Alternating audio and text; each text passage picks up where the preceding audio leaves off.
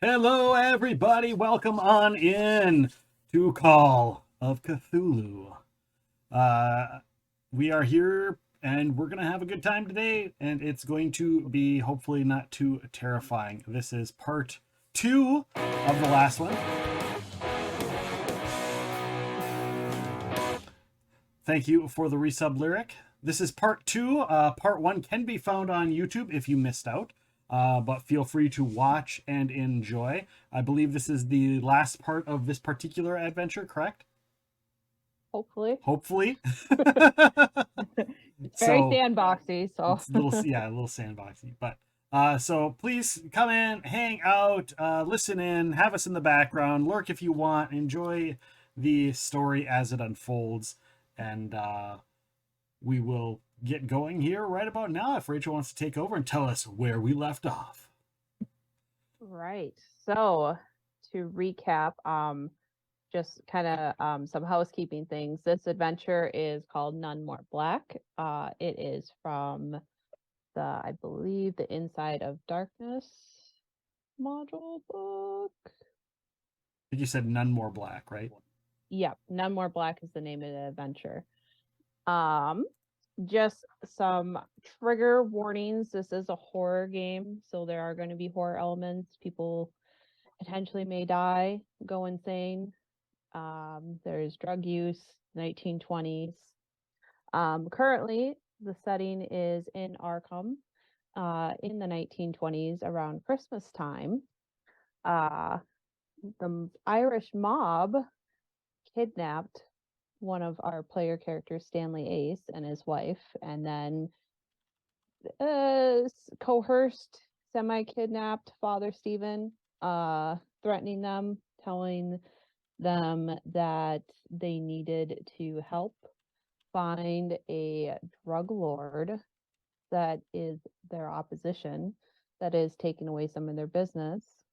As in the previous adventure, they were involved with a professor that owed a substantial amount of sum to the mafia. So they said, if you help us get rid of this drug lord and get rid of this problem, we aren't going to blame you for the other problem.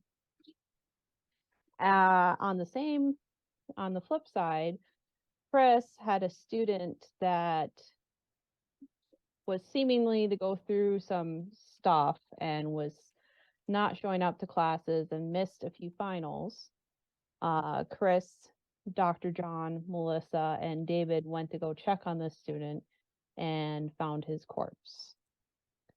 The investigators have been researching about this new drug substance called the Black. And in the last step of their research, they went to a drug peddler's house and broke in, found some clues, found some money, found a slip of paper. I'll pull out that handout. Noting, oh, that's the one handout I forgot. A slip of paper showing Campbell's, what it looks like, meats, a partial address, and then some. It's on there. It's handout 1. Is it?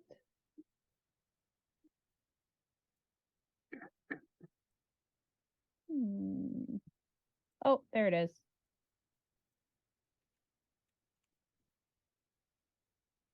So hopefully that popped up for everybody.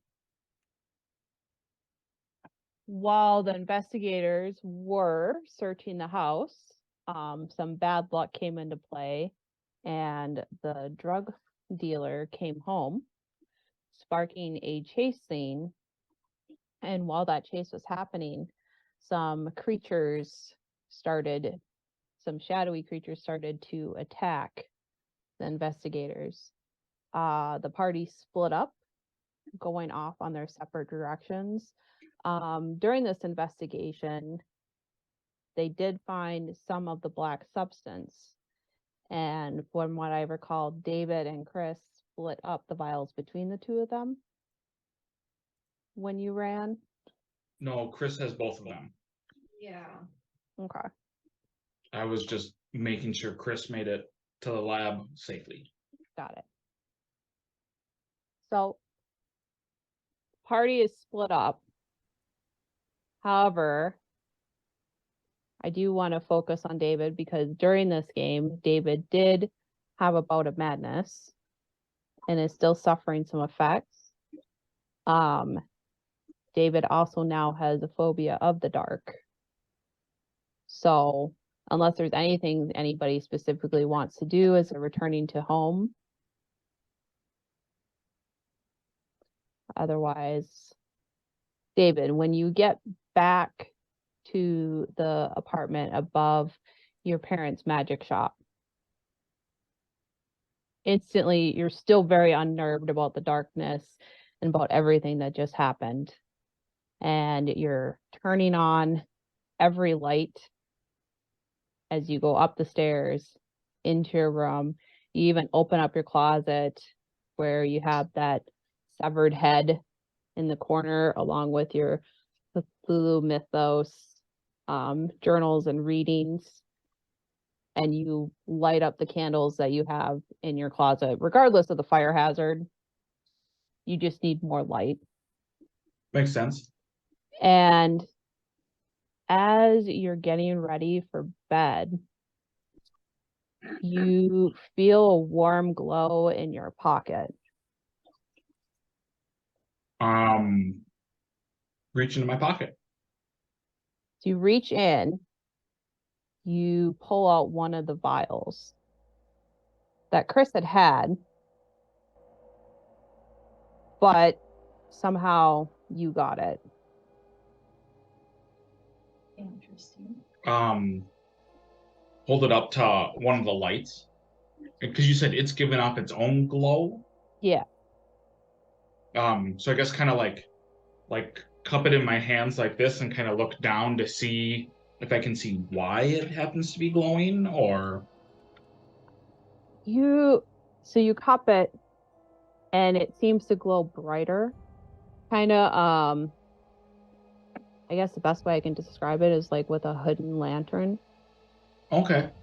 type thing. And you can see there's the black liquid, there's the water, and it's just translucent in there. And just very, very enticing.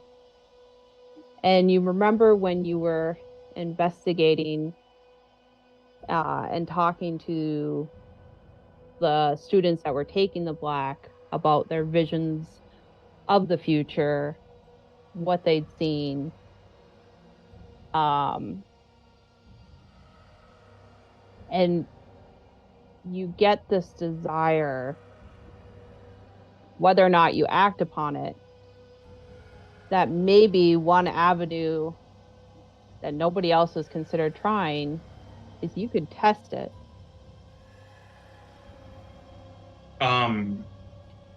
Did the college kids say how they were using this? Is it something like they just drink, or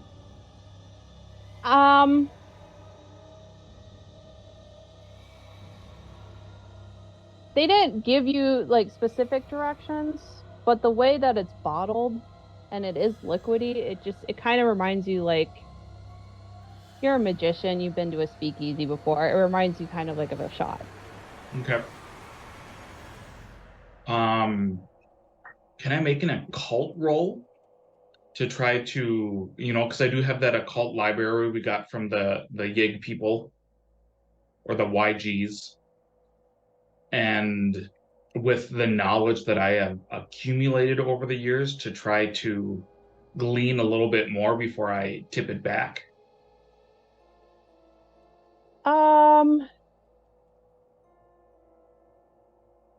I would say you could make one. I'm going to put it at a hard difficulty. Okay.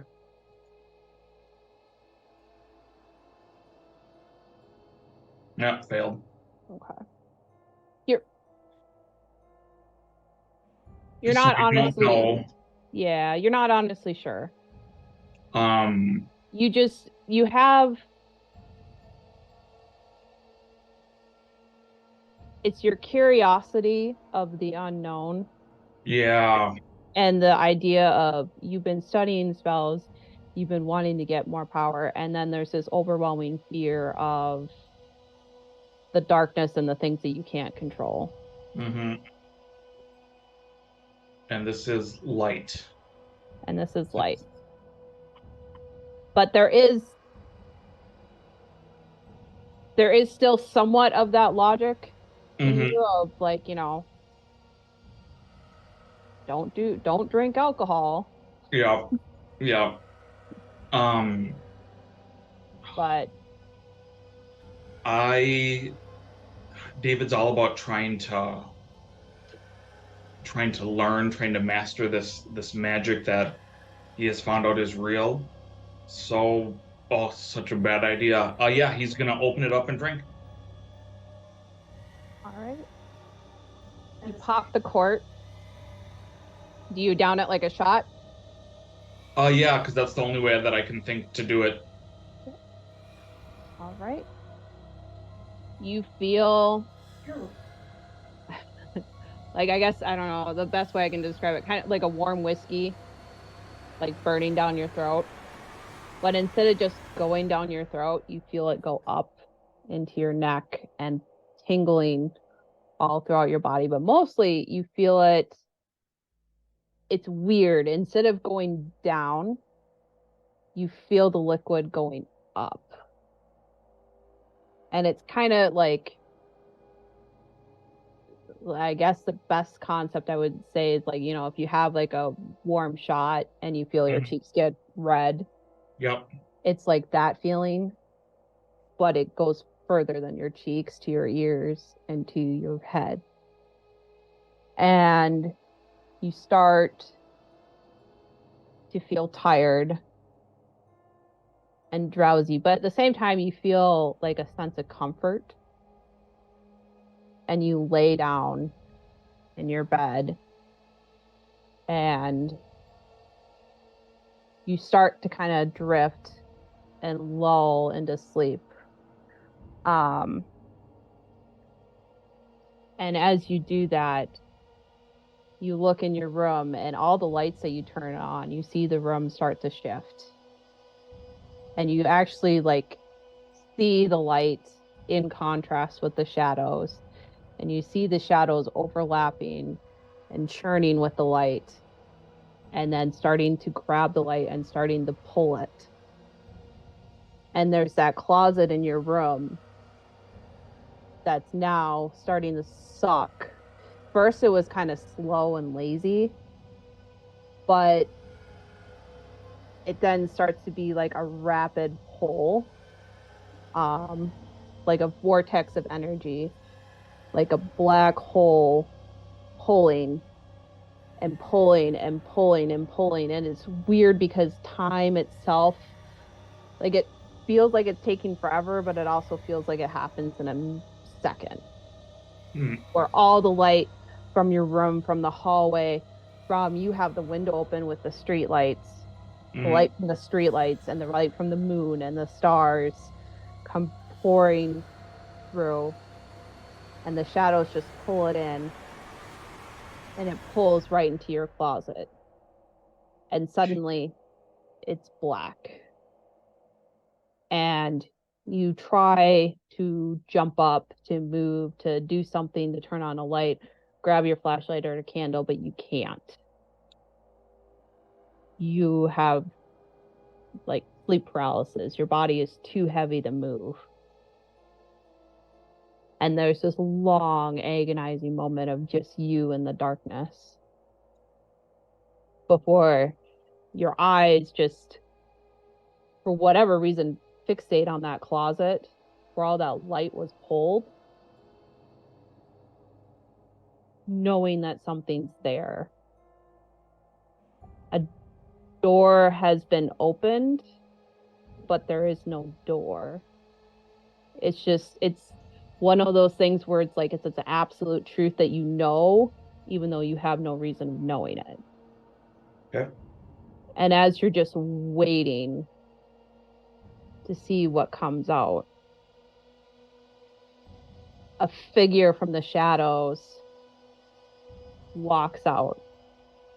And as he walks out, the room changes again, but this time all the light that was taken out now envelops into this person. And this person should not fit in your room. The room expands to 10 feet higher than it was in order to contain this being. And what's odd is that once you see this being, it is of a large man that's 20 feet tall, big, curly red brown hair, long curly beard. On his head is a wreath of Christmas filled with berries and holly. His robes are green with white fur. You've never actually seen him in real life before, but it's Christmas time. Everybody knows the song or the story of A Christmas Carol. Mm-hmm. And what you see before you is, as he introduces himself, he is the ghost of Christmas Present. And he looks to you, and he has a jovial face, but his expression is that of solemnness. And he says, I am the vision of Christmas Present sent to you. And then he says, bye. But his lips moves, and I want you to roll a mythos check to see if you understand what he's saying. Where is Mythos under? It would be under your skills. Oh, Cthulhu Mythos. Yep. Okay. Don't make it. So you see his lips move, and he mouths something, but you don't hear human language. The only thing that you can kind of that it's like is like if sometimes when you hear a dog whistle or you know somebody's blowing it, there's like this really high pitched like buzz. It's kind of like that. And he continues, you seek power, you seek sight, you seek future. Unworthy. You only receive the present. And with that, he pulls from his robe a holly branch, and with it, he flicks 2 berries at your eyes. Well, he flicks 2 berries at you, and they land right into your pupils. And you feel them, the fruit, unravel itself and cover over your eye pupils. And it's painful and it's excruciating. And you try to move and you try to reach out and you try to scratch at your own eyeballs, but it doesn't matter what you do. It's not coming off.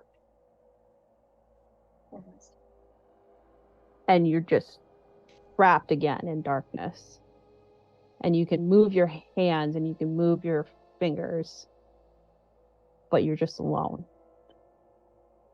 And you scream because you're being forced with the one thing that you didn't want.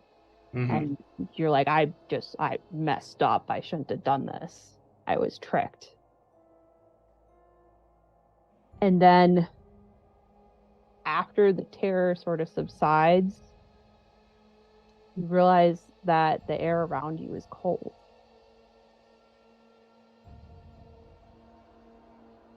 And you realize that you're not in your room anymore. You're outside. And then the next thing you realize is that you're not laying on your bed. There's nothing underneath you. Your feet aren't in the ground, are on the ground, on the floor, on anything. You're floating. You think you might be floating up.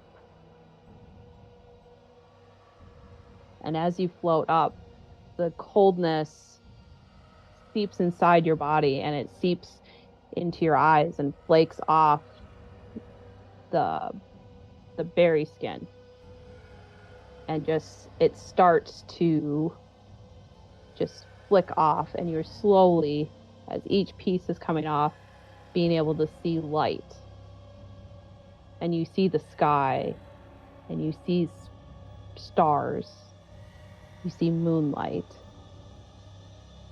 Nothing man-made. It's you and the sky above you with the starlights piercing the darkness. And for a moment, it's breathtaking, because this isn't anything you've seen the stars before, but you've seen them from the perspective of being down low. You've never seen it at the point where if you kept going up, you could feel like you could reach them. And you're floating. And as you're floating there, well, and I'll let, if you want to like do or say anything, like.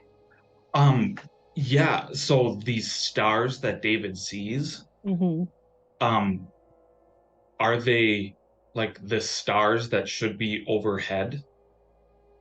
Yeah. Okay. Like, well, I won't even make you roll.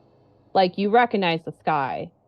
Like, Okay. you can, because like I feel like everybody can find the Little Dipper in relation to like where the sky is, where you at, or like there's a similar constellation. Like, you recognize the sky. You're not, it's not a situation where like you're on a different plane of existence. Okay. Anything like that. Like, it's familiar to you. The difference is like David's maybe been on one plane, right?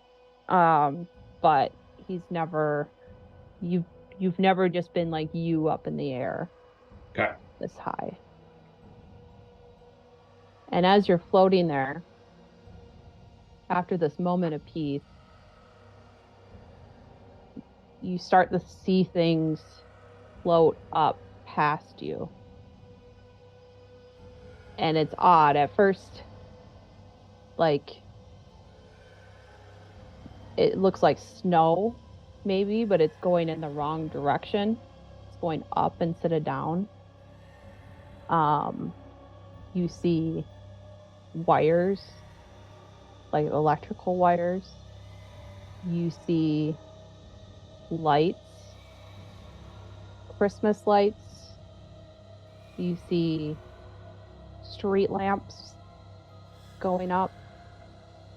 You see garland and Christmas ornaments, like the decorations of the city, floating up past you into the stars. And as you focus less on the stars and what's around you, you see city buildings floating up past you. And it's surreal, and it takes you a moment, and then suddenly you feel warmth. And you look down at your chest, and you see that the warmth is coming from the blood from the gaping hole in the center of your chest. And as you're floating there, you see the blood first pools and then goes up. Try to like. Yeah. No, mine. Yeah, as you reach, it just like, it doesn't stay. And it's so slow, and that's what makes it so frustrating, because you're in one spot, but just like everything is just drifting, and you try to like even look behind you, and you can't turn your head that far. And as you're reaching and trying to like pull your blood back in, you start to see like other parts of you. Like, do you have a medicine roll? Or biology? I do have medicine.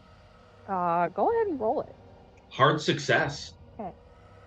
You start seeing some of your intestines and your organs being split off from you. like a shred of skin. And again, like you reach for that and it just slithers. Like you get pieces, Mm-hmm. but you can't stop it.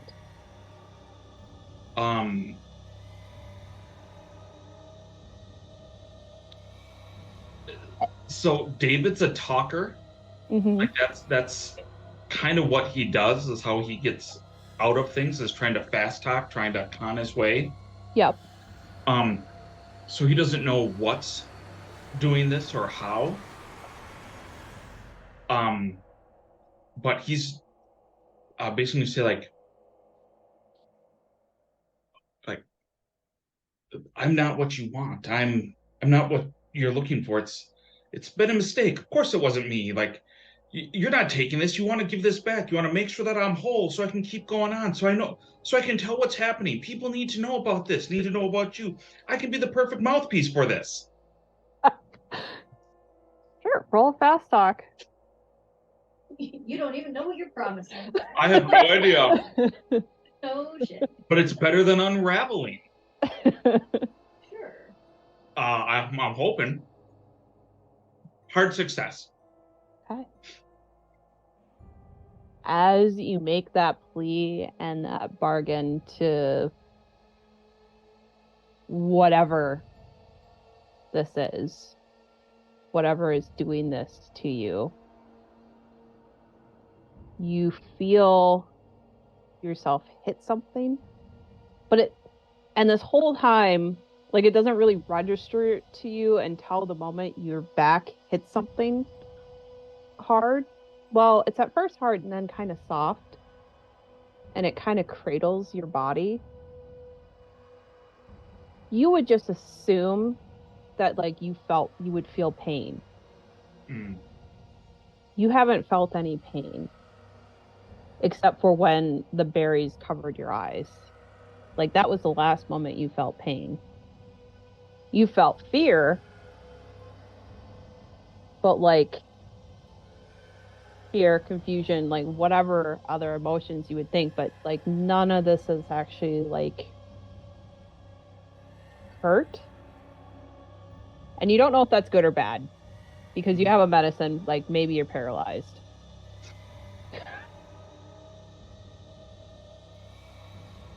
And you sit there and you feel cradled. And you feel, or you hear that looming figure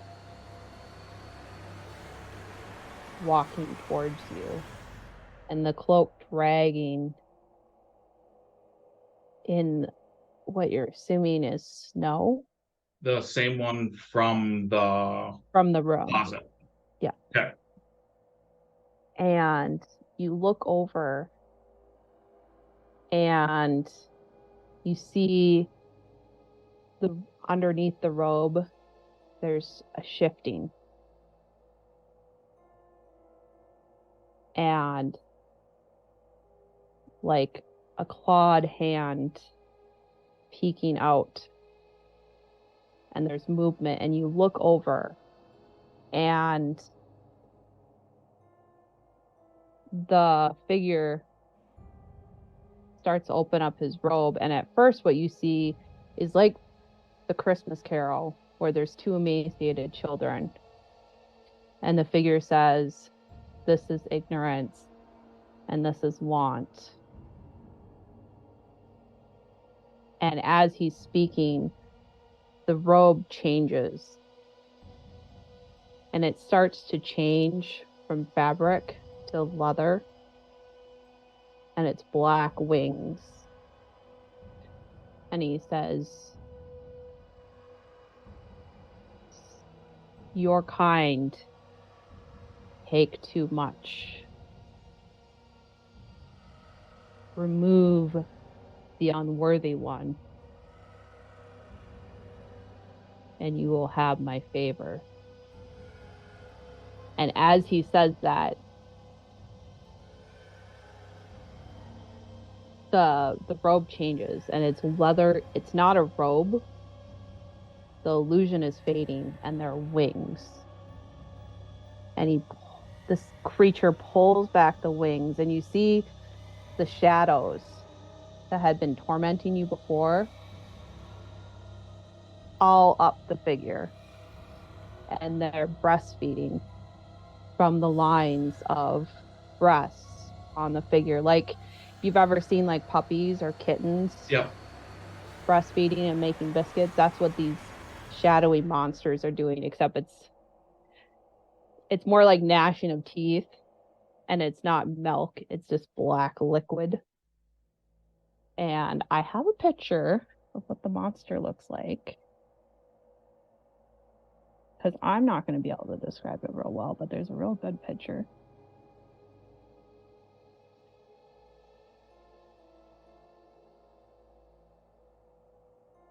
Can you guys see that? That's terrifying. That is supremely disturbing. So that's what you see looking down at you. Expressionless, where like typically you see mothers nurturing their children or even animals. There's a form of love and connection there. There's no emotion. And with that promise, you wake up. And you don't wake up in your bed. You wake up outside in the street of Arkham, underneath the Christmas tree. And above you is a corpse that's been impaled through the Christmas tree.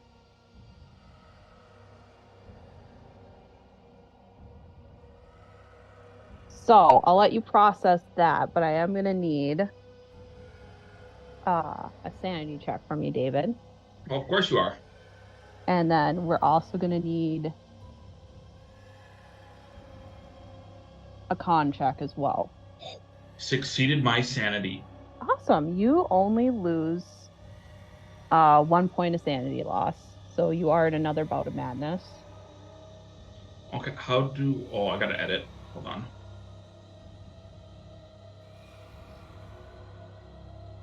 Okay, so I did my sanity, and you said what was the other check?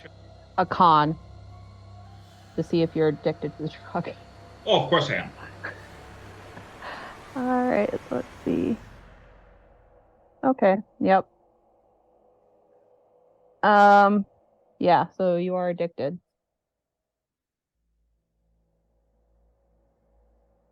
Okay. And so the rest of you, well, I guess we should resolve your bout of madness first. I'm not even gonna roll it because I feel like this makes sense. You see this, you see what happened. You're not supposed to be where you're not supposed to be here. And there's a body there. You flee. Makes sense. Where you flee to, I think, give me 3 locations in Arkham that you would head to, and then I'll have you roll. I'm gonna pick 1, 2, 3, and I'll have you roll a D3. The church. Okay. The magic shop. And then the other place would be the Straight to the slaughterhouse. that one apartment that I used Josh's money to buy. Okay. It has all of the carvings in it. Yep. Okay, so I have this ordered. Roll a D3.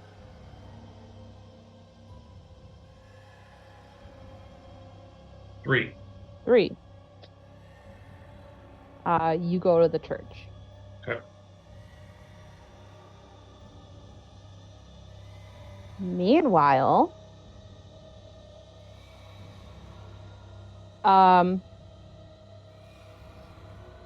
see, Father Stephen is at the church. Chris, Plainly Melissa, you. Chris, Melissa, and Stanley. How early do you get up?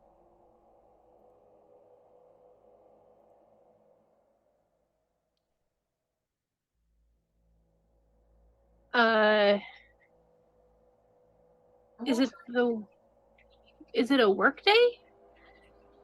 It would normally be a work day, but you don't. It's finals week, and you guys are all done with your finals. So Probably still like 7. Am I done grading my finals? probably kind of in between. Okay, I would say probably yes, because I feel like Chris is pretty anal.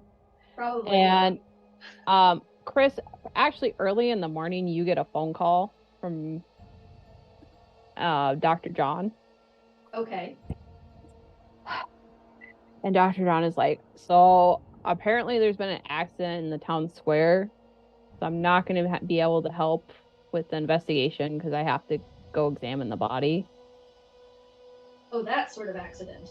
Yeah, it's really weird. Apparently somebody got impaled on a Christmas tree. I'm not gonna ask. I don't think I want to know unless it Right. becomes relevant for the other stuff we've been investigating. Yeah, Do that's what I'm. Well, I mean, it can't be, but I mean, I any hope it's not related.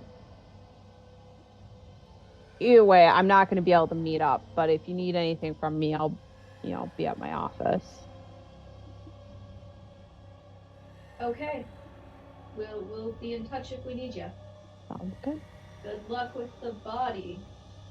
Yeah, I don't know how they're going to get it down. Yeah. Oh boy.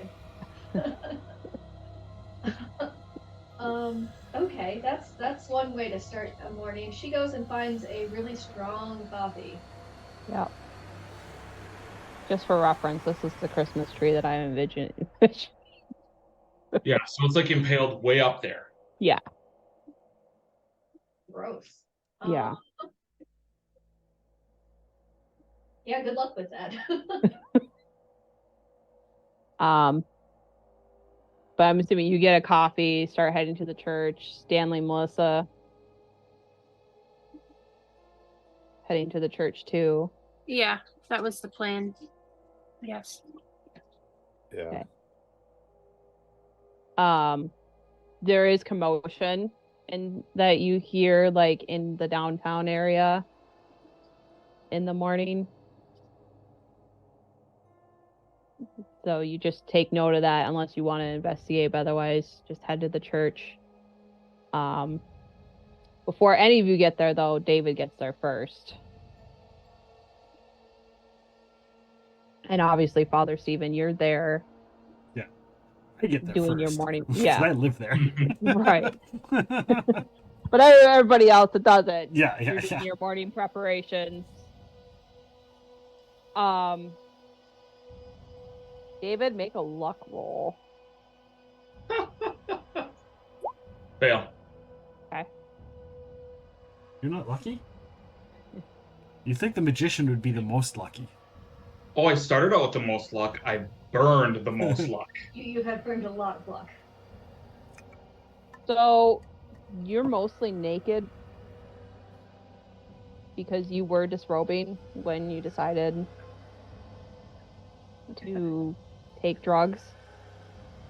Smart choices. Yeah, but you are decent. Okay. So you're You've got kind of boxers like, on. yeah, you have boxers, you have the tank top. You're not wearing any shoes, unfortunately, though. But at this point, that doesn't matter. You just need to get to a safe spot. Yep. And you'll figure out that later. But yeah, as Father Stephen, you're doing your morning routine. You kind of drinking your coffee and you look out the window and you see David just full on sprinting. I'm not even going to make you roll like a spot check or anything. Just because I think it's like a good visual of just like running What time is that towards the happening? church. Chris, you said you got up at 7, like 6:30ish. So he's sprinting across because the church is at Miskatonic. So he'd sprint like across the quad through the Yeah. university grounds, just like boxers. Yeah. Yeah. Yeah, just sprinting through the street. Nobody stopped him, or if somebody has, like, he's ignored them.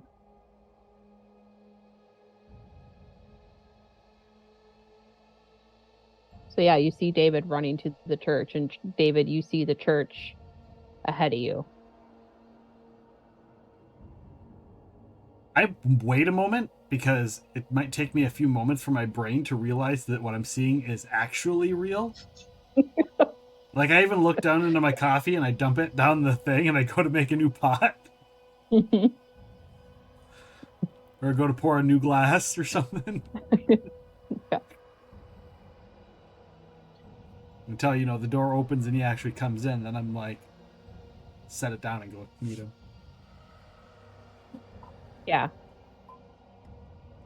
Yeah, and David, as you're running, like, nobody stops you. Because either you're probably just too fast, or like they're just not about that at this early in the morning right now. But you get to the church and you are able to like fling open the doors. We're in the middle of mass. All right. Yeah. No.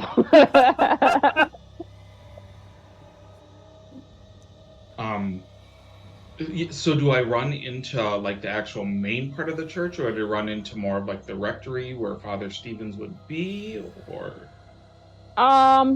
You would probably run into, because you're just running and you just need to get to the church. You run into the main part of the church. Okay. Yeah, I'll go meet him. Yeah. So yeah, as I run into the church, like I'm assuming like most churches, you run in into like either to the right or the left, there's that bank of the light switches. Yeah. So like I do that and I turn all of them on.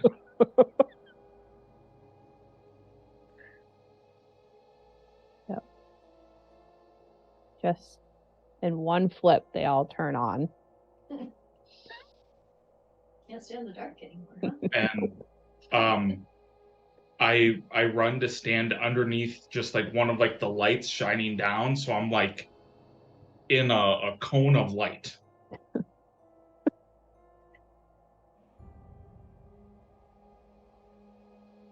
I'm not, Father Stephen, I'm not even going to give you a roll. He's acting very erratic. Okay, so I get in the room. Yeah, you're in there. Okay. I'll walk up to him. Like, you see all this happening. You know, I put my hand on his shoulder. We did talk yesterday about your drug use. Out of character. I don't know if he actually did, but that was a conversation that happened yesterday. That was Right. I go, I think you should seriously think about getting help.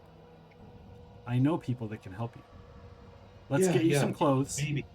Can they keep the darkness away? If you stop doing drugs, you won't have to worry about the darkness. No, the darkness is a physical manifestation of evil in the known world. I need someone that can keep the physical manifestation of evil. That would be Satan, my son. No, I'm certain this wasn't Satan. I don't think Satan has enough teats to suckle the shadows of evil. Maybe Satan's mother.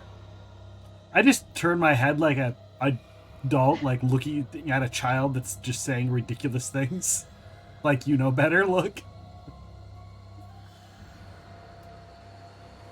Again, hallucinations are a side effect of the drugs.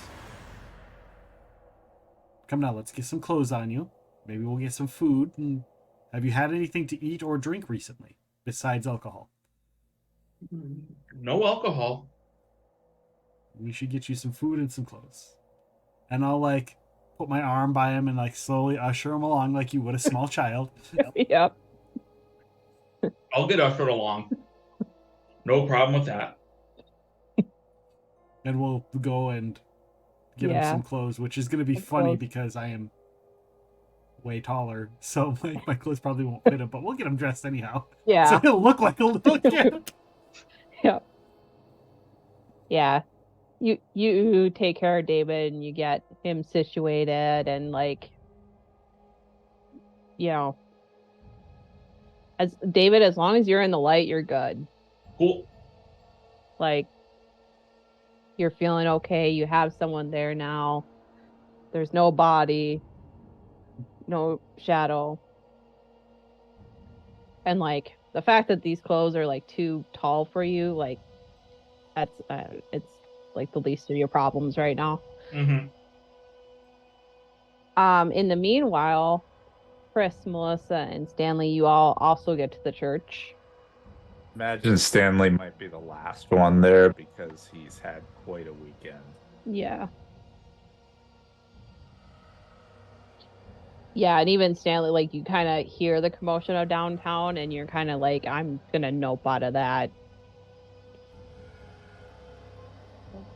Do we see the tree with the body on it on our way to the church? Let me pull up the map. You for sure you see the commotion downtown and you see the tree and you see people around the tree. If you want to, I'll just say for the sake of brevity, if you want to go like kind of deviate just to see what's happening, you easily could. It wouldn't take that much out of your walk. I would probably do that. Okay. I don't know if we meet up with Chris on the way since we live so close.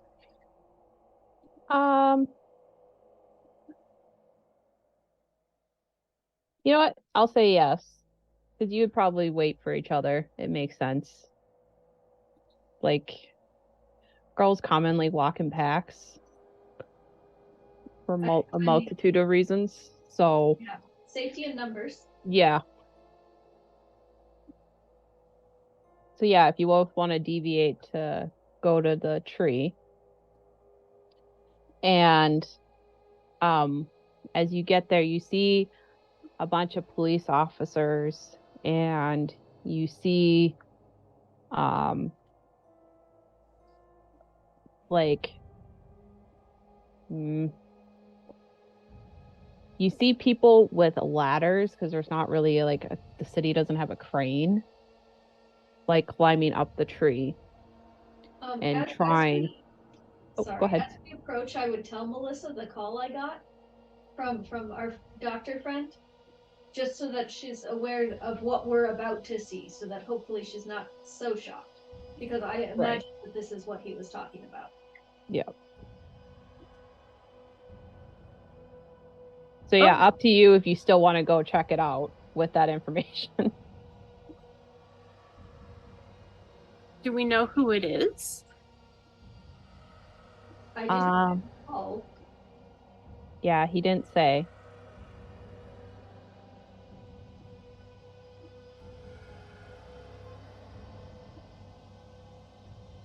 So there's been a lot of strange things happening recently. Would it be worth walking past to see if there's any of those telltale signs from like the other bodies that have been turning up? I feel like that could be worth it. I mean, what's the name? Dr. John, right? Yeah. Said that he would give us a call if he saw anything related, but since it's not that far out of our way, I don't think it would hurt. Yeah. I agree. All right. So you guys make your way there and I'm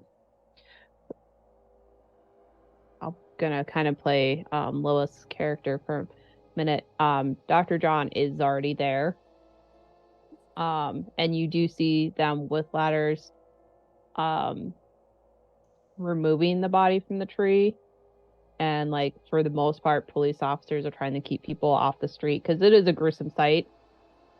And like it's kind of, the tree's so large that it's like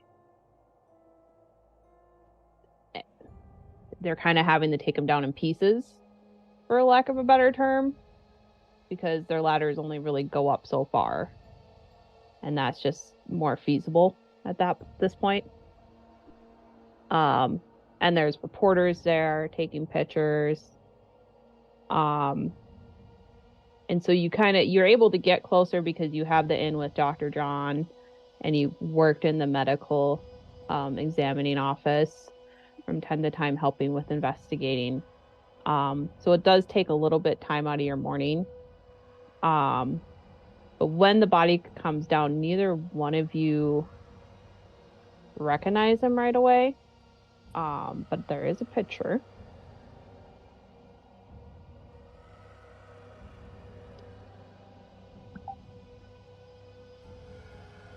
And it's this man. Okay. Chris and Melissa make listen checks. Do you mean to share the picture or the character sheet? The picture. Did the picture show up? Character sheet show up. We can go to the picture. Right. Let me see. I Oh, saw I see a picture. picture. I Yeah. saw one. I had to Where's click on bio Listen? in order to. Oh, you know what? I think I know what's going on. Are you in like a GM mode? Rejoin as player. Yeah, no idea. Oh, I'm like, why can't I see rolls? Because I have to. Oh, extreme success. Okay. That's good. So- because Chris failed. Yeah. So Chris, you're kind of just like distracted by like one. Well, and both of you will need to make sanity checks too, but like one, just kind of like the absurdity and the horror of it. And just kind of, you're kind of talking to Dr. John and you're a little bit distracted. Melissa, you hear, and you actually recognize, because you got an extreme success, that cop that stopped you earlier the other night at that dealer's house, that had a conversation with you. You see him talking to another cop in a hushed tone about that this is Seamus. He's one of the lieutenants in the Irish mob. And so they're kind of like the one guy, they kind of seem to be panicking a little bit, which is odd to you because they're police officers. So you would think that it would just be a little bit more routine that, okay, this is probably like some sort of hit or whatever. But they're more kind of like, what do we do? What does this mean? Blah, blah. Like, they're trying to strategize. Okay. They're kind of like trying to strategize about like how they're going to talk to their bosses about it. And like they're referring to like multiple bosses. And you don't catch like the exact details, but it's off. But you also catch that they're thinking that this is a potential like, you know, could be like a rival gang, rival mafia group, could be like an internal thing. But they're just kind of not sure how it happened. Obviously. Yeah. It's pretty high up for a town that didn't really have cranes. Right. Yeah. So like suicide is another thought, but that it just like the physics doesn't really work either with that. So Kind of maybe, like- ludicrous that the guy would kill himself and put himself on the top of like an 80-foot tree. right. It would be impossible. Yeah. So that's what most people are just like, I don't understand how this is happening. Like, how can somebody fall from that far? And from like that, like, you can't get up that high. Are we able to talk to our doctor friend? Yep. I'm like, I gotta pull up their character sheet.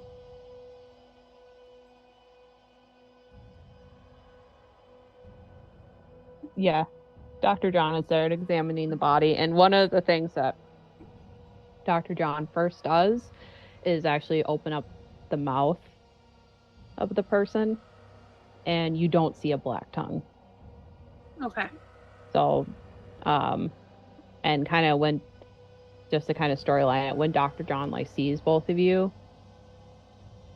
like he'll look over and be like, "Wow, this is very strange," but he doesn't have the same black tongue and side effects from the others. Let me roll a medicine check. Maybe. Oh, failure. Wow. Wow. Right then. Yeah, Dr. John is kind of like a little bit shaken by this, and he's just like the absurdity of it and the people around too. Like, it's kind of like one of those things, like when I try to do math in front of people, I start to panic. And that's where you see kind of like him going through the kind of the stages for. So he's just very quickly like writing down notes and like, hey, we need to get the body to the morgue because I don't want a bunch of people staring at me while I'm trying to examine him and like make decisions. Yeah. I need to focus. I'll just ask him to keep us informed. If there's any news, Yep. we'll be at the church at least for a while. Everybody here, and I'm going to do this for Dr. John too, make a sanity check just because of the gore of this scene. Because it's not only like he's taken down in like pieces and they have to kind of fish from the tree different parts of him. Oh, good. Oh, God. Ooh. Okay. Well, Cool.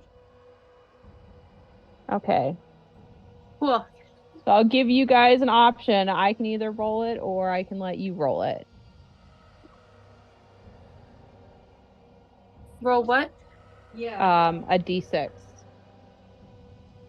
You can roll it. Yeah. That's Okay. fine. I will roll once since this is the same thing. Jesus. Awesome. We maybe shouldn't have come over here. No. Okay. I was like, yeah, this will be fine. All right, let's look at the bout. So both of you have a bout of madness for sure. Cool. So it's not what triggers it isn't necessarily like the corpse itself because both of you have seen corpses. It's you've not seen it's the fact that they have to go back up. And like it's the fact that like up in the tree, like they're untangling some of his intestines and some of his organs. And like one piece they bring down like the torso and another piece they're bringing down the legs. So it's just the fact that you've never seen like somebody in pieces before.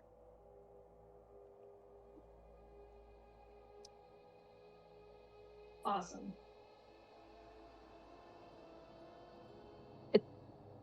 I guess the one it's kind of like when they say you come across a car wreck that you need to take a minute to like recenter yourself and look in your peripheral before actually looking at the car wreck. And you guys unfortunately didn't do that because you're like, yeah, I've seen a corpse before. We thought, oh yeah, we'll be fine. Right. So that 6, is that how much sanity they lost? Yeah. Yeah. So mark that down. Yeah. Great. Um. Fine. All right. So again, I will give you guys an offering of. I can either roll the d10, or if you want me to roll a d10, and do you want me to roll it together or separately? I'm gonna let you guys choose your own pain. I'm fine with you rolling it and rolling it once. That Okay. I mean, Yeah, it's easy. Okay.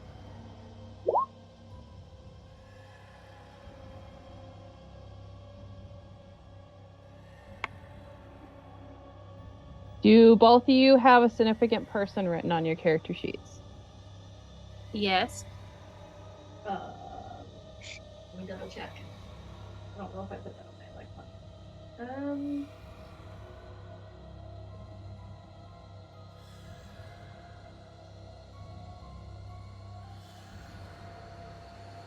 No, I don't seem to. Okay. So this is what I'm going to do since you don't have one written.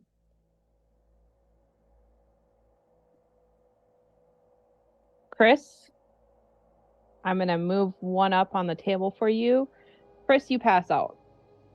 Just Okay. kind of like the amount of blood, gore, everything. It kind of like as you were there, you were kind of starting to feel like dizzy and sick. And you pass out, and you pass out in Melissa's arms. Melissa, you catch Chris, and you kind of like blink. Chris is no longer Chris. Chris is your significant person who's passed out and unconscious in your arms.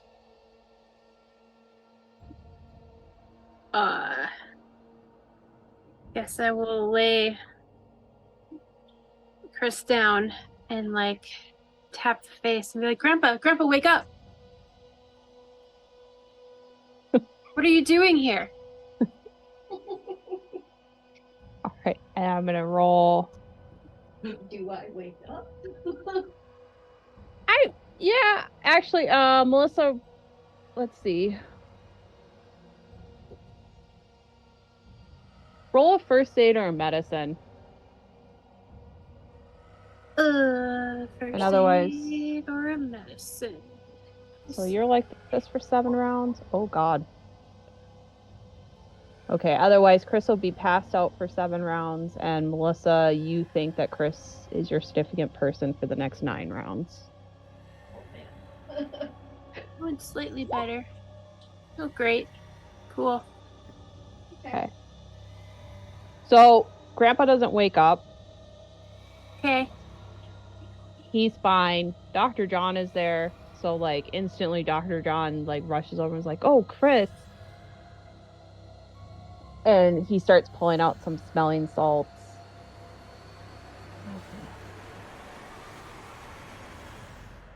He has first aid.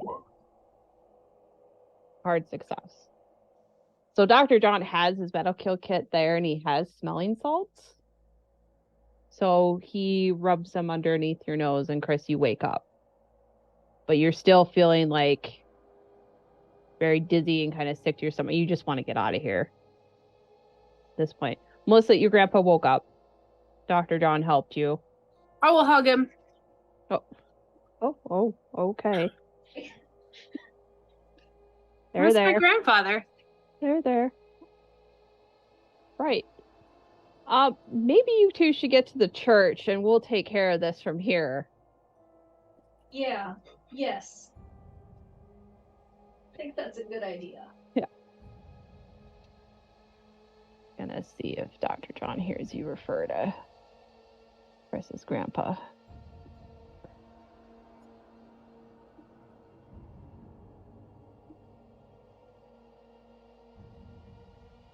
He's a little bit distracted.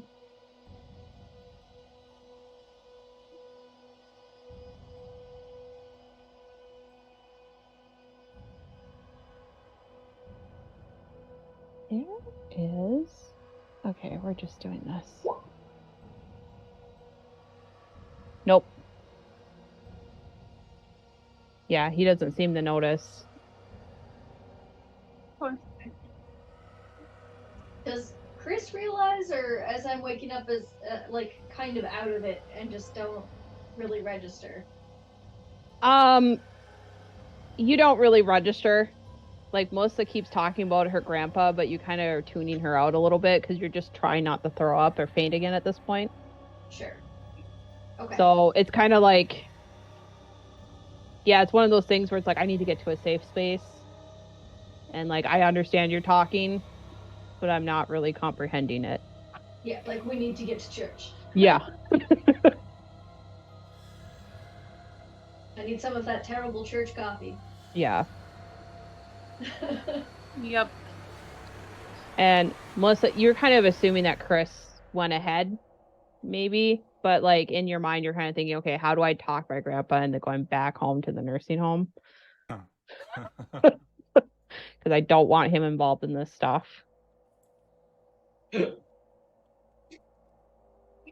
Yeah. Actually, it takes more than 9 rounds to get to the church. Yeah.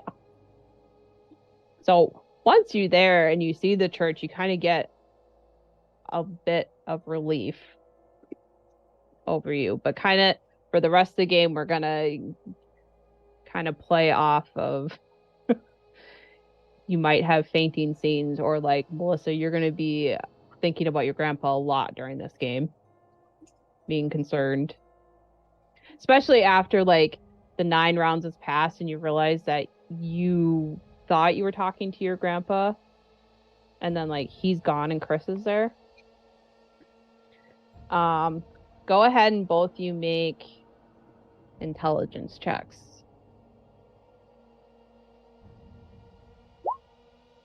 Hey, I got a success finally. Okay. Success. Okay. So unfortunately, I did this kind of wrong. I was supposed to have you make the intelligence check first. So you realize what's happening is that you're being mentally affected by this, and it doesn't make the bout of madness go away. So like Melissa, you kind of just realize you had a hallucination, and you're like, oh shit. Okay, after all this, I'm probably gonna need to get some help. Mm-hmm. Chris, you're like, oh, okay, I might need to take a vacation or like carry smelling salts on me, or just try to avoid blood for a while. Yeah, vacation sounds great. Because you guys made the detour, Stanley, I'm gonna say you got to the church first for them. David, you look like shit. I feel like shit, so that tracks.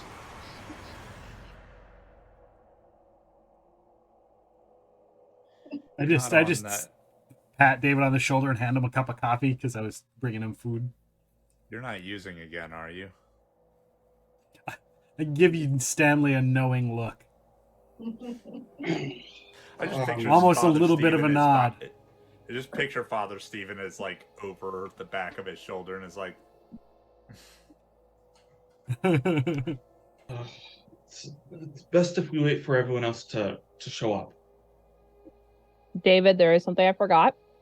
Oh, okay. Increase your Cthulhu Mythos score by 1. Ooh, Decrease your max sanity by 1. there's the rub. Yeah. I'll look at Stanley's like, our friend David showed up in his underwear this morning. And I'll whisper that, like David will probably still hear me, but I'll whisper it just so you know it doesn't go outside the room. He was going on and on about the darkness was evil.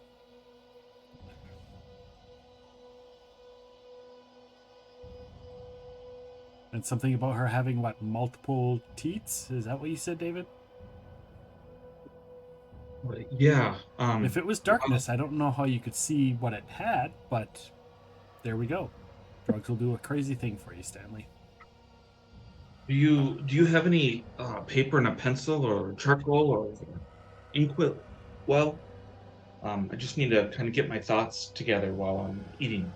Yes, that's probably a good idea. I'll grab him some paper and pencil. Sounds good.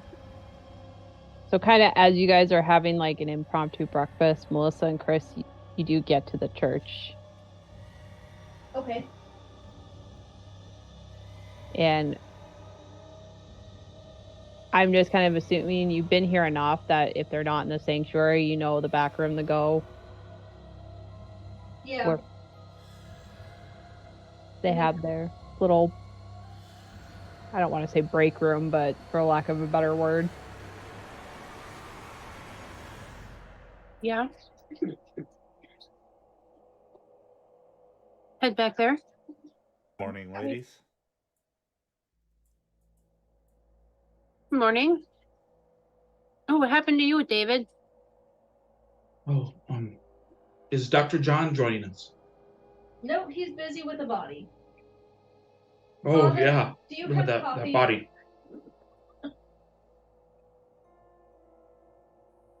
So, This morning has been too long. well, the last 2 days have been too long. We need a vacation. I did something dumb. I remember when we were fleeing last night,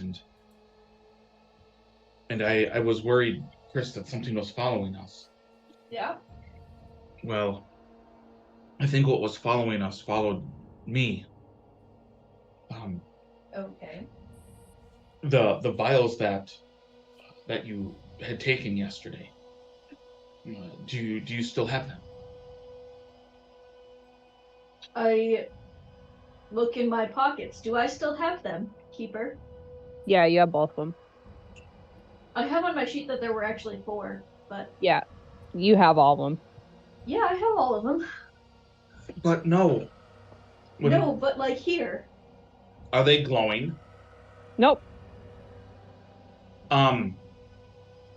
So I'm addicted, as you said. So I want to try to sleight of hand one of them out. Okay. Oh no, Chris can no. Well, that's why I got my check. How do I stop Hard that? success. Oh my god. Holding them in my hand. How is he sleight of handing them out of my hand? Hard success. In my hand, in front of my face. I will give everybody here a spot hidden check with a bonus die. How do we roll it with the bonus die? Oh, Well, I got an extreme success, so that I guess makes it doesn't sense. matter too much. Wow. I'm missing my character sheet again. Yeah, I would say just roll twice. It's probably the easiest. You they're might not probably have assigned it to yourself because you were in GM mode. Oh, right.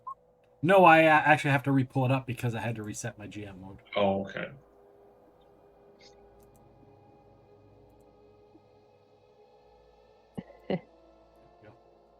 So, David, describe how you try to sleight of hand the vial out Is of it a Chris's spot hidden? hand.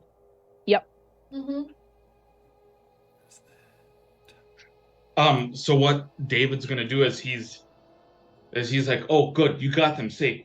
Put them back, and I'll like guide her hand into her pocket to put them away. And then as her hand's in her pocket, as I remove mine, I'll try to palm one. Okay. Chris super stops him. She's having none of it. Absolutely. Extreme success. Yep. And Father Stephen, you also see this. And I just slap his hand. What did we just talk about? Why are you trying to take one of them? So when I got home yesterday, like I said, the darkness followed me, and I found one of the vials in my pocket as if someone had placed it there. You didn't take it, did you? Well, it was calling to me. the light, it gave off a light in the darkness.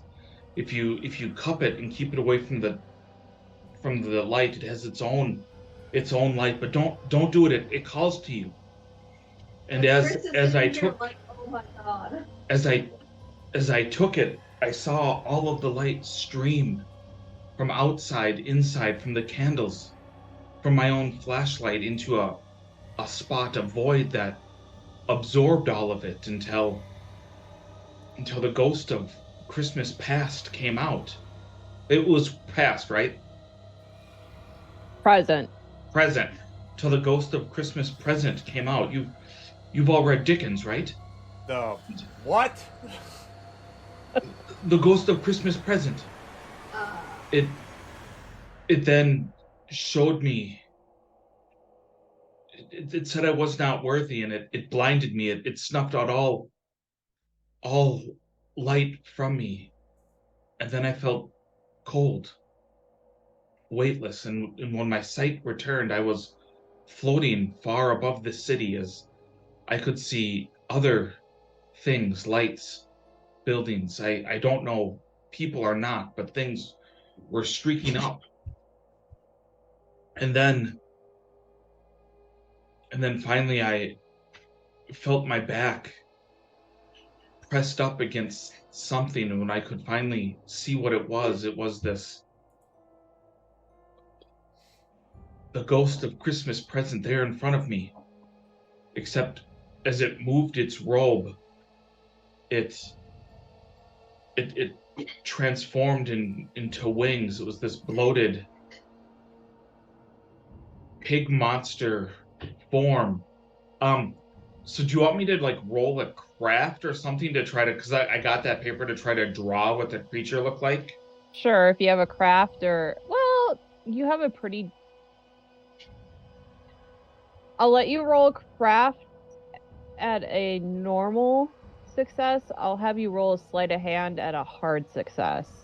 Because So I could see it be so kind my of... craft is in magician or woodworking.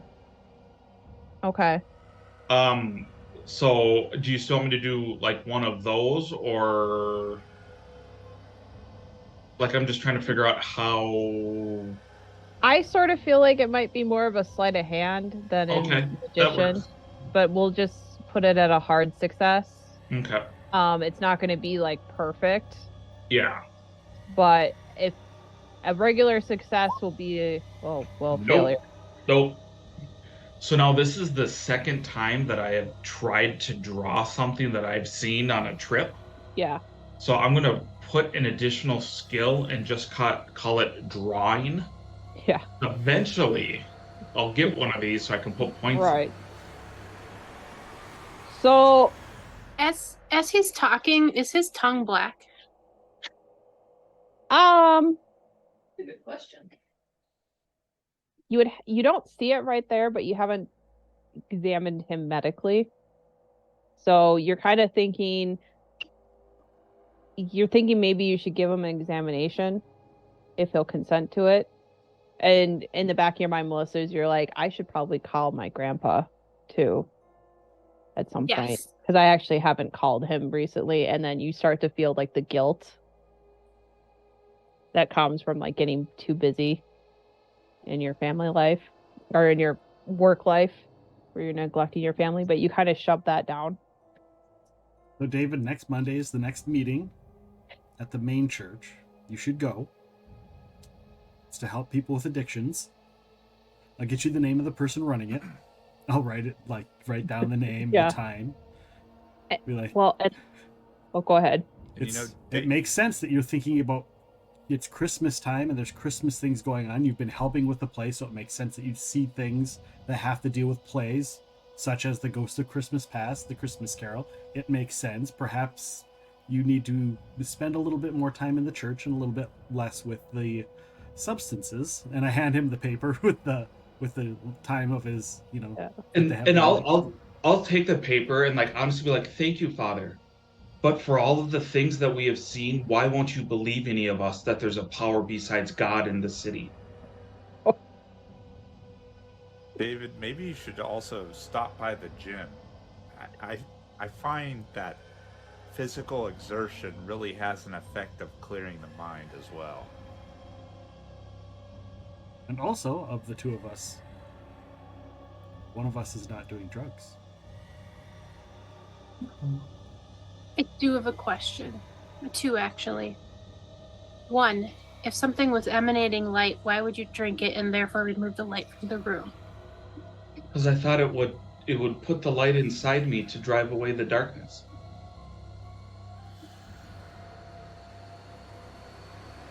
I mean, have you ever put a flashlight in a room and then shut the door? When you're on the other side of the door, you can no longer see the light. I Wouldn't it was be thinking similar? the light would pour through me, much like if you've ever had. The only time that happens is when you have too much garlic. Well, the light was powerful. It could have been like garlic. I mean, or asparagus. Do we need to bring you to see those nice people at that nice hospital out in the country? No, I just think maybe after this, maybe I have to. Maybe Josh will let me spend some time at his estate just to kind of calm down a little bit. I can work on the car a little bit out there, maybe perfect some new coin tricks or something. As you see David's like pulls out his lucky dime and is like doing that silver dollar trick you see people do, but he does it with the dime, which is kind of more impressive because it's so much smaller. Mm-hmm. Stanley looks at the paper that he was scrawling over and just adds to what he was saying. And practice your drawing. Yeah, so the drawing that David did, it's like David thinks it looks like exactly what he saw. To the rest of you, like I was gonna do an enormous success that it's like a kitty drawing of that, but it's just like scribbles and nonsense. And then there's circles. Yeah, and then there's like a badly drawn tit. But it's like there's a scribble of all dark, and then just on the side, like just one. Or no, there's probably like 3. And then a bunch of scribbles outside of that. So there's no frame of reference.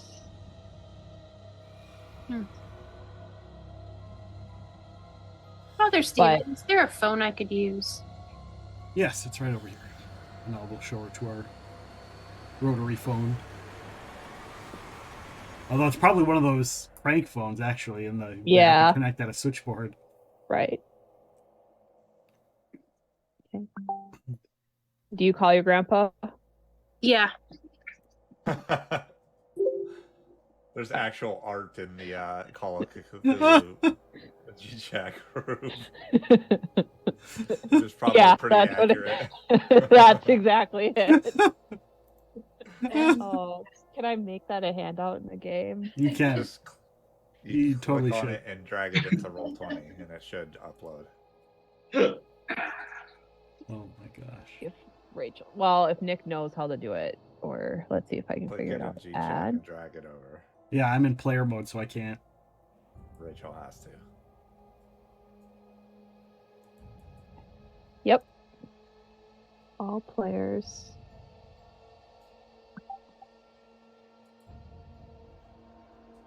Because I figured with such a spectacular failure, I should have just done a really horrible image. It sort of gets your point across. Yeah. All right. Does that pop up for everybody? Yeah. Yep. Does this sound better? Yes. Yes. Yep. Much. So, Melissa's going through the process of calling her grandpa. Anybody else want to do anything kind of specific?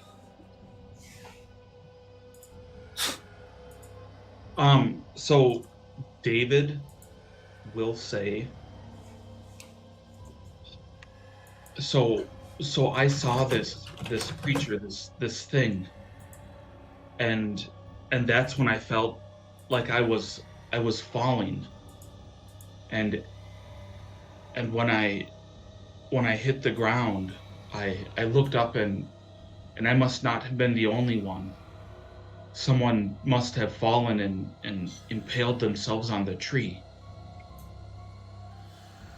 It has to be connected somehow. That poor person must have taken the black like me and was brought up and was dropped. Chris, you start feeling like you need to sit down. Yeah. Yeah, Chris will sit down. Well, Chris finds a cup of coffee because she keeps saying she needs a cup of coffee. Yeah. And then she sits down and goes, I don't want to be here anymore. I want to go on a vacation to somewhere warm. Well, there is a vacation that we have to go to Campbell's meet something. That And didn't sound like a vacation. Stanley, did you drive here? I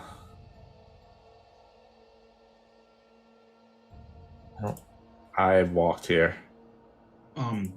Would you mind walking with me to my apartment? I wanna put my own clothes on, and the father's extra pair of shoes.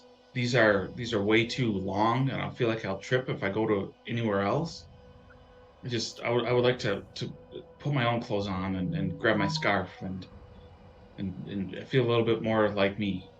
Sure, David. And Stanley looks at Father Stephen and just kind of shares a look with him. I just nod. Thank you, Stanley. I'll while you're getting your stuff gathered, I'll go up to Stanley and just whisper, look around to see if he has any more vials and see if he can get rid of them. Stanley says nothing, but he just kind of nods.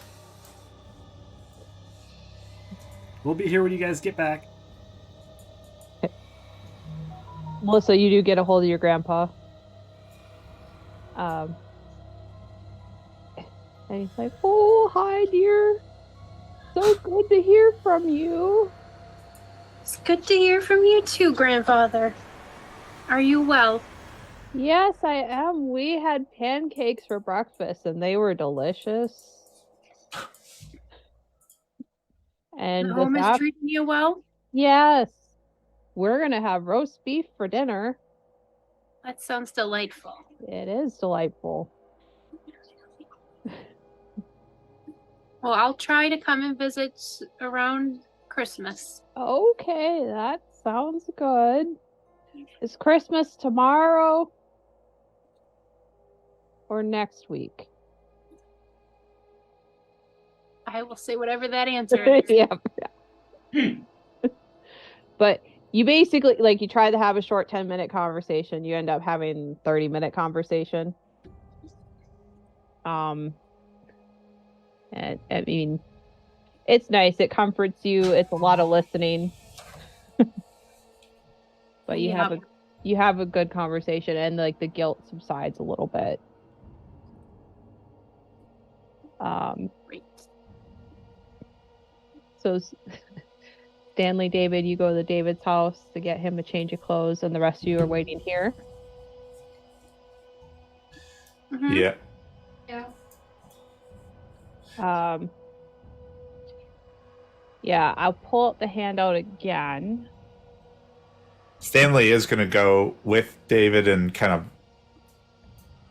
He's not going to hover over David, but he is going to keep an eye out to see if there's any vials or anything in his place. Okay. You're trying to make it so that David doesn't notice you doing this? Mm-hmm. So, Stanley, I'll have you roll a stealth check and a spot hidden. Well, yeah. Roll a stealth and a spot hidden, and then David, And I'm gonna say Stanley. No, David. I'm gonna give you a bonus die with the spot hidden, just because Stanley's trying to do 2 things. Okay. I got a hard success on the stealth. Okay. Got a hard success on the spot hidden. Okay. So Stanley, you don't find anything, Stanley. You don't even find like the head that he took. He has that pretty well hidden. And you're pretty inconspicuous about it, but David, you just kind of have the feeling that you kind of catch like Stanley like looking too hard at things a little bit. Okay. And I mean, they've been talking to you a lot about like your supposed drug use Mm-hmm. and everything. So you get the vibe that you're being watched or that scouting out your place. So, like, after I've put on like my own pants, I'll kind of like grab my like button up and do the first couple of buttons. I'm like, "Oh, Stanley, I don't have anything, but let's go across the hallway to my folks' apartment. I'm sure my mom probably has some Christmas pecan pie that she's been making, well, some fresh coffee and maybe some toast and eggs.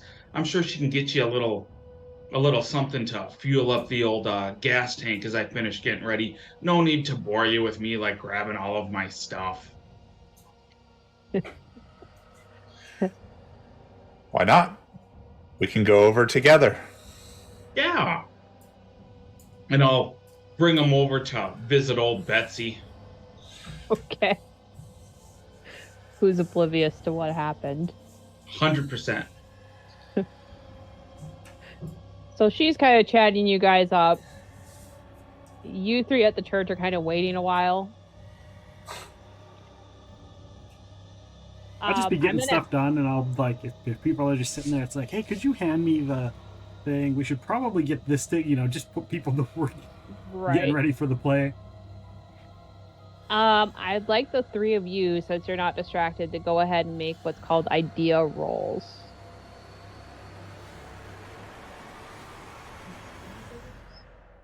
Yeah, I believe. Let me look at the character sheets. I'm gonna say, what does that mean?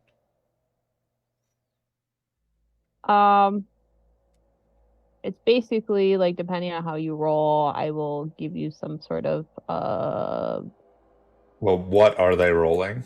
It's called an idea roll. There's nothing labeled idea. Let's do. So it's basically your intelligence skill. So go ahead and roll an intelligence check. Okay.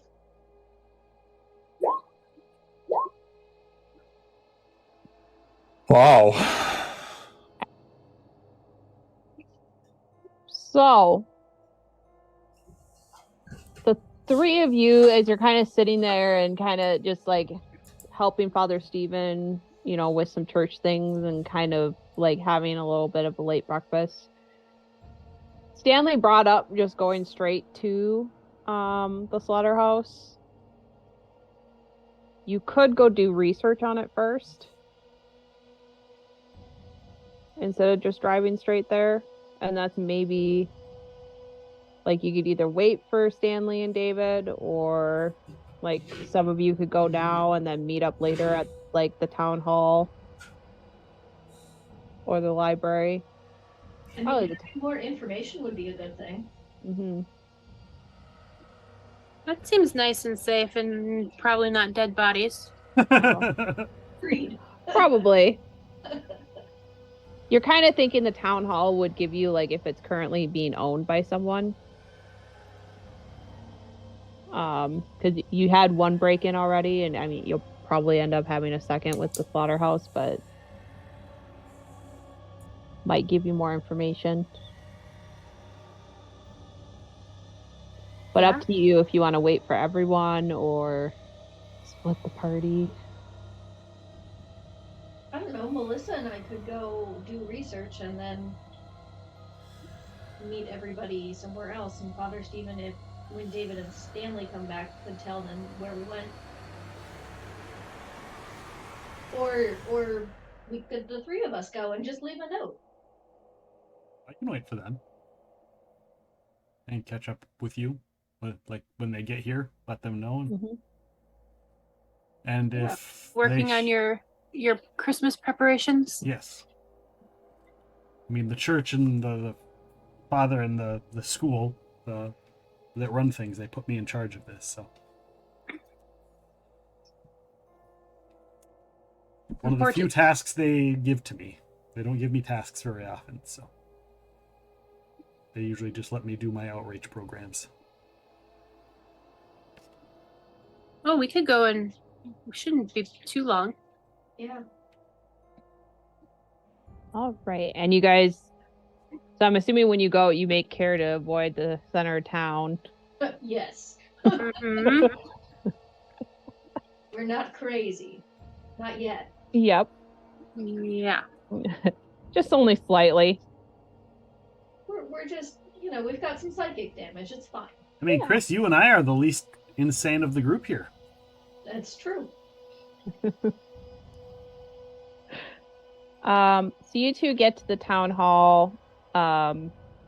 Doing a records request is pretty easy. And it's a weekday. So go ahead and make a library roll, both of you. And we're gonna say that you guys are doing this for oh no. We both failed. Oh no is correct. None of you want to spend 30 luck? Oh, Oh no. Oh no. Huh. How am I gonna? So you get there and you're just like, because it's a partial address, you're going through just like a lot of documentation, and the person that's helping you is not really helping you. They're kind of doing their own thing and they're like, it's over there somewhere, figure it out. And like your guys just aren't figuring out like how they have this organized, and you're like, this isn't even organized well. Like it doesn't make any sense. And why are we looking for the documentation? So I'm gonna say this takes you guys a considerable amount of time, even with David and Stanley talking to David's mom and her making you a bunch of food and kind of talking your ear off, and her being seemingly oblivious to the fact that David was not home for most of the night last night and not even really asking questions because he's an angel and nobody says a bad word about my son. Except for her other son. Yeah. Like, he's the angel of the family. He still takes care of our parents. By the time you guys get there and get like a good hearty breakfast and get back to the church, Chris and Melissa are still at the town hall. Oh, before we leave, Yep. Stanley is gonna, just as we're almost out the door, he'll be like, "Oh, I should probably. Which way is the bathroom? Oh, The washroom. Okay." Stanley goes back that way. Okay. And he goes into the bathroom and he waits a couple minutes. And then he comes back out and knocks on the parents' apartment door. Assuming David is Okay. outside waiting for him. yeah, David would Okay. be down in the car. Okay. Sure. David's mom opens up the door. Hi, Miss Oh, yes, Wilcox. Stanley. Hi. I just wanted to let you know that your son, he's just had a rough time of it recently. And Oh, anything you could do to give him some comfort, keep an eye on him, maybe have a chat with him a couple times. He just needs a listening ear. okay. Did something happen?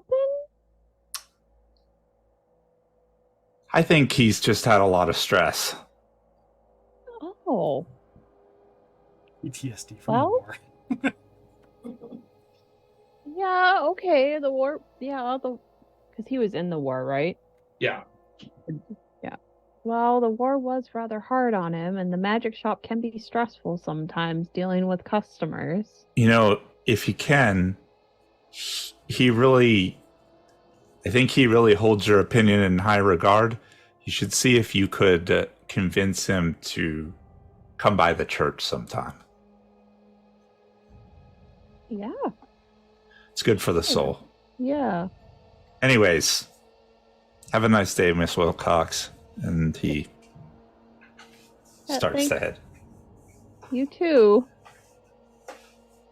She kind of like watches Stanley leave and just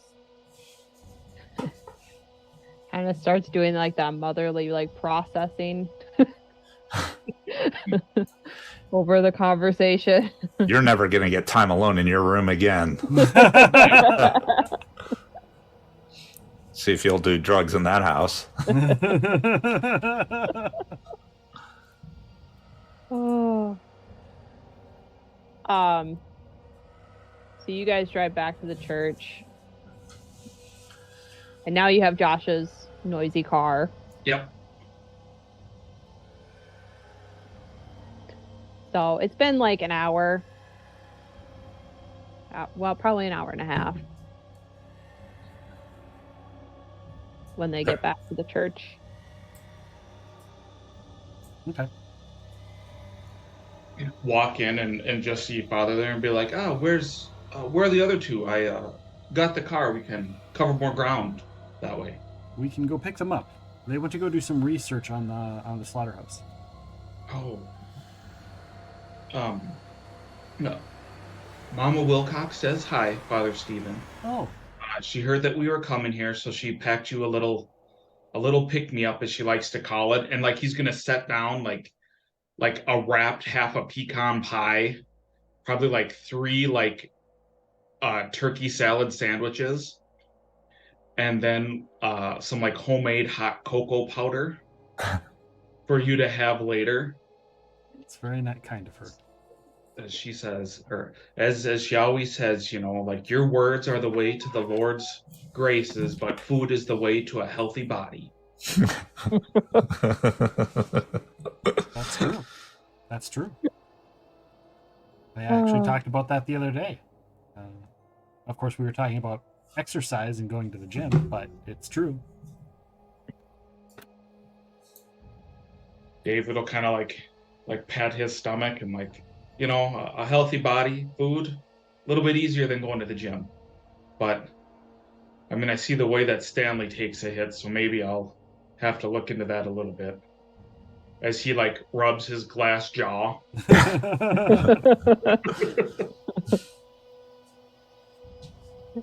All right, so you guys head to the town hall. Yes. Yeah. Chris and Melissa, I'll give you guys a luck roll to see if there's a shift change at the town hall. Oh, all right. Whoa! Not only is there a shift change, All but right. this critical success should give Yeah. us a really helpful person.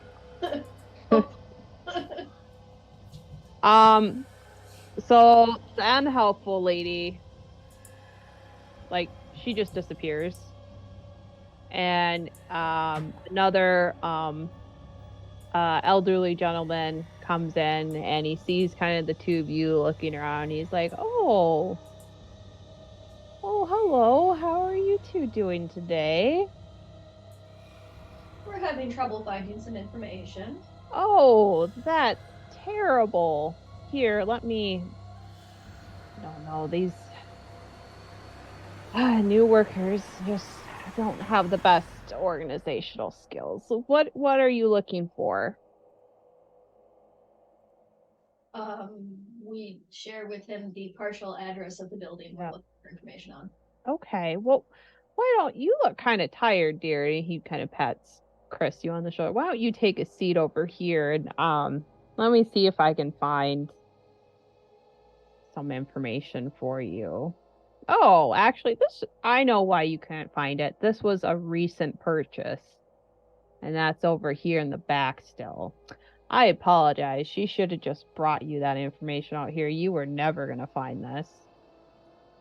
And he'll pull out and actually a recently transferred deed of the slaughterhouse. So the slaughterhouse, kind of as you're reading, it's no longer in service. It went out of business several years ago. And it was, well, not several, about a year ago. And it went through a foreclosure and everything, but it was recently purchased by a man named Jacob Dover. Since you rolled a critical success on your luck roll, he hasn't, the elderly gentleman shares with you, yeah, it's kind of odd. I would just assume that, if he was going to purchase this, since it's a slaughterhouse, that he would reinstate the business or make his own, but he hasn't submitted any of that paperwork yet. So probably more to come in the future. Both of you, since you're from the town, go ahead and make a credit rating roll.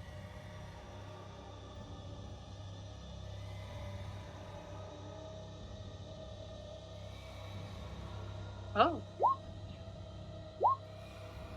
Nope. Yeah, neither of you have heard of the Dover family name before, or of Jacob Dover. And this seems to be the only building that he owns in the city. So if he has a residence, he probably rents, and they don't have necessarily that information. Well, it's a town hall. Yeah. I mean, if it's not academia, we might not be as familiar. Mm-hmm. Let me... Sorry, checking on one thing.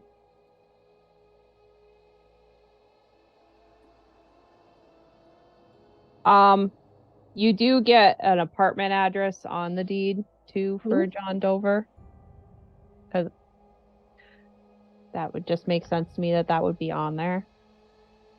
But again, you don't necessarily know who that is. You could ask the others, see if they've heard of him. You could look at the newspapers, or you could just stop at his apartment too. I would imagine we'd wait for the others or go back to the church or something. Yeah, I think so. Yeah. Well, and we'll just say, for the sake of convenience, you do your research, you leave the town hall, and you're like, well, maybe we'll just get a cup of coffee across the street, and you hear Josh's clanky automobile coming down the street, and you're like, oh, we'll just wait. Yep. As the three of you pull up and see Chris and Melissa outside the town hall. Good timing. Great timing. Yeah. We were told Jacob Dover recently purchased the building we're needing to go to. And the three of you can roll a credit rating. Hopefully, at least one of you rolls better.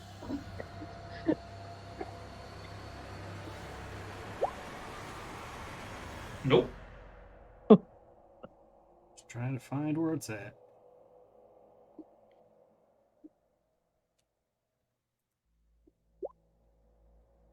I succeed. All right. So this kind of makes sense that you would actually, out of everyone, know. Because so kind of what triggers you first is you're kind of thinking through it, and you're like, well, not necessarily at this, there's So there's a cemetery that's connected to your church, but it's not on the church grounds. It's outside of town. And what's kind of odd to you is that most well-to-do families, like, they'll have like their own home mausoleum or cemetery. Okay. And the name sticks out to you because the name Dover was of a formerly well-to-do family. And well, you're pretty young. You remember because you were doing like you were helping with the graves at the cemetery, with doing cleanup, because there's kids that do vandalism there and people that just kind of forget about stuff. I probably have the kids cleaning it because it's part of my outreach program. Right. And one of the gravekeepers there told you about a family tragedy that happened with the Dovers, with Margaret Dover, who's buried there. And what's odd is that she's from a well-to-do family, but she was buried there because the family lost their fortune. And so about 20 years ago, Margaret Dover died in a boating accident. And then her husband, Jonathan, went crazy. And he lost his money right away. And whatever money he had left, he used it to go globetrotting around the world, and like overseas, like to Africa, other countries and continents.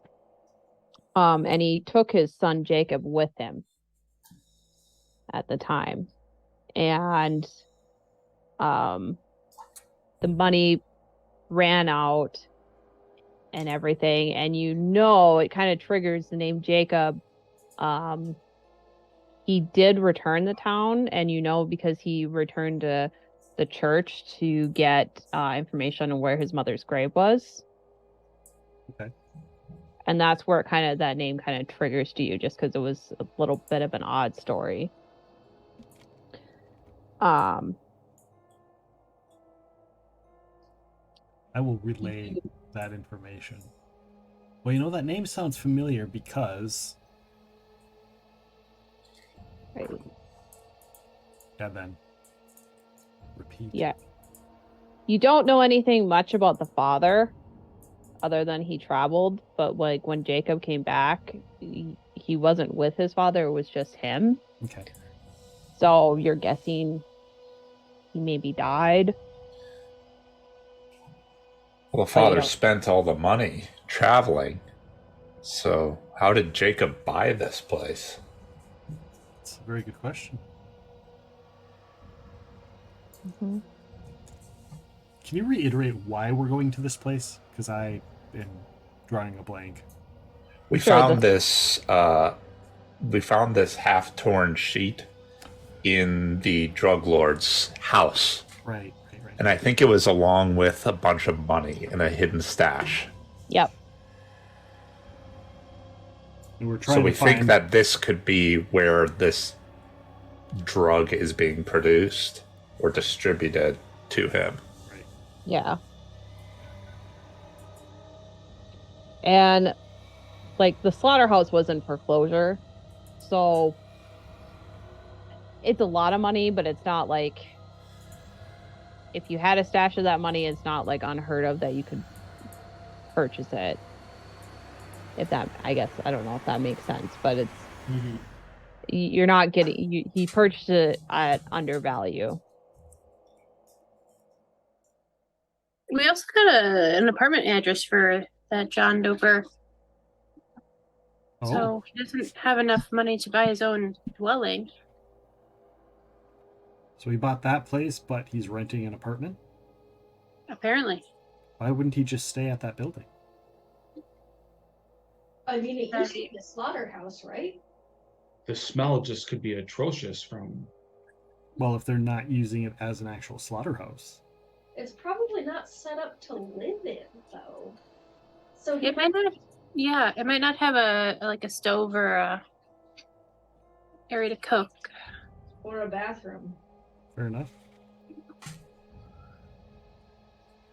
He might be ready. Yeah. That might be why he's in an apartment right now. So the question is where do we want to go first? The apartment or the slaughterhouse? Well, the apartment is in town, right? And the slaughterhouse is outside of town.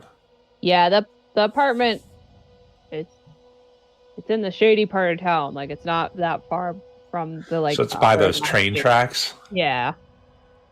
So is it near the Arcane apartment?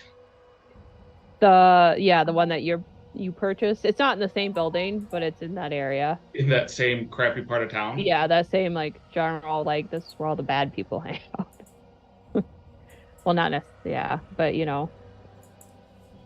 Well, I mean, and I guess if it's in town, we should. It makes sense to go there first. Mm-hmm. Cool. All right. So you guys head there. Do you mind if we take like a 5-minute break? I just have to use the restroom. No, I think that's good. Yeah. Yeah, 5-10 minutes, and then we'll be at Jacob Dober's apartment. Sounds good. I'll do a little chatting and then I'll go to the Be Right Back screen. Cool. So, Excellent. what can you tell us about it? Okay, so you had Chris on last week. We did. He described it. I don't know if I'm going to describe it the same way, but here we go. So, Basil and Mobius is an urban fantasy series that would happen if Indiana Jones and James Bond teamed up to go do a series of missions for a Cthulhu monster disguised as a person. And they fight all manner of eldritch horrors and evil sorcerers from prehistoric times, and one very scary vampire ghoul lady who I created in my Story of the Machine, which is in one of the Basil and Mobius books. I think it's Because this series kind of sounds like Little it's Hells. an accumulation of the themes of all of the stuff we've covered so far. You were there from the get-go.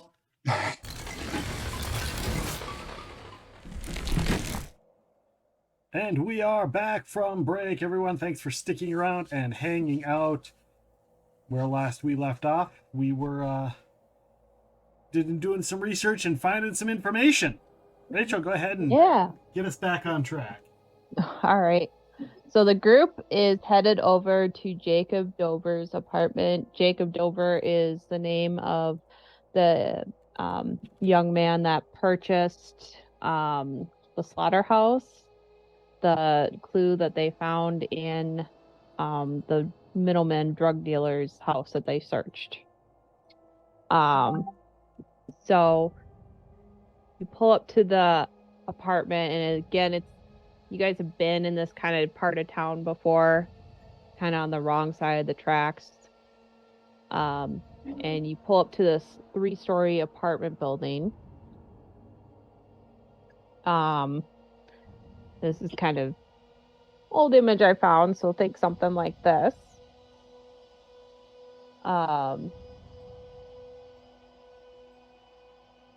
Looks like when you approach, you're thinking his apartment's on the 2nd floor.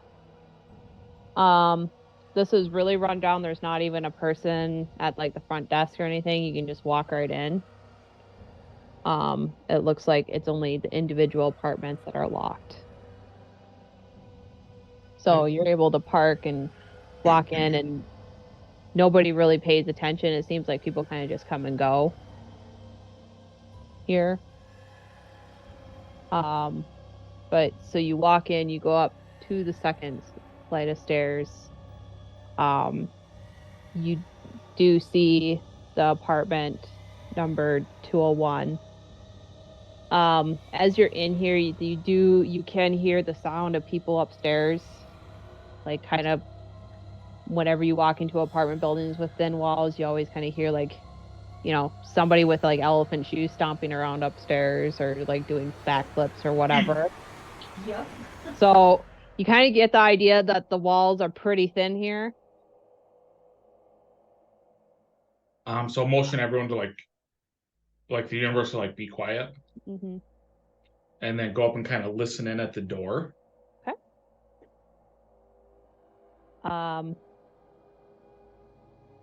Stanley will go and listen also. Okay. Make a listen check. Ooh.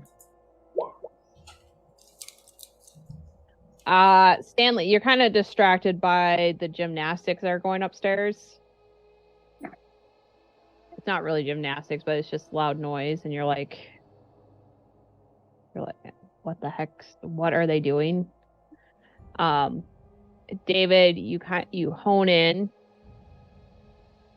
All the noise that other people are hearing is coming around you. You're sure there's nothing in the apartment. Okay. Try the door. Okay. It is locked. It is locked. I'm gonna look at everyone and then pull out my lock picks and like Stanley will stand in front of David.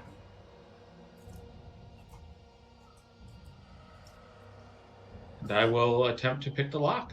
Make Alright. this quick, David. Oh, That's good. You want to go down to 10 luck? No. So this is the first time I've failed a locksmith check. Yeah. You do have the option to push the roll. I don't remember what that means again. So that means that you re-roll.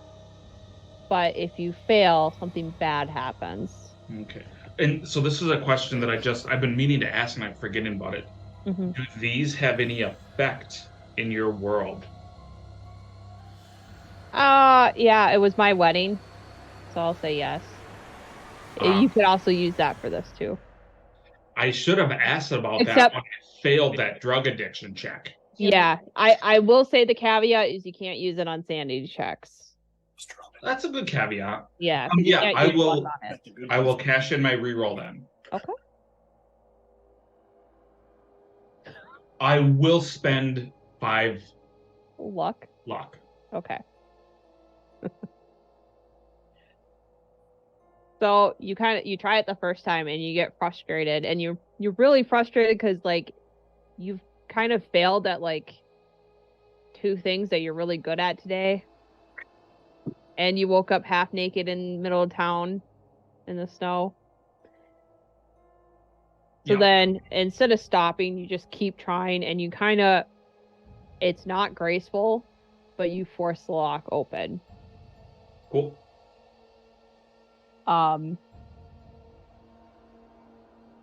And it kind of does, you kind of wince because it does kind of, normally when you pick a lock, it's pretty quiet. But there is like a very distinct ping with that. But the door is open.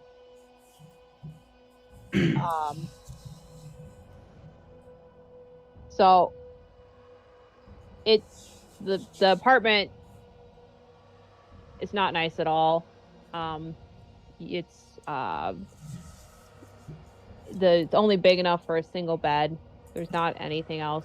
Again, the walls are super thin. It's not going to be hard to search.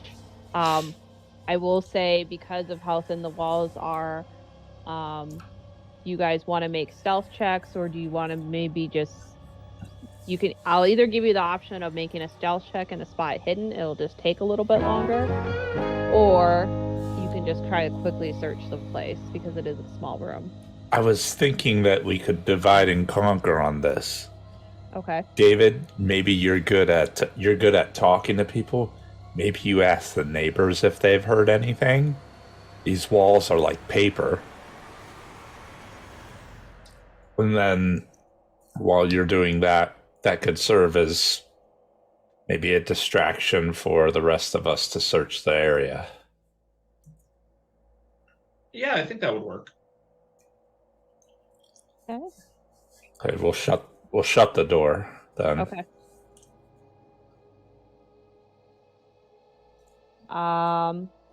We'll start with the people in the room first. Okay. So are you guys wanting to be stealthy while you search? Or do you want to just search as quickly as possible? I feel like we Prob- should try to be a little stealthy. Yeah, probably stealthy. Yeah. So do a group stealth check, and we'll kind of do this as if most of you succeed, everybody will succeed. Oh no. Oh Oh, God. no. Quincy does not like us. Okay. I re-roll my stealth using my. Not that it's gonna matter, but I've also got that. Sure. Maybe it'll help. Got a hard success with the reroll. You used your wedding right. reroll? I did. I'll use mine too. Then it's just Do you have yours? Your camera's off. I do. Right All there. right. But I failed, so there you go. Okay. Well, Chris, you are safe. Nobody hears you. I failed again using mine. And roll 20 really doesn't like us today. No. All right. So next, make the spot hidden check. The search. And tell me what areas you're searching in the room. Well, it's just an empty room and there's a bed. So if it was multiple rooms, I'd make you guys be specific, but I don't think I've succeeded to roll this game. okay. So Melissa, you notice like the bed hasn't been really slept in recently, and you also notice that it's kind of cockeyed, and you and Chris are both searching by that. Chris, with your extreme success, you notice that kind of underneath the bed in the mattress, there's a book that's wrapped up in paper. I take the book. Right. You look at the book and it looks like it's a leather-bound journal. I quietly say to the others that I found something. Okay. I'm not sure that we should read it here, though. Mm-hmm. Yeah, that got us into a little bit of a pickle last time.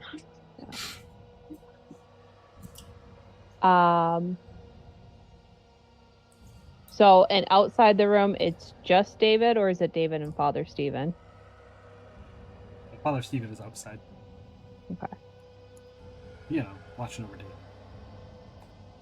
Making sure that he's talking to the neighbors about what's relevant and not trying to get some drugs. Especially the drugs we're looking for.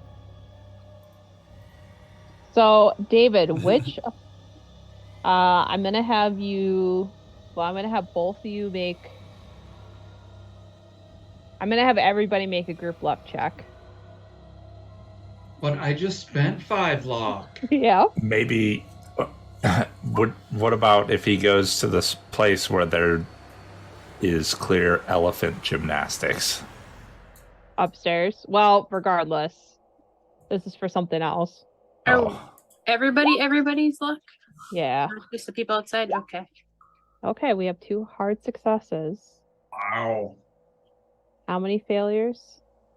3. Which, if it's a group luck, are we going with the lowest luck is the DC? Yeah, so what's your luck? I'm assuming David has the lowest luck. It's a 25. So the 2 hard successes are still Hard successes. They're still successes. But we've had 3 failures.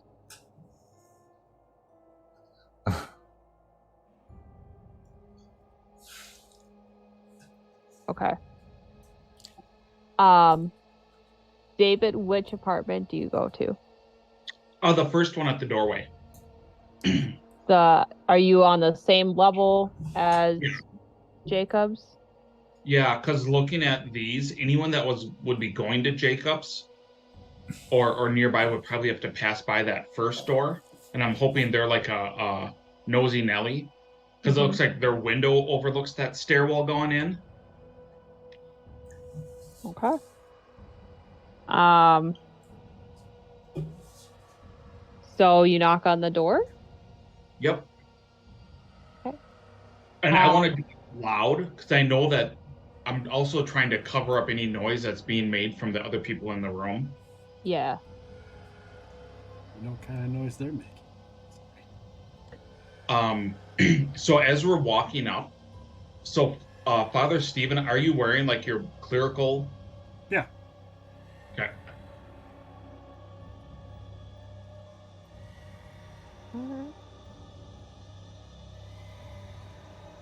All right. So you knock loud. Let me just make one roll real quick.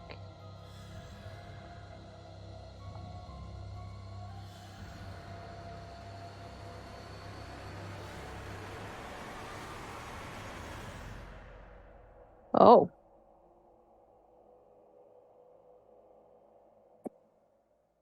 Okay. You knock and you don't get a response right away. Do you try knocking again? Yeah, we'll give it a second knock at each one. Okay. And if nothing, then we'll just move on to the next door. Because again, this is about like making noise too. Yep. Okay. At that point, you hear movement in the apartment, and you kind of got a glimpse of the last apartment, so you're kind of assuming this is also like a one-room scenario. So you hear like 2 heavy footfalls. Okay. And you hear somebody yell, a very deep voice, yell, "Just a minute!" And they come up to the door and they open it, but they only open it kind of a crack. Okay. And you see a very tall, large, individual, young man. And he's kind of looking at you, and he's kind of giving you a side eye, and he's like, "Yeah." We are here to talk about the Christmas spirit and being able to forgive and better yourself through the act of the ghost of Christmas present, to make yourself free of any burdens. Have you stopped by or thought about visiting the church? On Mondays, there are programs for those that need assistance. Father Stephen is a great ear to listen to and knows all about these wonderful services that the church has to offer, from getting through the sins of smoking to the horrible vice of alcohol or drugs, things that should not be allowed into one's soul to corrupt the sanctity of your personal temple. Would you have time to speak with us about anyone else here that might need this service?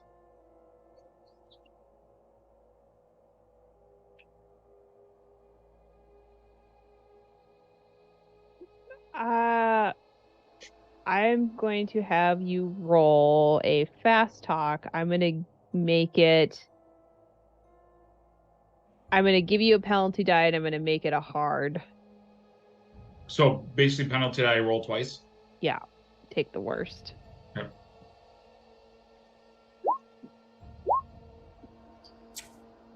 Okay. Okay. Two so- successes, none of them are hard though.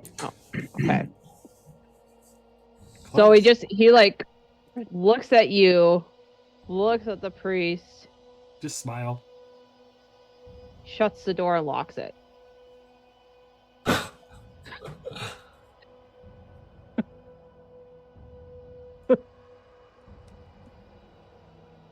I don't think that worked as well, Father. Perhaps Nope. we'll find another soul that is in need of saving in here. And again, just doing it. I'm the elephant. I'm walking around with my elephant shoes on. Yeah. Yeah. Boom, boom, boom, to the next door. When he leaves, I'm gonna slide a little piece of paper for like about the church underneath the guy's door. One of your pamphlets. Yeah, just you know. I want to make sure to knock on the door that our friends are in Uh-huh. as well, so it doesn't look like I'm skipping any of the rooms, you know. Okay. That's the hurry up knock. Oh, we should go the other way Yeah. first and then come back. Do any of you answer the door when David knocks on the apartment door? I don't. I also do not. Okay. You knock at that door, don't get an answer. Do you go on to the next door? I'll do the second knock again, like I did for the first one, and then I'll move on to the next one. Okay. Like the next one, nobody's home. The other one, just to kind of storyboard it, that one again is somebody that's like obviously like hungover. And I'm assuming you kind of give the same spiel. Yep. I roll a fast talk I'll try with and that help one. him Okay. along because he doesn't really know exactly what he's talking about because he's never been to one of these services. Yeah. Does that upset my negative die? Yeah, that'll get rid of your negative die. Oh, okay. A success, but not a hard success. Okay. So that guy, he's a little bit more polite, but you realize kind of as you're talking to him, he like loses, like you're saying a lot of words. And like at one point he just like hands you some change and then shuts the door. And I'll slip So- a pamphlet under everyone's door that we go to. Okay. So you can mark down you got like 25 cents. The pamphlet that Father Stephen slips under this door, he picks up. Okay. And he kind of stuffs it in his back pocket. Okay. While they're doing this and making this distraction, do you guys make your exit? If we've successfully cased the joint, yeah. Yeah, it's a small room. You thoroughly search, and the only thing, I mean, besides just like the normal trash in an apartment that like doesn't seem like it's used very much, the only thing of real substantial curiosity is the journal. I would like everybody to make a stealth check as you're leaving. I'm assuming not Father and I.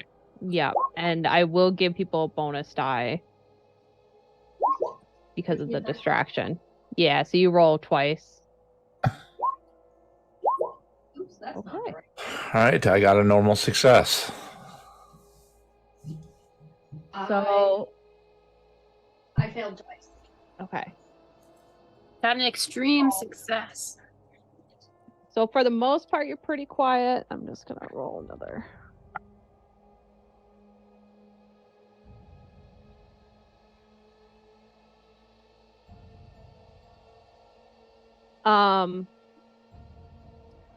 So Stanley and Melissa, you two kind of get out of there first. Chris, as you're kind of leaving and you're shutting the door behind you, you kind of slam it just a little bit too loud. Yep. And then you start to leave, and as you slam the door, you see the door of the neighbor open just a little, like unlock. Well, pretty thin. You first hear a door unlock across the hall.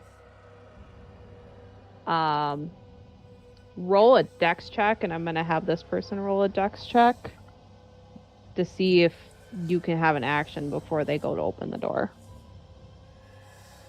Got an 82 failure. Okay. So you kind of pause, and you see them open the door, and you see like this large figure peeking out and looking at you, and he narrows his eyes at you.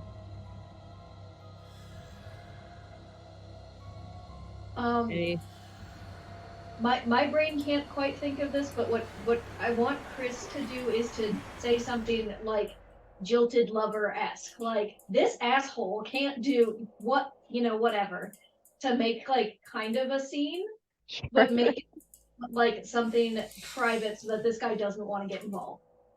Okay. Ooh, fast talk. Yeah, do a fast talk. No. Oh. Oh no. Okay. He opens the door more, and he's like, "You're not from around here." And you, now that he has the door open, you see this guy. Oh. Well, whatever. I realized I'm like, I should have titled this different. That's okay. And this is the guy that you see. Okay. Then they're looking pissed. He's like, "What the fuck are you doing?" And he starts coming out in the hallway.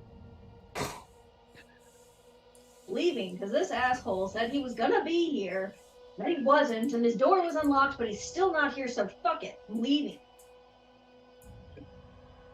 And she just walks away. I'm gonna have him roll a psychology.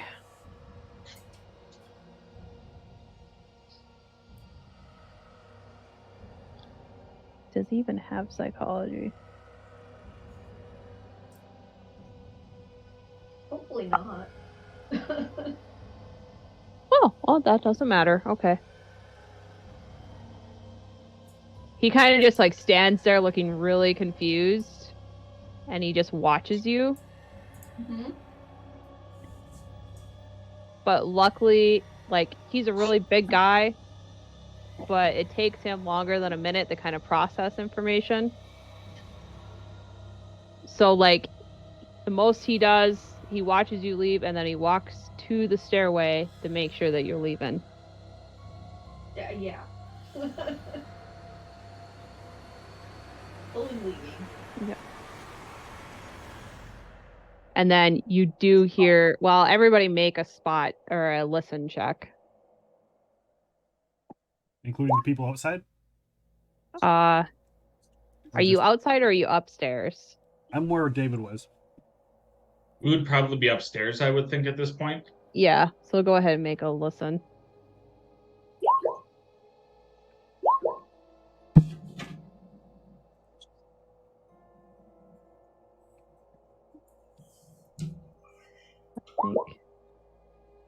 Okay, well, that makes sense. So Chris, Melissa, and Stanley, you don't hear his movements because you're just focused on getting out of the apartment building.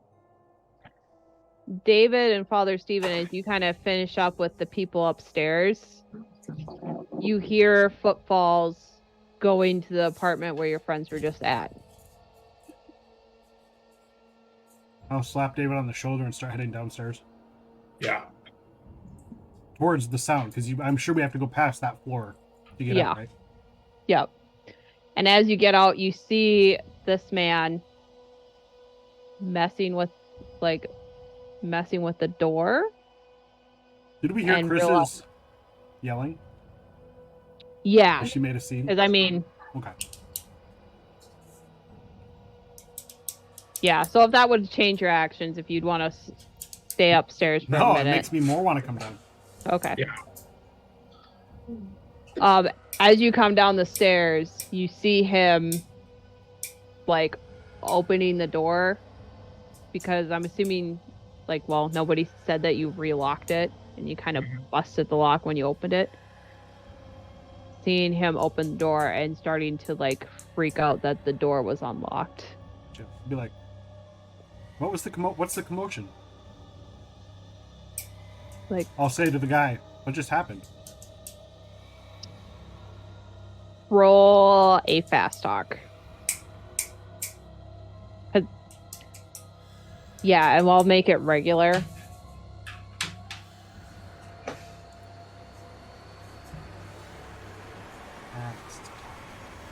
Yeah. I'm gonna have him roll. I don't even see that as a skill. It's right above fighting. It's on the well, for me it's on the left Oh, column. I found it. No. No. Close. Oh, I mean, you can don't spend luck. That's 6 points of luck. and then that gives you a success for leveling it up.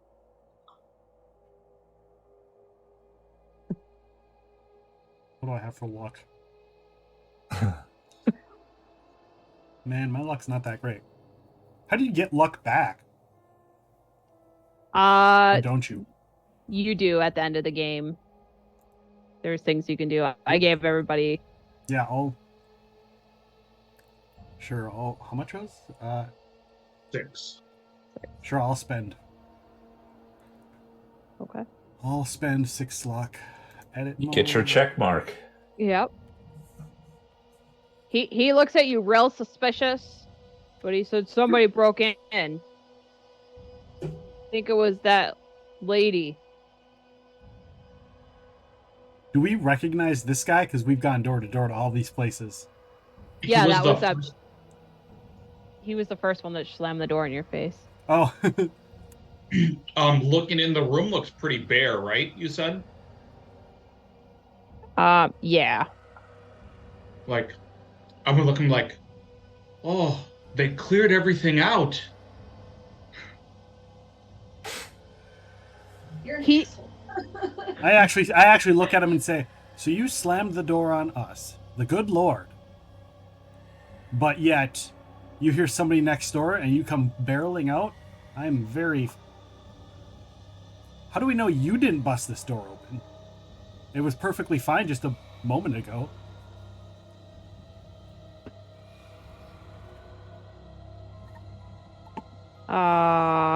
Make a psychology check, both of you. Holy shit. A crit. Okay. You realize this guy's about ready to like. He's just gonna swing at Father Stephen. That is a bad idea on his part. I'm no Stanley Ace, but I train with him. I also got a psychology. Okay. So, David, I'm gonna say with your critical success, like you realize it first. Mm-hmm. And if this was like normally an initiative, like this is him trying to do like a surprise attack, but neither one of you are surprised. But because you got the critical success, I'll let you act first. You can either flee, you can dodge, you can try to fight back with him, or you could try to like. Well, David isn't the one being attacked. It's Father Stephen, right? Right. Or you could try to pull Father Stephen out of the way. Like, basically, you get an option to flee if you want. Is the guy in the room? Like he opened up the door and did he walk in? And then when he checked it out? Nope, he's still in the hallway. Okay. And he is like he's a big guy. Like he has a build of 2. I am gonna skedaddle my ass out the front door. And I'm gonna say, Mr. Ace, Your assistance might be needed in the hallway. Okay. You flee. Father Stephen, you have the option. You can either dodge or fight back. So if you choose to dodge, you basically roll your dodge skill, and you're trying to like have a success or beat his skill. If you're fighting back, you need to either have a success, or if like you both succeed, you need to have a better success than he does. Can I try and talk him down instead? Like, listen, I know you're no. going to swing at me. Violence doesn't solve anything. And I work with Stanley Ace, who's a professional boxer, all the time. I just suggest let's not do this. If you have an issue, maybe we can just talk it out. You shouldn't swing at me. You. Well, so that sort of works. And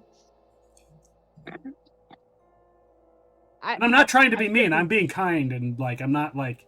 Yep. Like, I'm not gonna have you roll just because of reasons that you'll find out later. Okay. However, when I had him roll, he did. Let me just make sure. He did not succeed his brawling. So what happens is like you're talking to him, and his fist, he like stumbles as he swings forward towards you because it wasn't really thought out. It's just an aggression. Yeah. And his fist hits the wall in front of you. And you see like this dude, he's big and strong. Like the wall splinters. Yeah. He's like Stanley Ace for power. Yeah, like just because it's kind of fun.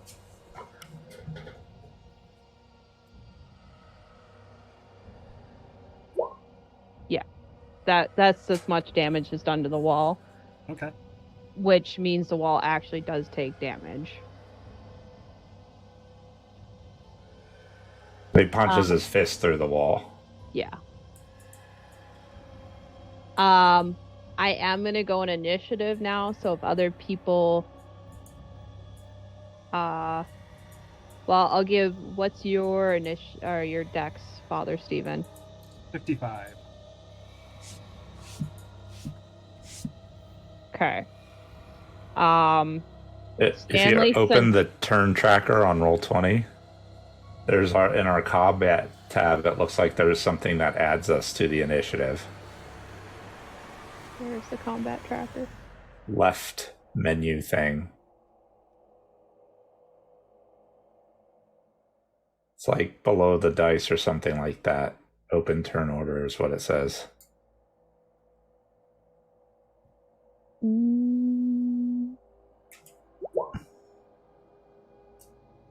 Oh, never mind. Yeah, I don't see it. Well, for this instance, because we're deciding. So, Stanley, you were notified of the attack. Would you go back up the stairs, or would you keep running? I'd go back up the stairs, but he's probably going to be pretty late to the party. Okay. So Willis has a higher dex than Father Stephen, so he's going to take another swing.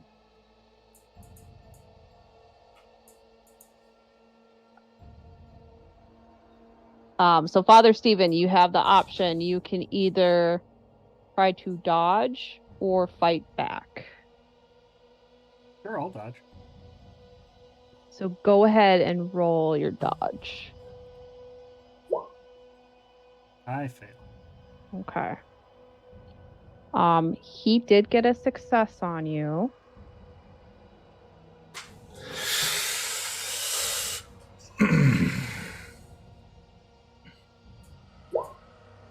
Ooh. Oh.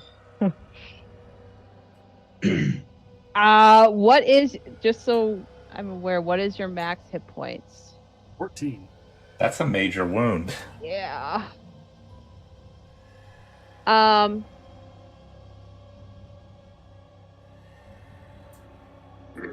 Hmm. You know what? Let's roll a d20.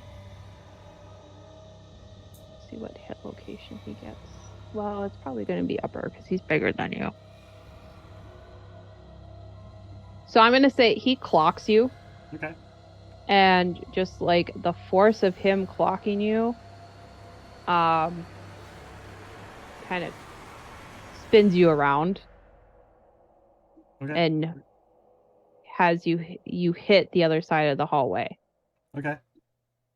The benefit of that is now you have distance between the two of you. Okay. And he's no longer blocking your way to the stairs. But like your nose is definitely broken. You might have twisted something, but you don't really have that much time to figure it out.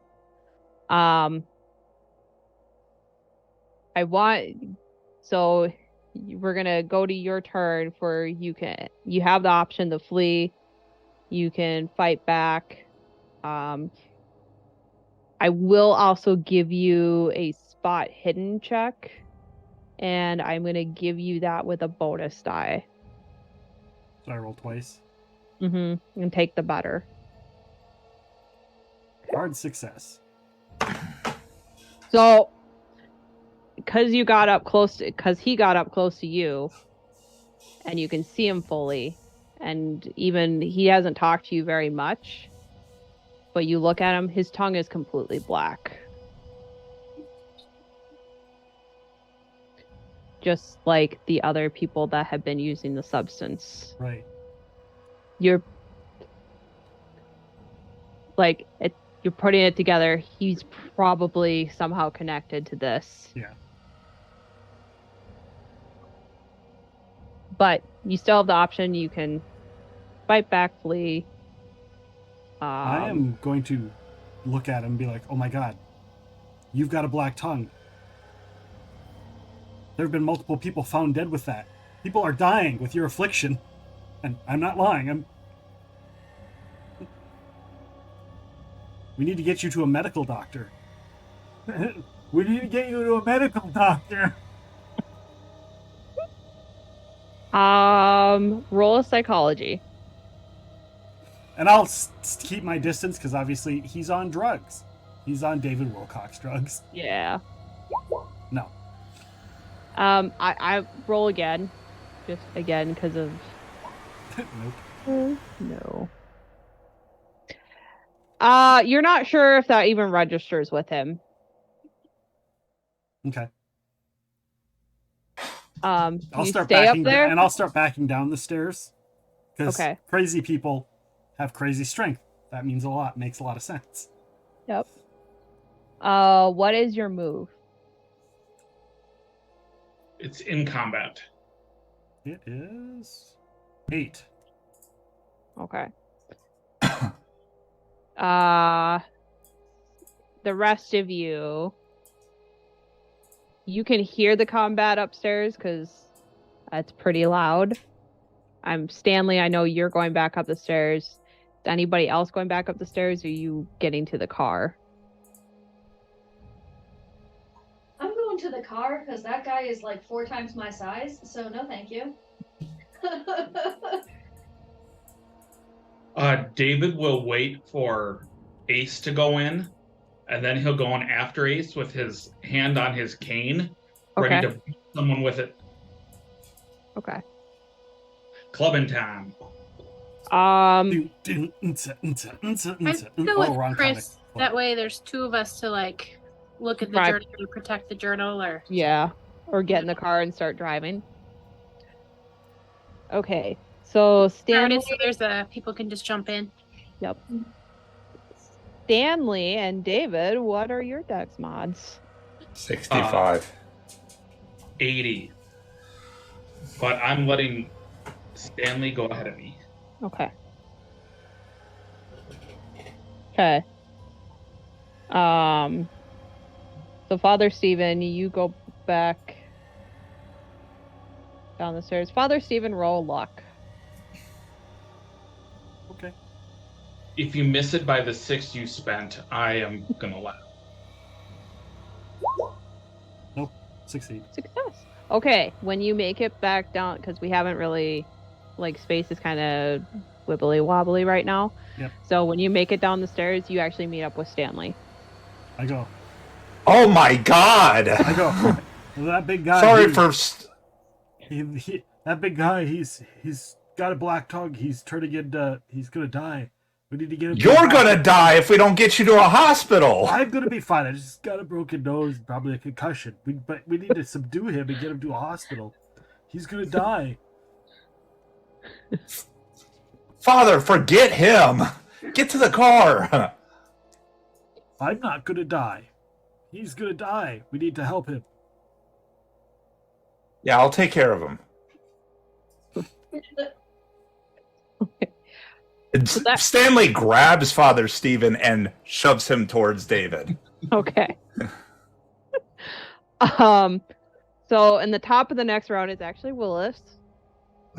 So big boy comes down the stairs. Stanley, since you're face to face with him, you can roll a psychology if you want. Okay.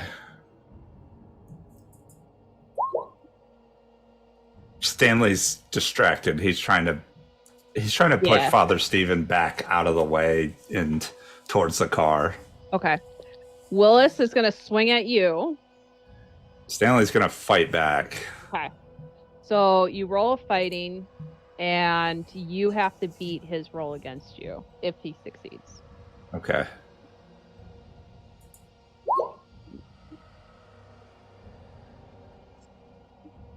Just a normal success. And I think he got a hard. So let me.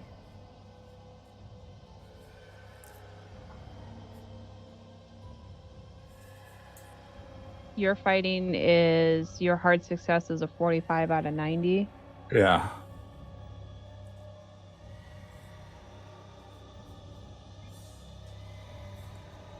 Got a 38. Got a 70. 70 half would be 35.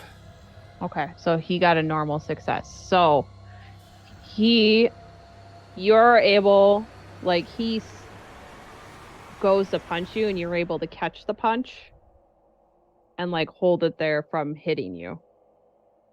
And the two of you, what's your build? 2. Yeah, he's also a 2. So lately, besides being in the ring, you're used to fighting people smaller than you, and he's pretty close to your size. You're probably stronger than he is. But he's heavier than I am. Yeah. Yeah, but you're able to, like, grab his fist and push his punch away. It is your turn next.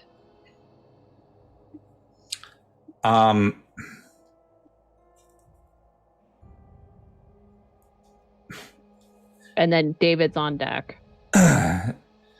Stanley's gonna give him a right hook to his belly, and he's gonna tell him, "Back off, big boy. You're making a mistake." Okay. He's gonna try to fight you back. Ooh.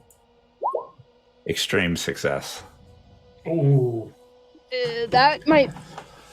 So you hit him, and I gotta pull up the. 4 damage, 9 extreme damage. do those add together? Did he just do 13 points of damage? No, I think it's I just think- the extreme. I think it's just the extreme. Yeah.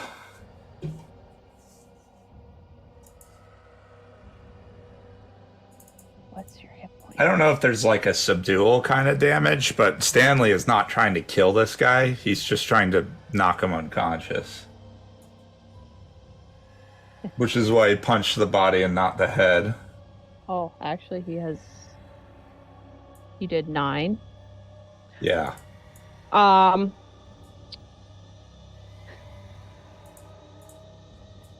So he takes a major wound. Well, there's not really a subdual damage. Like, Call of Cthulhu is pretty lethal. Oh, extreme damage just does max damage. That's what it is. Yeah, but you got an extreme success. Yeah, so you would do extreme. So he's not able to block that, and he takes the hit full on, and you see him lean over himself and like fall back onto the stairs. And your punch knocked him prone because you're also fighting on the stairs too, and it knocked him off balance. You do have a move, and he is prone, that if you wanted to start withdrawing down the stairs, you could. He's still conscious. He is still conscious, but he has the wind. Like, it's gonna take him a minute.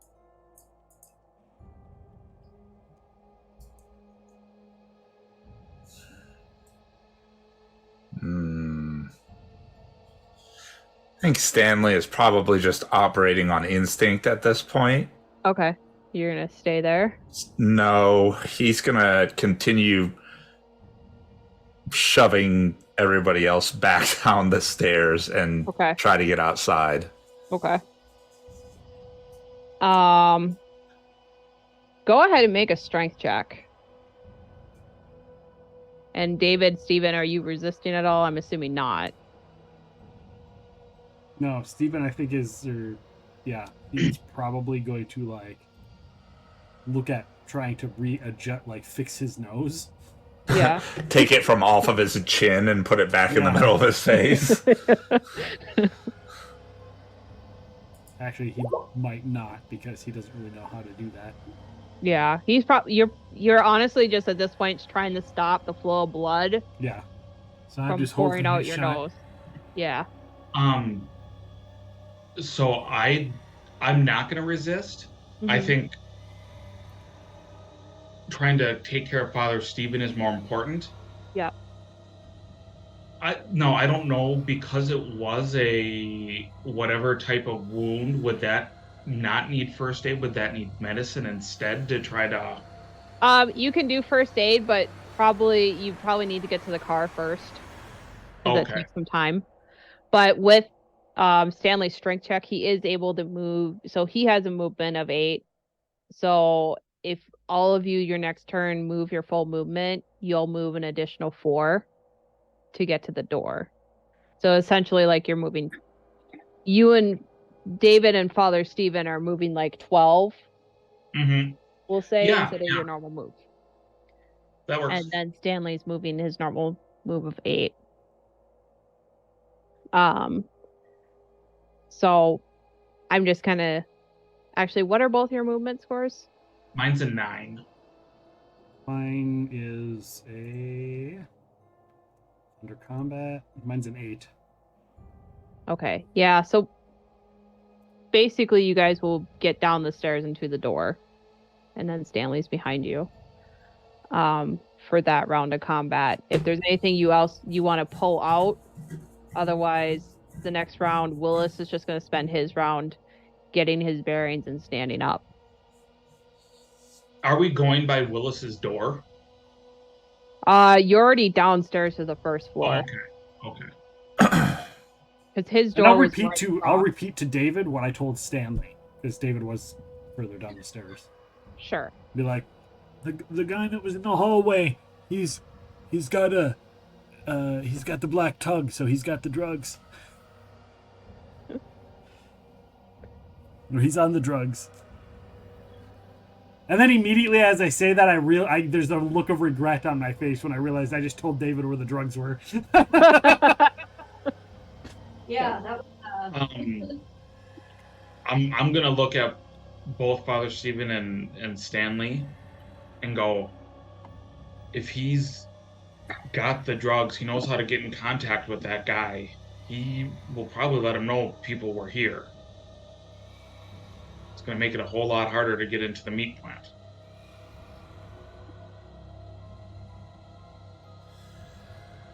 I mean, Stanley's just like, get to the car! Yeah, I already had moved. So. This guy just punched someone for 7 damage. Is like, we'll deal with that later. Okay. So the next turn, you guys get to the door. The next turn, Willis spends like one part of his move to stand up. And you can hear him starting to come down the stairs. So next in order would be Stanley. Do you want to keep shoving them out the door? Yes. Okay. Make another strength check. I just picked them up and put them in the car. Yeah. All right. So yeah, with that, I'm gonna say you guys get to the car, and with Stanley like almost picking you up, but just like kind of grabbing both your guys' collars and kind of shoving you to the car. Yeah, yeah. And then like I'm assuming like somebody's shouting like drive, and you hop in the car, and either Chris or Melissa. Just because, well, you don't need to make a roll. You can drive a car. But one of you just starts the car and starts just driving. I want to try to set Father Stevens' nose. Sure. That will Go help. ahead. How do you fix the major wound? The major wound, I think you need to go. So you need to check the major wound box. Yep, which I did. The major wound, I believe, either needs an hour of medicine or you actually need to go to the hospital. So I've got a concussion. Yeah, basically. And a broken nose. I will repeat to the people in the vehicle that he had a black tongue and he is going to die if we don't help him. Why are we driving? We need to help him. He's going to die. He's got the black tongue. I'm just going to push on the broken part of his nose. And then I will punch David Ooh. in the shoulder. What? You guys are all in the back. If you're doing it playfully, you don't have to roll. If you're I'm doing it enough so he feels it. I'm not doing it enough to break his arm.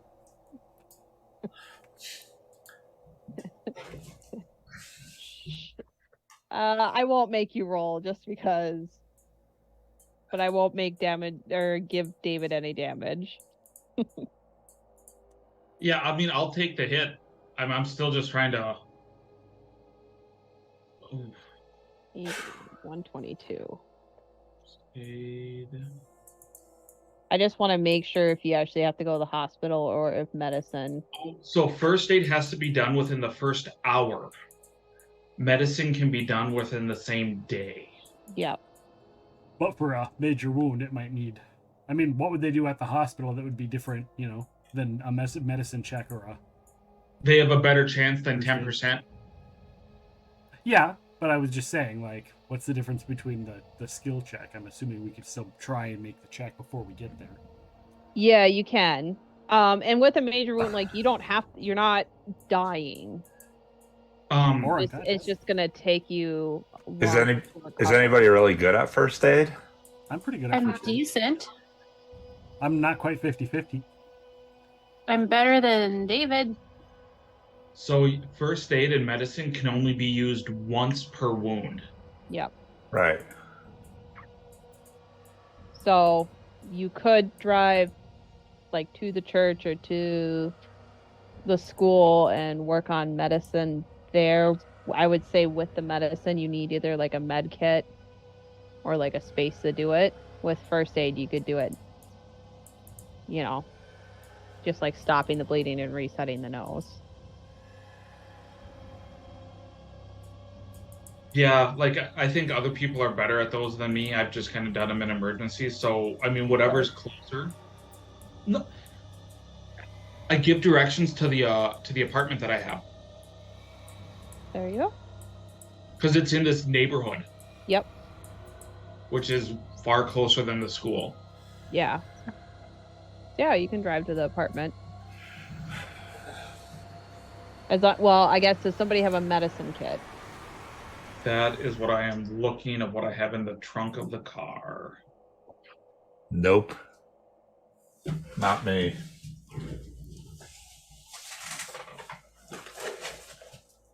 I do not. I don't either. I do not, but apparently I have a fire axe and a sledgehammer. Those are probably not with us. I guess at least go to the apartment, take the time to do the first aid. Yeah.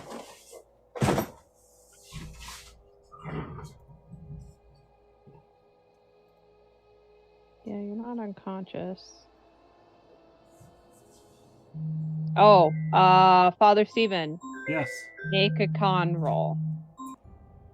As we're getting to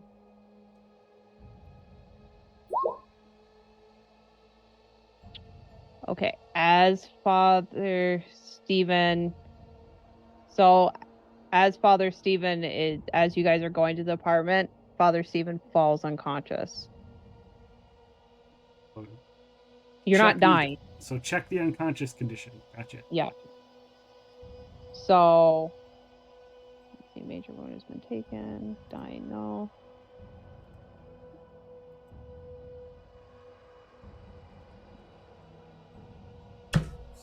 I just want to make sure if there's something special you have to do to make them conscious again.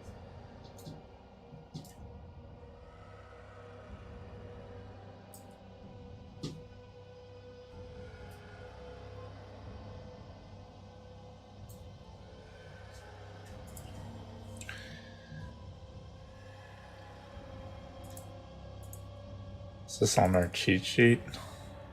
That's what I'm looking up as well. Yeah.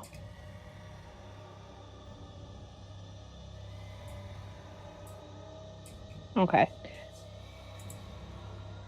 I'm just going to say if you do medicine and you're able to succeed on that, you'll be able to bring Father Stephen the consciousness and then heal some hit points. The major wound, that just takes more time to heal. Okay. So you just are going to basically have that until you can just either get rest in a hospital or like have at-home care, essentially. Okay. Yeah, major wound healing. Make a con roll at the end of each week. Yeah, so a major wound takes like a week or more to heal. So can we do a first aid? You can do so first aid will heal 1 hit point. If you do a medicine, that will heal 1d3 hit points. I don't trust myself with a medicine roll, but I could probably do a first aid. I can't because I'm unconscious. So I can't We do only it have myself. we only have a hour to do that first aid, so someone should do it. Probably one of you two, I think, will be the best. Okay, and you guys can work together, and I'll either let you roll separately or I'll give one of you a bonus die. Sure. Wanna roll? We could each roll, I suppose. Sure. Either we both fail or we both succeed. That's how it's been going. Right. Yep. So we are rolling separately on first aid, or Yeah, do you have first aid as well? I do. Yep. Go ahead and roll separately.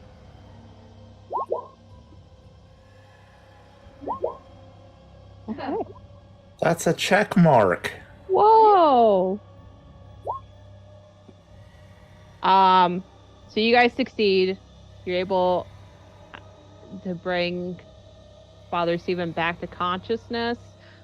He's just still kind of a little bit dizzy and disoriented, and Father Stephen, you heal 1 hit point. Yay.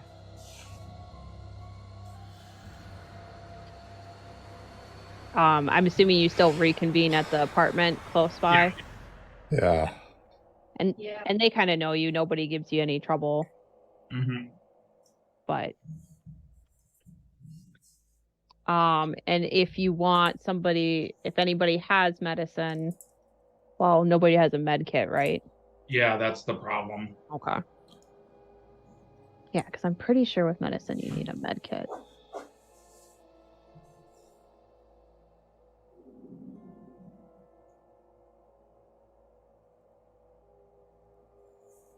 You do have a day, too. So if you kind of just regroup here and then, like, Melissa, you know that you have stuff back at your place. We also know a doctor. Yeah. Yeah, it's I'm- called the first aid kit to do medicine. Yeah. If Uh, it's, I guess I will do this. If you want to make a luck roll, David, because it's something you don't have on your character sheet, but you kind of had thought about, you're using this place kind of as your stash house. Oh, okay, cool. Yeah. 25% chance. Nope. Nope. Okay. See, David will like look around at his stuff and then write on a piece of paper, buy medical supplies. Yeah. But you do have the journal. We do. yeah, we should look at that. Yeah. So, as you guys get situated and you unwrap the binding from it, this thick leather bound journal is almost completely filled with cramped handwriting and various colors of ink and pencil. The book spans a number of years and relates to Jonathan's quest to discover how to divine the future, which included traveling around the globe.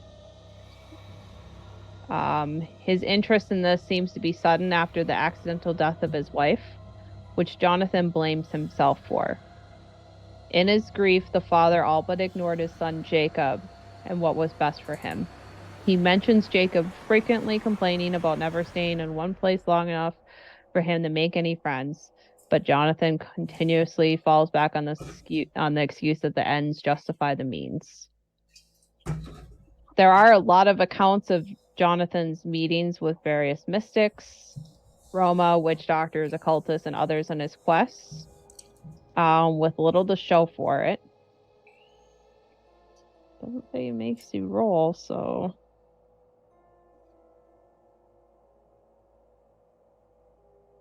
As you guys spend time reading, it mentions that somewhere in West Africa, Jonathan met and eventually made friends with the Gari tribe, who worshipped a being called Yib Tsil. I will spell that. It's YIBB-TSTLL. And is described as he who sits in the jungles of the Khalid beyond the borders of dreams and sees all time and place. The journal then describes a ritual outlining, or then discusses Yib and includes several outlining rituals relating to the deity.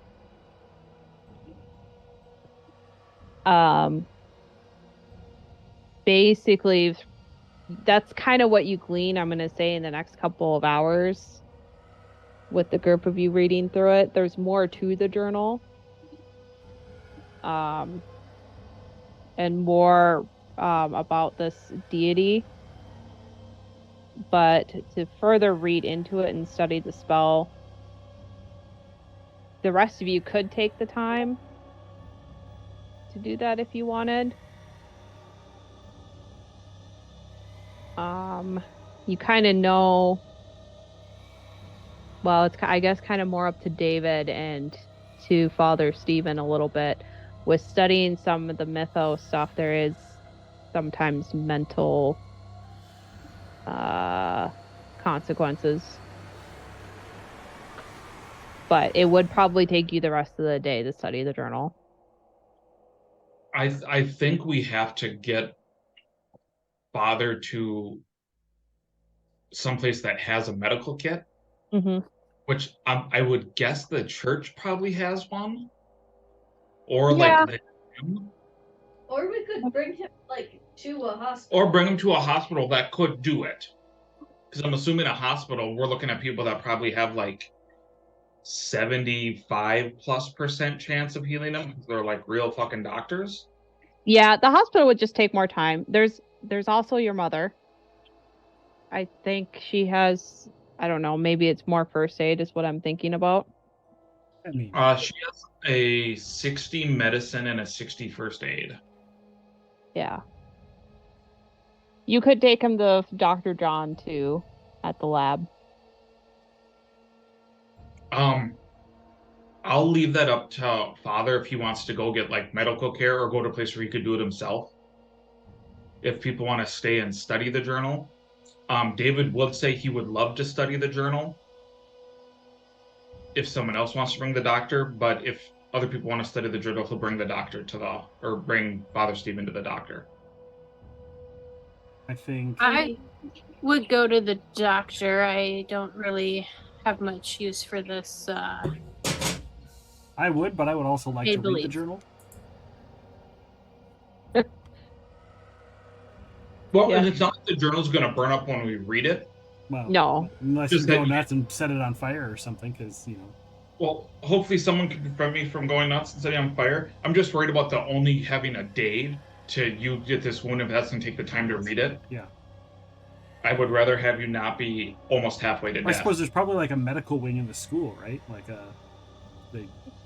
Yeah, and that's where where John is. Melissa worked. Yeah, and Okay. he's. That was in, also like, where the work zombie area. ate one of the mobsters. Yeah. Yeah, I'll go to Dr. John then, if that's an Okay. option. And Melissa, you said you would take Dr. Stephen there, or not Dr. Stephen, Father Stephen. Father Stephen. Yep. Doctor, Father, Doctor, Father. Yep. All right.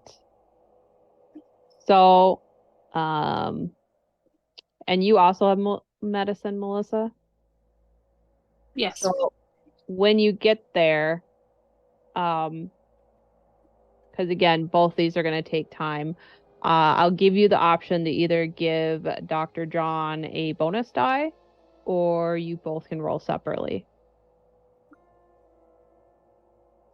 I would have to imagine the doctor's medicine is better than my medicine, so I will give him a bonus. Well, second one was going to be bad. All right. 1d3 hit points. I gotta live, Doctor. Yeah. So you get 2 hit points back in addition to that 1.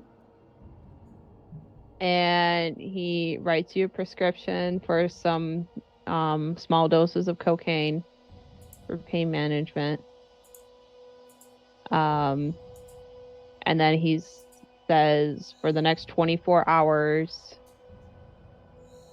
and Rachel could be wrong on this, but I believe you're not supposed to sleep after you've had a concussion. Yeah, back then that was for sure Yeah. the case. Nowadays Yeah. they say you're supposed to sleep, but Yeah. back So- then, yeah, don't sleep. Yeah, so it's like, okay, you gotta stay awake for the next 24 hours. I got plenty to do. So during that time, who's all studying the journal? During that time? David is. Chris is, against her better judgment. Stanley's not about reading into this occult stuff. He's a Christian. He's So you're gonna just- make us go crazy and burn the book. So you're just guarding. Yeah, he's probably like rinsing his knuckles off under the faucet. Right. Because it felt weird to punch a guy like that in the gut. Well, The it was sweaty- probably when Sweaty he grease was stains. fighting back, and the fact that it was on the stairs, he probably got scraped up. David is going to hand Stanley his cane and his hat. Just in case he goes crazy, he doesn't want easy access to those. To his hat. So his hat has a false top, and that's where he keeps his. Oh. Yeah, that makes sense. Because I don't got a license for my gun. That's a heavy hat. It is a heavy hat. Heavy why as his the neck's hat so that's heavy as the hat that sits on the crown. Hmm. Okay. So going to be interesting. So reading the journal does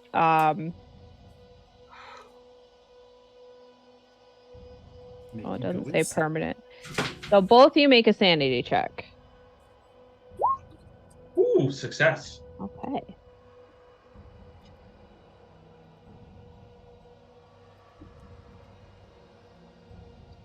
You said make a sanity check, and my heart started going. Didn't.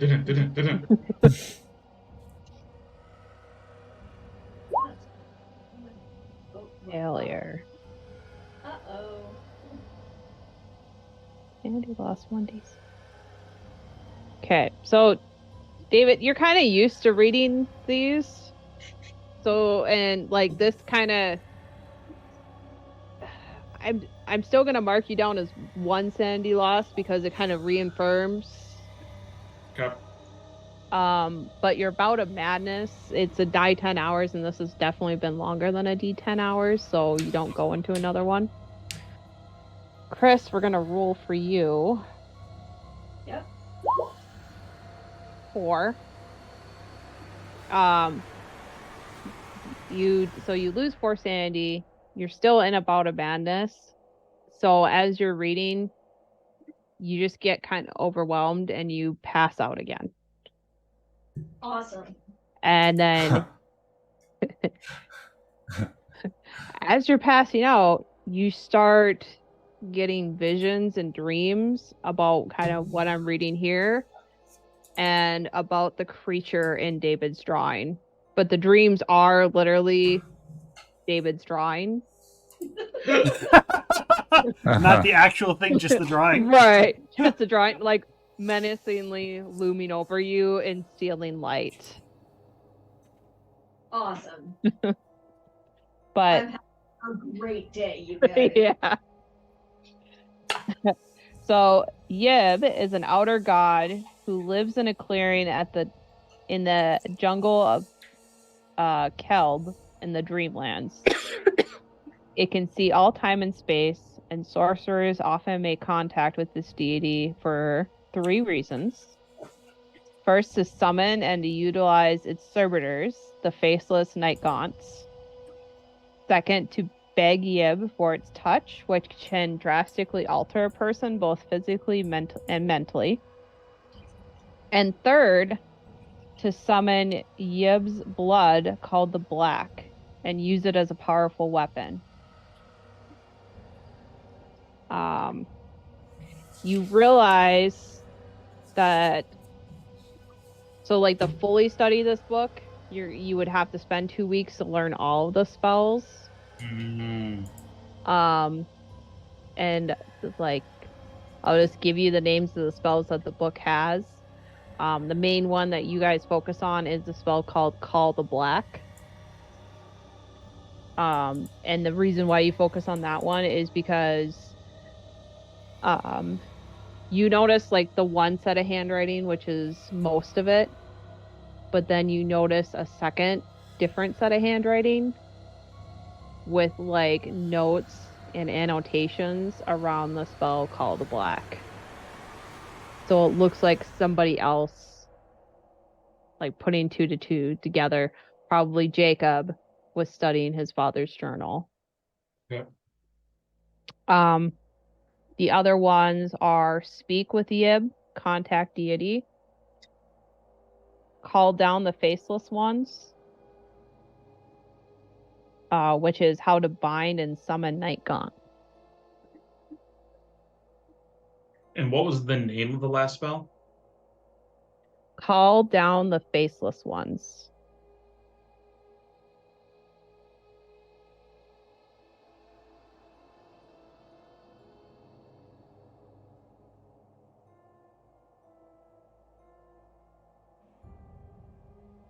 So the spell that's really heavily notated, called Call the Black. This spell summons the living blood of Yib, known as the Black, against a single target. The blood appears as soft, dark flakes that adhere to the body of the target, accumulating in a great mass, causing suffocation. When the victim dies, the Black vanishes, returning to Yib and dragging the soul of the target along with it. The first round, the target is covered in the black. He or she must make a con roll. With the success, the victim loses 1d2 hit points, whereas a failure means a loss of 1d4 hit points. On the second round, a hard con roll is required, which is you either lose 1d4 or if you fail it, you lose 1d6 hit point loss. On the third round and subsequent rounds after, the target must succeed an extreme con roll. If they succeed, they take 1d6 hit point loss. If they fail, they take 1d8. This continues until the victim is dead or the black is dispelled. Other than the death of the spellcaster or persuading him or her to lift the spell, only large quantities of running water are said to dispel the black and possibly turn the black upon the one who summoned it. Lastly, if the spellcaster has time to prepare and inscribes a magical symbol called the sixth, I'm just going to spell it, Salarda, I think it is, Sathlatta, on a flour wafer and somehow gets the victim to eat the wafer, the spell attack automatically succeeds. No con roll allowed. And you take the worst damage result. So that's not a way to remove it. That's a way to permanent or to make someone be affected more. Right. Okay. And so when you're reading the spell, normally it's like how you, and David kind of gets this more because like magic is kind of your thing. Normally the spell is used as a weapon, but kind of thinking about how the drug is, it seems like Jacob found another use for it, and he's using the spell summoning it without a target. The floating flaky black substance disappears and returns to Yib, but there's always a few. You're just kind of assuming that there's always like a residual magical effect, and that's what he's collecting to create the drug. Okay. Is your theory? So I have I know 3 spells already.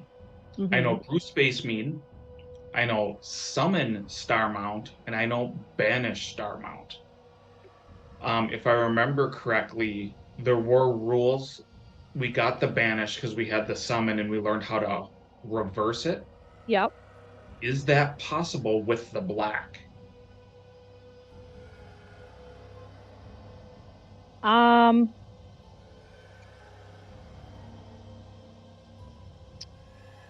It's with the black, it's kind of hard because it's just the residual leftovers. It would probably be easier to just, it says in here that it can get dispelled with water.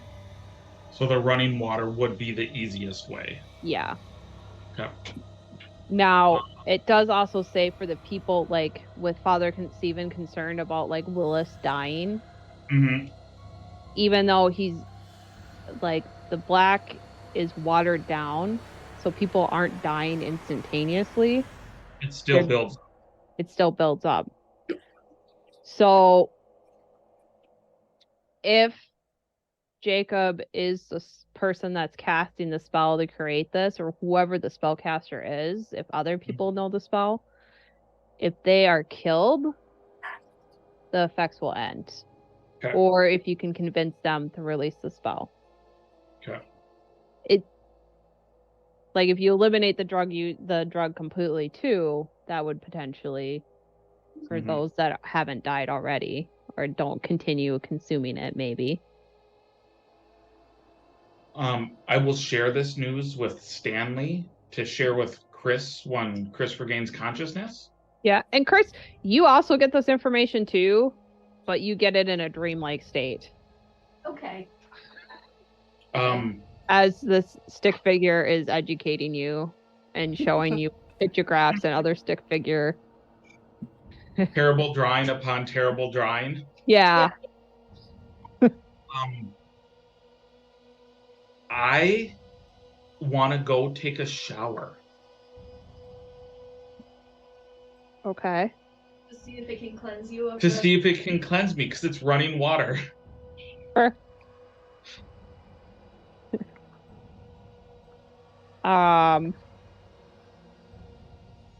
Yeah. go ahead and take a shower.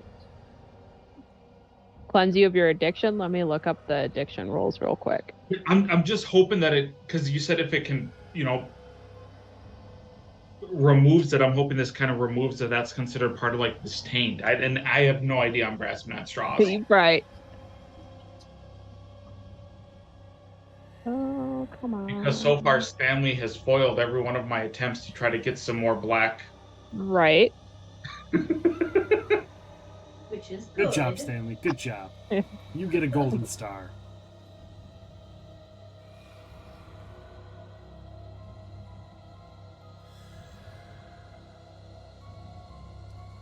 Because the other part of my mind is I want to know if I can start an underground monster fight club by summoning star mounts and night gaunts and make them fight. Oh my god.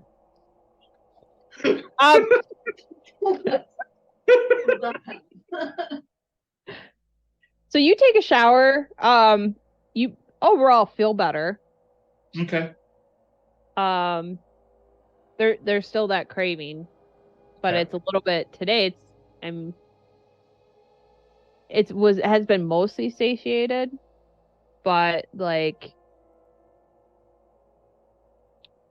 as the day has been progressing and kind of gets in the night time, it's kind of stressing you out a little bit more. Okay. But mental health wise, like after you take a shower, you feel refreshed and a little bit better. Mm-hmm. Yeah, then dry off and go back and wait for Melissa and Father Stephen to return to then share information with them. Can we make a first aid check to try to wake up Chris, or does Chris wake up on her own? You can make a first aid check to try to wake up Chris. Success. Yeah. Yeah, Chris, you wake up and I'm just gonna say kind of like when David's in the shower, that's when Melissa and Father Stephen get back to the apartment. I'm assuming that's you guys would want to come back and all reconvene. Yeah. And stuff, and that's when when Stephen David wants to go over the book too. So yeah. Well, and you have to be up all night. It's true. It's a Might great as well. time to do a break-in. Yeah. So go ahead and roll a sanity check for the journal.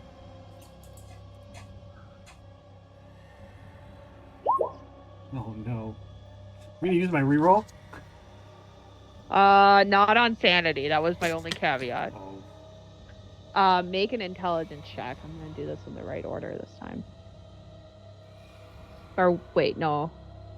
Okay. Hi. Okay, and you only take 1 point of sanity damage, so you don't go into a bout of madness. Oops. So I keep forgetting I have to go into edit mode to change my number. Oh, your number. But yeah, you guys download all the same information.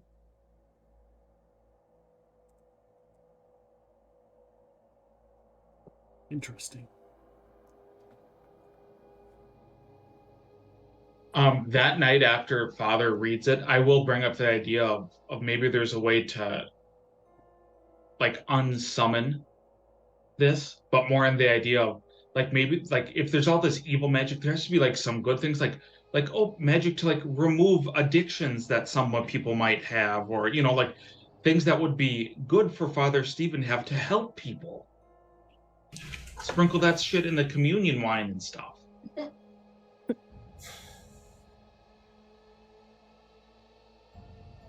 He just kind of glances at you saying that, doesn't respond. About adding drugs to the communion wine. It's just like fluoride in the water. I mean, You need the Lord now more than ever, David. Right. Oh. So I guess the only thing left for us to do is the slaughterhouse, right? yep. Yeah.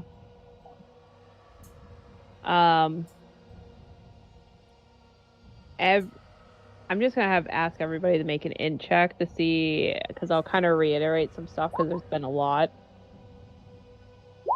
I succeed. Wow. 1, 2, 3, 4. 1 extreme, 1 hard. So Poor Stanley. if so, potentially, when you go in there the next day, he's probably not going to be alone, and you guys don't necessarily know. Like David, you kind of know, like you saw some shadows messing with you, Mm-hmm. and you know that for 100%. The rest of the group, I don't think, saw them. So whatever those were, if they're connected to him, and he's summoning things, Are those the night gaunts? yeah, Now that I've read about them? yeah, that's what makes sense to you. Okay. I have a question. Mhm. The mob boss that sent us on this wild errand, did he just want to know where the drugs were at? Or where the drugs were being kept? Or who was making the drugs?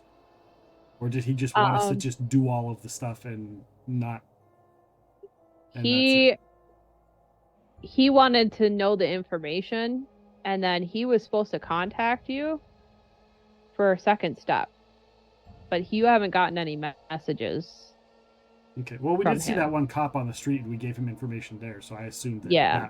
that was the, Yeah. the Yep. catching up. But Yeah. And so that's like, yeah, part of it. But then, like, it seems kind of odd to you because you're like, well, he was so intense about it in the beginning.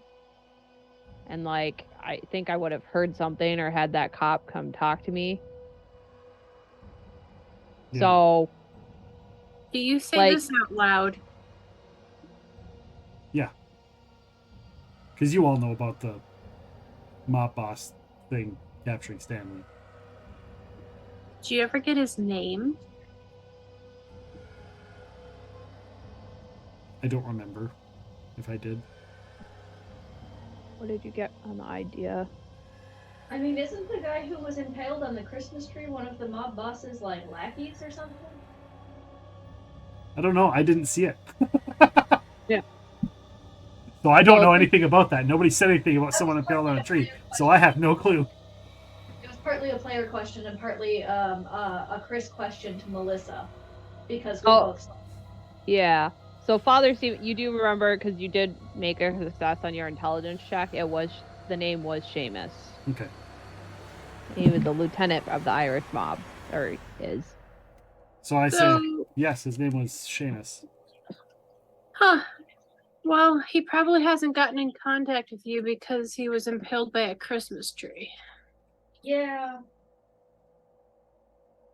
He's a bit dead.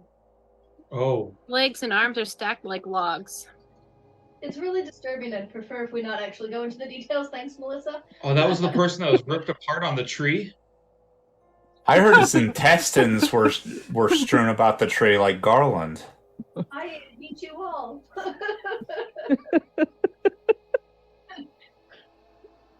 Says Chris with absolute sincerity. So does that mean Stanley's off the hook with the mob then? Maybe.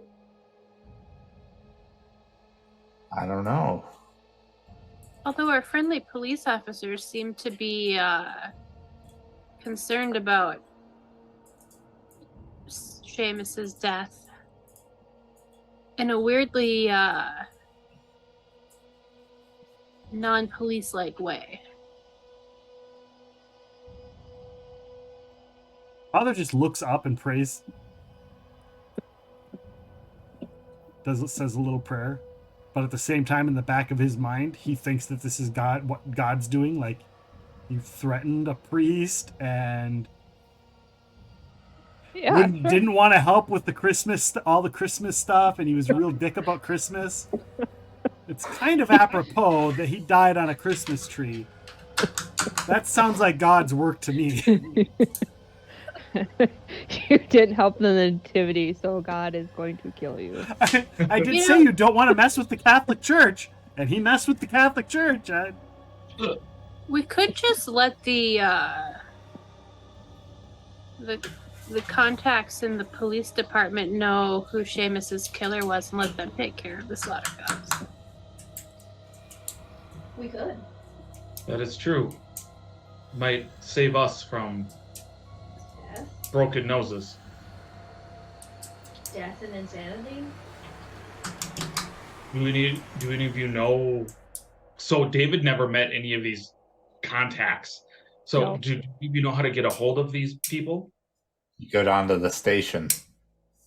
Yeah, he's one of the ones who stopped us last night when we were Yeah, I actually know which police officer it was because he's been in church a couple times. going by Paul Rogers' place. You could just call and see if he's on duty. Oh. An anonymous tip? Don't you think information like that should be given more in private? Who knows how he wants to deal with the issue? Yep. I will put the caveat there that I mean that's definitely an option and you could do that, but there's no like direct evidence. It's the 20s. They don't need evidence.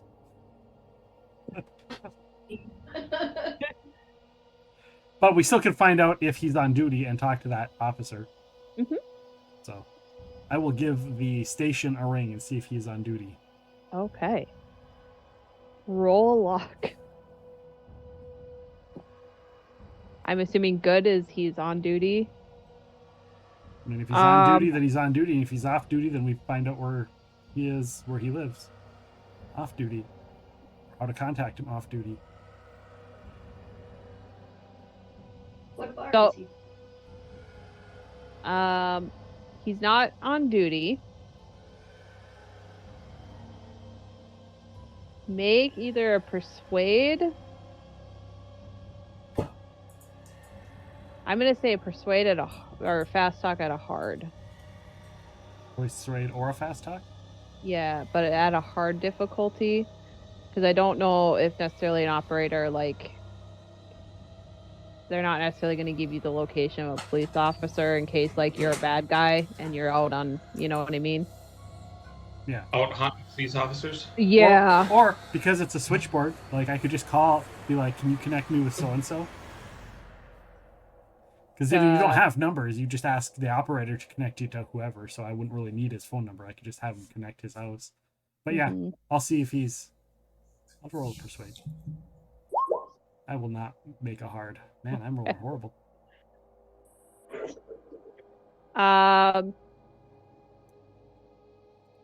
Okay. So you try to persuade them to like say, hey, do you know I need to really get in contact with him? Do you know what bars he hangs out at or what his address is? And the person at the front desk is like, I'm sorry, that's personal information. You can try again tomorrow. Okay. And you can, I will say, you or somebody else rolls a luck check, try to do the switchboard to see if he's home. Because it is late at night, and I will say, There's a chance. yeah, so I would say roll luck twice. Okay. Make the better, because there's probably a better chance that he's at home. Hard success. Okay, so you are Passion, who is direct line. And he gets a phone call, and he actually does answer because he is a police officer, and so they're used to getting calls when they have to come into work. And I mean, he's a double agent too. So he answered, obviously very tired. He's like, "Hello."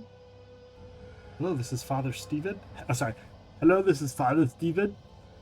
Oh shit.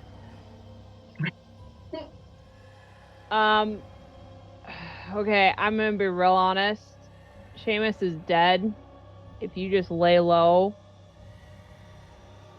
We're pretty sure the people you sent us to look at did it, and we know where they're at. Or at least we think we know where they're at. I don't know if his higher ups are gonna come after you and ask questions, but I wanted to keep you in the loop. Since you did kind of look out for us the other day. And I appreciate it, so I'm looking out for you.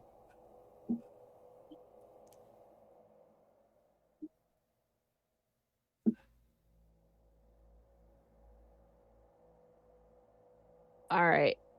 I want to go back to bed. So how about this? Meet me at Joe's coffee shop in the morning with your group, and we'll talk about what you think you found and go from there. I'll hold on a second. Do we have till the morning, or is this urgent, guys? I'll say to you all. I feel like we have until the morning. This isn't a new problem. It's not like it popped up overnight. Okay. Then I'll go back and forth.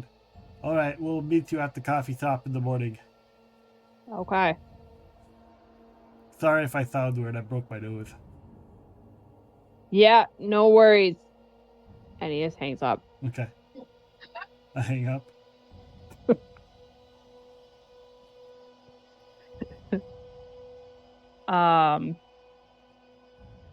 So I'm assuming the rest of you rest. Yeah. Was Yeah. Father Stephen the only one that took damage? Yes. Yep. So let's see.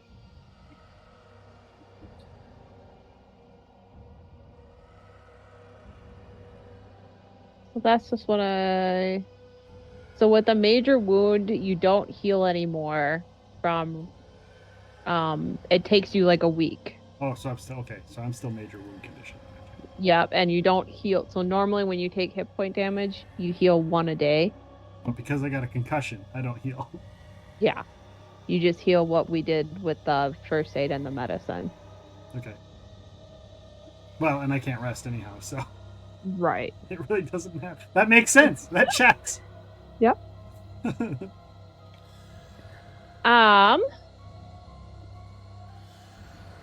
So yeah, unless there's anything else, morning comes. I'll spend the night writing a letter to my grandmother in Italy. Okay. 'Cause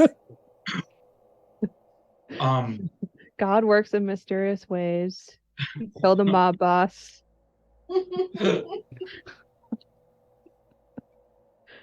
Yeah, just rest and go in the morning. Okay. Yep. So you guys get to the coffee shop. Raymond's brother is there. I don't actually know the guy's name, but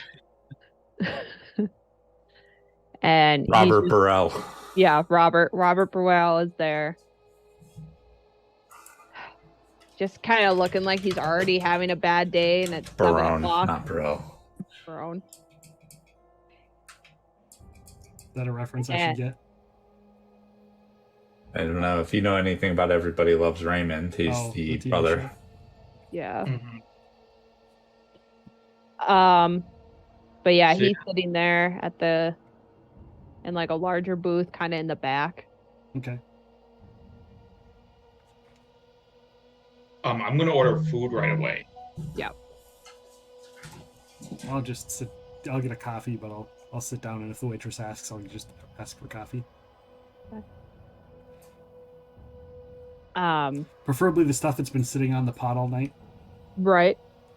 You know, the extra strong. Extra strong. Yeah. Yep. Yeah, you guys kind of sit there in silence for a little bit, like as you get your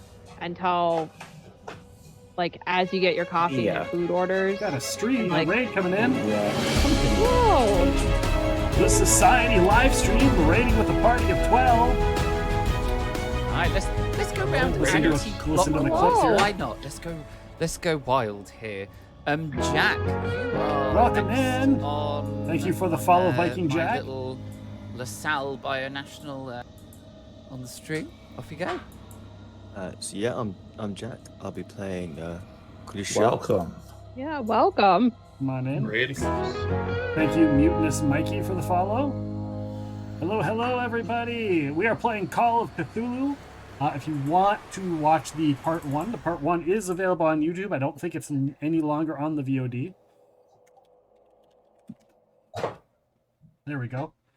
You can see me down here. It says Father Steven. I'm the host of Epic Realms, and we do Call of Cthulhu whenever our schedule permits. Every Wednesday is role-playing day.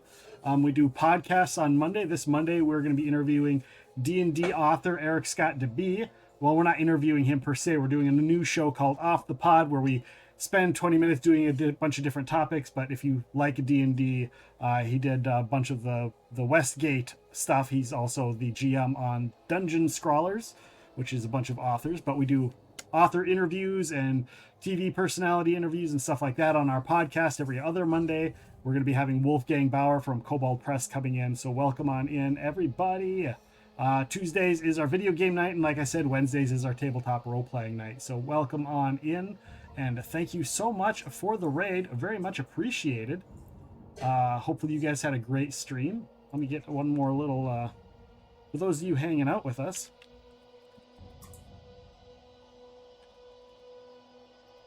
Boom. You guys can go and follow the Society live stream. Right there on that link, you can click the little heart. Let me do it myself just to do it as well. Boom, look at that. Followed back. Thank you so much again for the raid. We will continue with our game and what we were doing. Rachel, if you guys want to take it back over, I will chat in the chat box. Okay. So yeah, the police officer, he waits for, before really making much small talk other than like, oh, it sure is cold outside.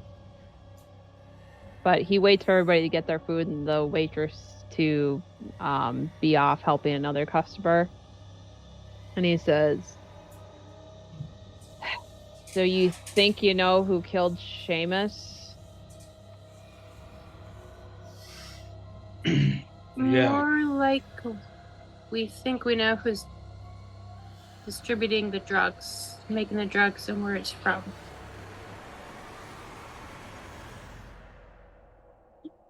Well, they're calling Seamus's death a suicide because people don't fly. Unless they're on magic drugs, apparently. Yeah. I guess. Look, I'm gonna be honest. I'm somewhat involved. I'm not super involved. If you tell me what you know, like the stuff that Seamus was going after, we already tried our route with the police force, and it's not technically illegal. So there's not anything. I already tried that route with my boss, and it didn't work. You mean the drugs aren't illegal? No. Okay. I mean, Because it's not a known drug. yeah. Oh. That's how they get on the market. There's no legislation. Well, the question is do any of your compatriots want to stop that flow still? If so, it's at the slaughterhouse, is where it's being manufactured. And we think that there's part of some sort of cult of people, Fanatics. of some weird ancient religion. Did you remember what Oaks looked like? See the guy that got ripped apart? He's the guy. No, he's the guy in the warehouse that got beaten up. That Father Stephen and Stanley would have seen. Let me show. Oh. Oaks, yep. Yeah. He got his face rearranged because he went to my other boss's, Seamus, spouting some crazy nonsense about a dead guy eating his partner. Yeah. Yeah. So That's why, because they were insane. They were on these drugs and they were seeing things. well, he didn't take any of the drugs. Oh. This was like something separate. What I'm saying is if I go in and I tell them some crazy thing, they're not going to believe me. Well, I mean, if you tell them that it's some crazy, that they're the crazy ones, not that you're crazy. But That shit doesn't work like that. telling them that there's crazy people out there, they don't believe in crazy people. I don't know if I believe you about the fucking crazy people. Like, you all could be crazy. I pull out the journal. Here's his journal. I certainly didn't draw this or write this. And I'll just flip through it real quick so you can see the drawings and shit. This is not a sane person's journal. We got it from his apartment.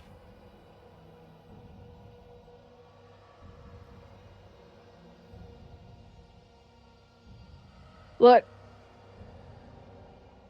here's what I'll do for you. If you guys are really interested about the slaughterhouse, I'll go with you to check it out and like try to look official, right? Yeah. But if something goes good, then you get the credit, and if something goes get bad, you can pretend like nothing happened. sure. But like, yeah, I'll go with, if you guys want to check out the slaughterhouse, I'll go with you. But again, for now we keep this shit on the down low. Like I don't get paid enough from either side. When are you free?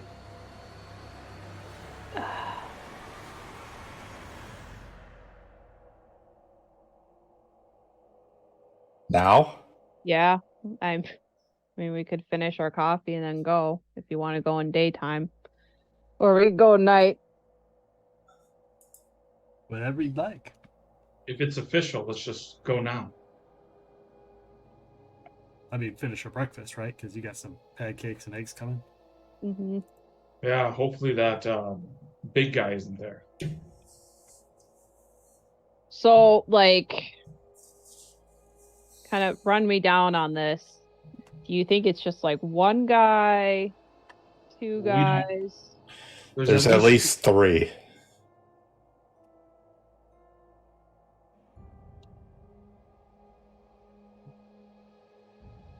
If that Wait. big guy's there. Yeah. There's the big guy. There's the dealer that we found. And then there's the guy who's making it. So at least 3. After the run-in with Father Stephen, they might have hired on another muscle or 2.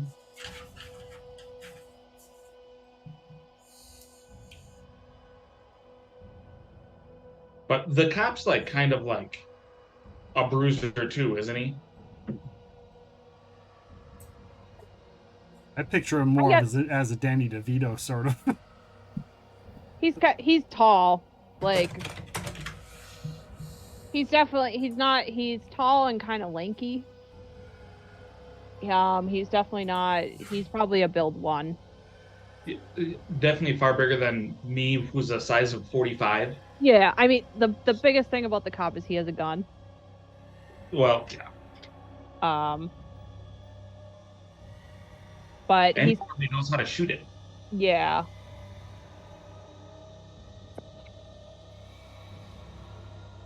If they are dealers, like you said, might turn into a fight real quickly unless we're being sneaky. Well, I think we sneak where we can, and if it fails us, then we deal with it that way. It's not the first time we've been in a scrape or 2. Okay. Well, yeah, we can go check it out now, and then almost feeling like we might want to come back at night or just go at night.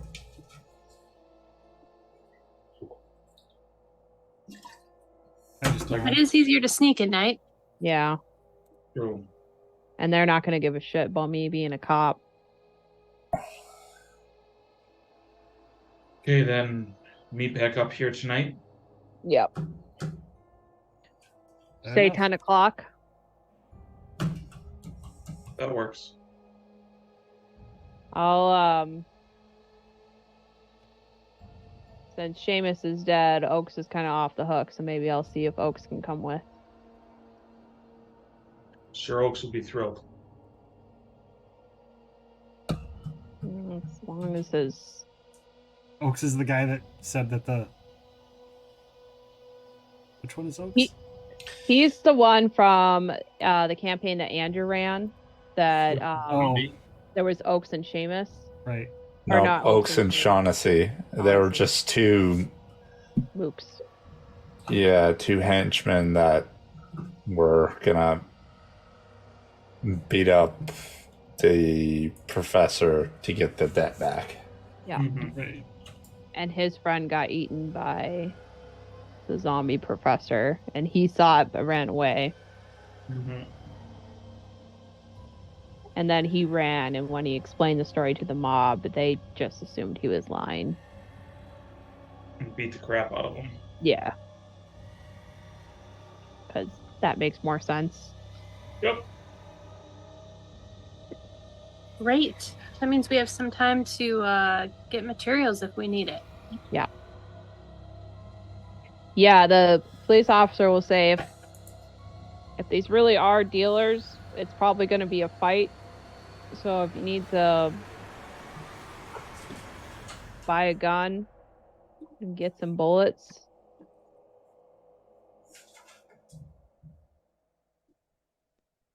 It's not really my thing. well, each their own.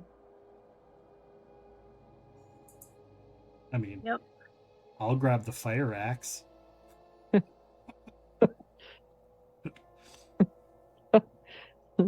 The priest with the axe asked me a question. That's right. I And the haven't So- used bolt my cutters. favorite I'll weapon grab in the a bolt while. cutters as Yeah. well. Yeah. Just in case. Just grab all our gear. The cop, I'm assuming you guys give him the address. The cop will say that he will meet you kind of down the road. He's heard Josh's car, and so he suggests that like we meet there and then go approach the slaughterhouse on foot and not alert them, Yeah. and then Yeah. check it out.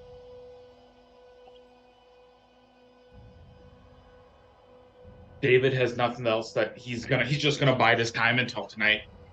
Stanley doesn't have anything he is gonna get. Yeah, if anybody wants to spend money on,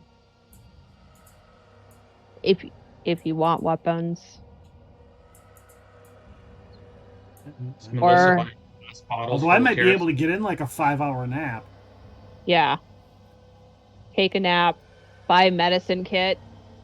Yeah, I was thinking a medicine kit would be. Yeah, Oh yeah, how much are those? let me look.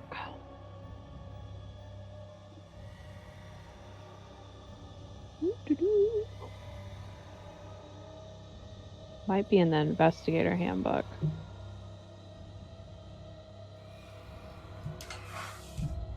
Medicine skill. Maybe I'll look up first aid kit. Uh,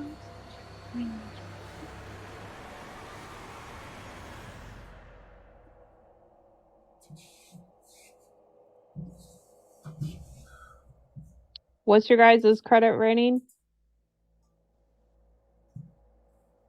Mine's a 35. Spending level. Or yeah, what's your spending level? $10. $10. Also $10. Oh, medical case. Okay, so a complete first aid kit is $60. A medical case is 100. Whoa. Oof. We just need Yeah. we just need to borrow some from our author friend, or sell David's car, or Josh's car. I mean, I have $431. I just apparently can't spend more than 10 of it at a time. No. The 10 is like so You like don't your have, eggs. you don't have to keep track if it's under 10. Yeah. Oh, I see. So like your breakfast, that's why I didn't say pay this much money because I'm assuming it's going to be under $10. We're not going to worry about it. And then Yeah. any more than 90 that, only. you deduct from your cash. Yep. I see. So if we were to get a first aid kit, you would have to deduct it. Yep. You would deduct $60, and then a medical case is 100. I mean, I would be willing to pitch in a large portion of funding for a medical case because I don't have medicine, but I also don't want to die. So Yeah, I'd be willing to pitch in. Like, if you wanted to cover half, I'd cover the other half for a medical case, provided that we don't need both. You know. Yeah, I'm just gonna say as the keeper, like if you get the medical case, that's just a portable first aid kit. I nixed off my 50. Chat says we just need to steal from Dr. John Lucas since he's not there. I'm sure they won't mind. There is that option too. I have also nixed 50 off of my cash. Hey. Right. So we have a medical case. You have a medical case, Man, we didn't have our rich author friend with us. They just buy it for us. right? Money. What's that? Or will. Okay. So you guys rest, kind of prepare for the evening, and then you gather and drive Josh's clunky car towards the street where the slaughterhouse is.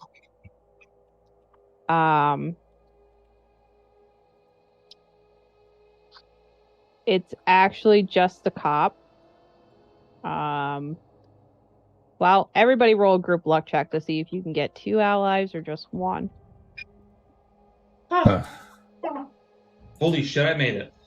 I made it. 3 hard successes in a row. Okay. I failed though. Oh my gosh. My mouse just stopped working. And Chris succeeded. So I'm the only one who failed. And we had 1 success and 3 hard successes. All right. So Oaks is there with them. There to try to redeem himself with the mob. And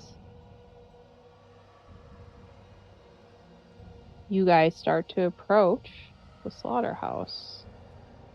Assuming stealthing. Yeah, everybody makes stealth checks. Oh my goodness. If I can find it. I'm just gonna mute one thing that keeps.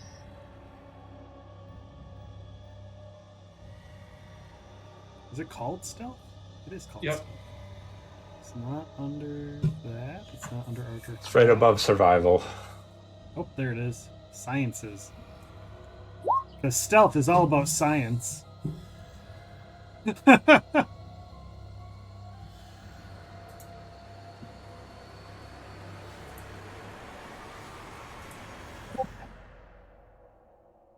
Sorry, I had a Discord channel just kept flaring up, and I didn't have it muted.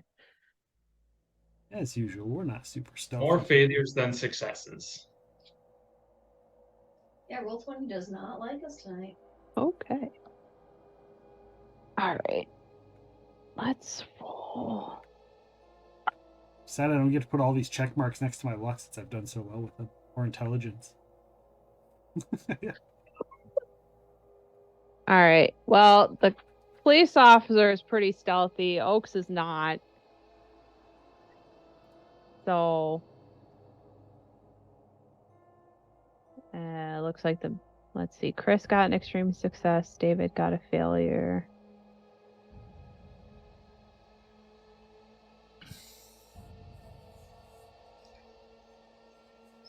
One failure, 2 success. So we have 3 overall successes and 4 failures between Oaks and the police officer. You're going through David's like, crap, I'm wearing the elephant shoes still. Yeah, you accidentally put mine back on. All right, I just need to roll. Andrew, roll me a D3.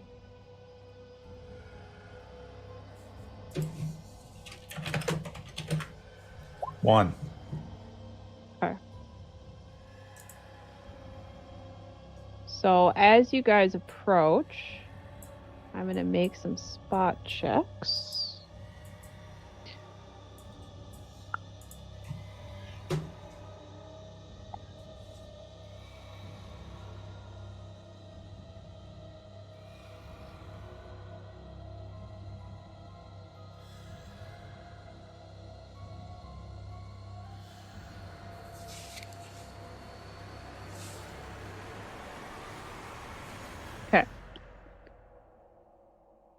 So,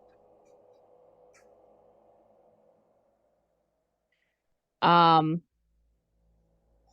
the meat processing plant is called Campbell's Meat Processing Plant. Just kind of see.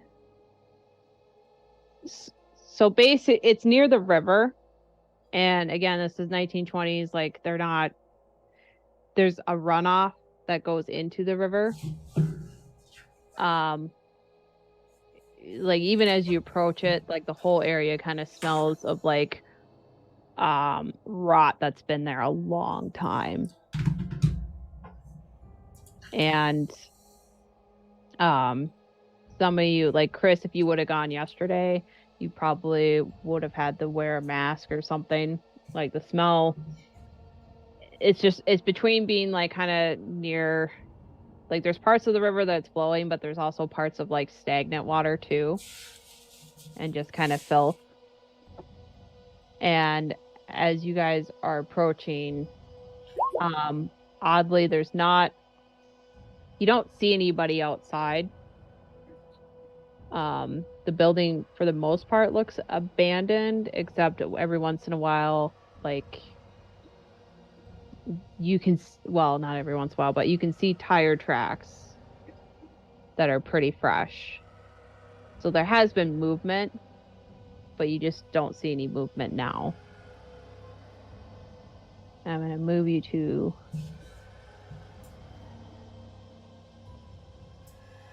where the map of the slaughterhouse is. So you have the option, like you can go, this is the front door over here.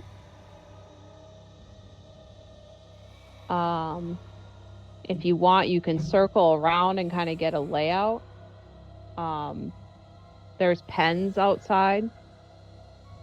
So you could try to sneak in through one of the loading ramps.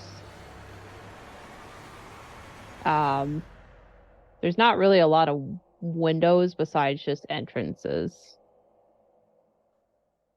And you kind of have to be careful too, because if you get closer to the pen, like they didn't clean up the area really well. So there's still like bones and hooves and like old rotting animal carcasses, like just buried in the ground.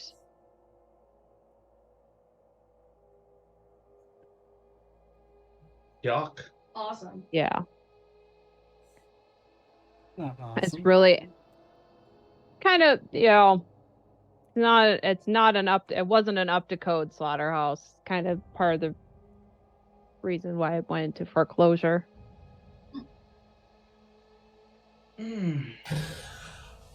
Let's get on with this. I don't really like this place. Yeah. Yeah. Do we just do the front door? Yeah.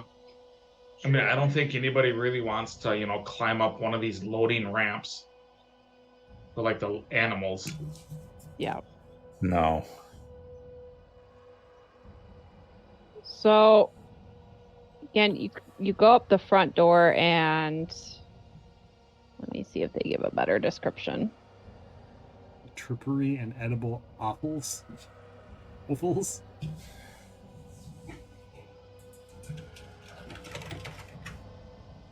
Tasty, tasty.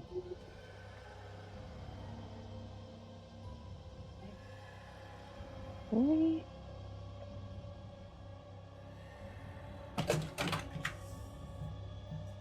Come on. Oh, And let's that's be why. honest, which one is the actual front door? Those double doors. Yeah. I'm assuming because like the cabinets and the records office is there. Yeah, but it's like the main slaughter area is like right there. Yeah. It's like you open the It's door, you got- can see it from the front office. Yep. So you guys sneak in and it's eerily quiet, and even as like the smell of like death and decay just even it gets worse when you get into the slaughterhouse.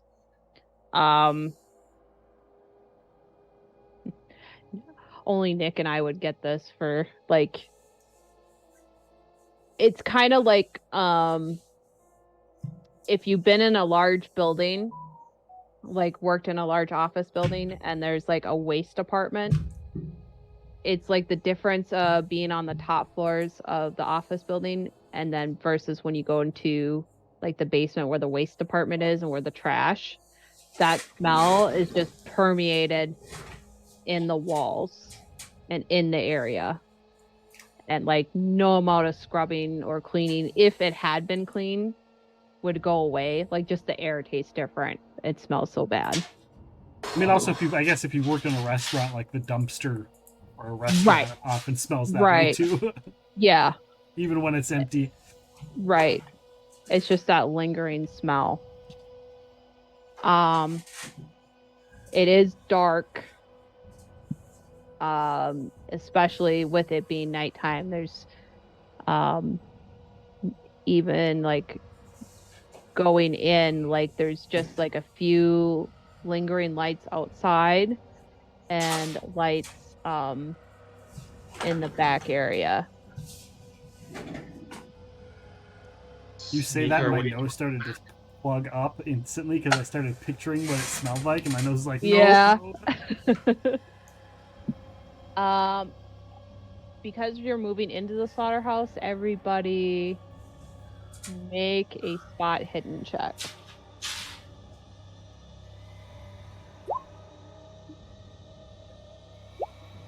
Ooh, hard success. Okay. You appear to be the only one so far. Yep, nope, you're the only one. So close. David's the only one with a hard success. With any success.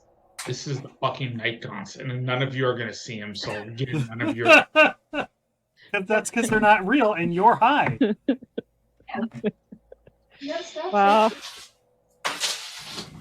so as the rest of you are coming in to the slaughterhouse and you're being slow and you're sneaking in there, Matt kind of called it. All of you are focused on like the lower area. You don't look up above. As David, instantly your first thought is, I'm going to look in the darkest spaces because in the darkness, that's where the monsters are. And you glance up and you don't really see shapes, but you kind of see shapes. you see shadows moving against shadows and like jumping from rafter to rafter. And that same kind of eerie feeling of something looking through you kind of it hits you. And you know that something's watching you. Awesome. Fun. What you do with that information?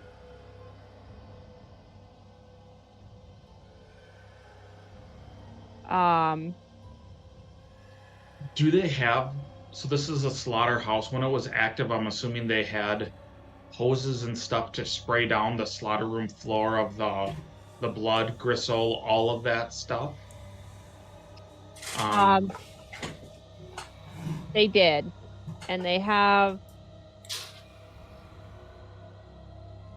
let me just kind of look.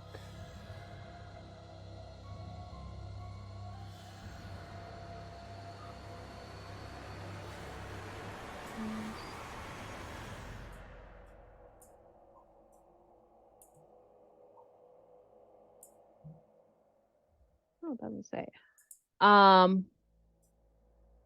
Yeah, I would say that it would be in this main slaughter area. Okay. Right there. Currently they're disconnected. Like the hose isn't connected to the faucet type deal? Yeah, yep. Because it's not currently being used. Yep, but that's running water. Yep. I know where that I'm going. Yep. Let's see. So, Did David, the police you're going officers over. make their spot hidden check? They did not. Okay. We all failed. Yeah. The police officers, they kind of are, the Oaks and Shaughnessy kind of dart over to the records office to kind of get some cover right here. Or that's the direction that they're going. The rest of you, are you following David? Or are you following them to kind of get some cover? Or are you just kind of exploring the area more? Is there stuff in this area? Like, is there an actual desk at the dispatch? Or is it dispatch as in, like, that's where they kill the animals? That's where they kill the animals. So, like, over here, there's chains and there's hooks. Kind of like swaying in the wind. Okay. I think I would want to check the records office to see if there was any paperwork or material that would incriminate these people. Stanley's going to take a look at inspection. He's going to inspect inspection. And where was the hose again? That David was over going in to? this area. Or in that area? Okay. Yep. And this line is like an overhead railing, so there's like a second floor.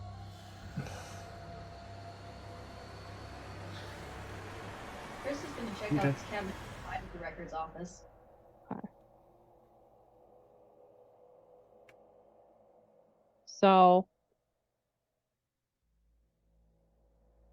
So Father Stephen, you're going with David over here? Yeah. Yeah, we don't want David going by himself in the place that creates the drugs. Okay. I mean, come on, you can't blame me. Yeah. Okay. Sorry, David. My addiction has been so beneficial. So Stanley, since you are by yourself, Mm-hmm. the two shadows that are up in the ceiling suddenly dart down at you. They saw you guys. Maybe you'll luck out of getting the whiff of both of their attacks and you won't even know anything's happened. Like when we were running.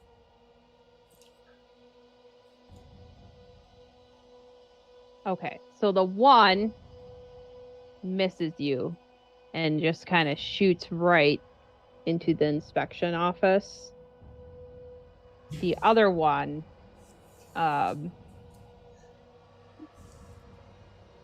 hits you. And you did not make the spot, so you didn't see them, so you can't fight back. I will let you make a dodge roll, though.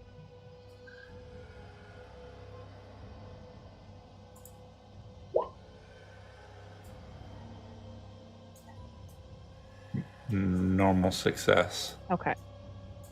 And they got a normal success, too. So you are able to dodge as you see like this black shadowy creature with a long tail whip underneath your shoulders and then back up into the ceiling. And from there, I think we're just going to start into a niche because I did spot you guys coming and take positions. Let's see.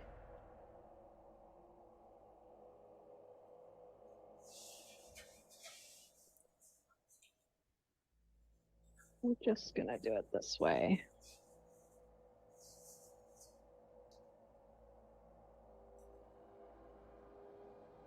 So I think David has the highest initiative or highest dex. 80. You have 80. Mm-hmm. Stanley, what's your niche? 65. Father Stephen, yours is a 55. Correct. Melissa, what's yours? 50. And Chris?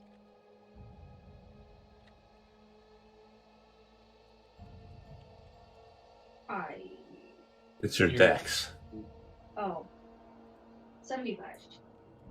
Okay. Looking for it and lost it, and then lost the thought entirely. Willis is a 70. It is not time. You distract me. Go away. Go get off the Oh my goodness. off my desk. Out. Out. Out. Out. Out.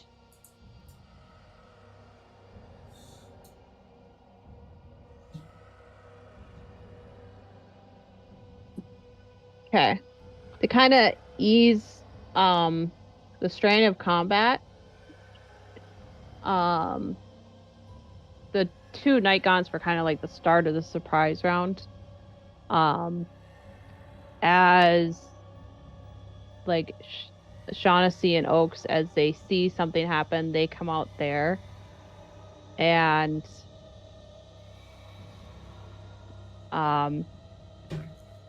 from the records office, hiding in the corner, was a group of basically a group of addicts that were hiding out waiting. And they're going after Shaughnessy, or not Shaughnessy, Oaks and the police officer. And they're going to try to gang up on them. And they're able to do that, luckily, before Melissa gets into the office. So I'm guessing we just start hearing gunshots. Yeah. Gunshots and see Yeah. flashing. Yeah. From below, coming out of the small stock area, is Willis. And with him is Paul Rogers, although Paul is hiding behind here with a gun. But Willis, it looks like he's coming out for a direct fight. And then behind Willis is another man that you don't really recognize, but who looks crazed. And it has a gun. And he shouts, they're trying to stop us. Let's get them. You know. Sorry, it's the end of the game, and I'm like, I didn't really think of that part. He's like, get them, boys. But David actually goes first out of everybody in this grouping. Jig is up, no more sleeping or sneaking. I Nope. run and I attach the hose to the water faucet. Okay. And I'm assuming I probably can't turn it on this turn. Not this turn, but Father Stephen is next to you. Okay. So if he wants to do that on his turn. Willis is next. He is going to run up and try to engage Stanley. Just because Stanley's the biggest threat. Godzilla versus Kong. Stanley's gonna fight back. Okay. Which one's Willis? The big fat guy. The big dude Big that you fat already guy. beat the shit out Yeah. of? Nice thing, he has a serious wound already, doesn't he? Yeah, he does. Stanley gets a success. Okay. He also got a success, so you again are able to stop his attack. After Willis is Jacob. Jacob starts chanting. That's not good.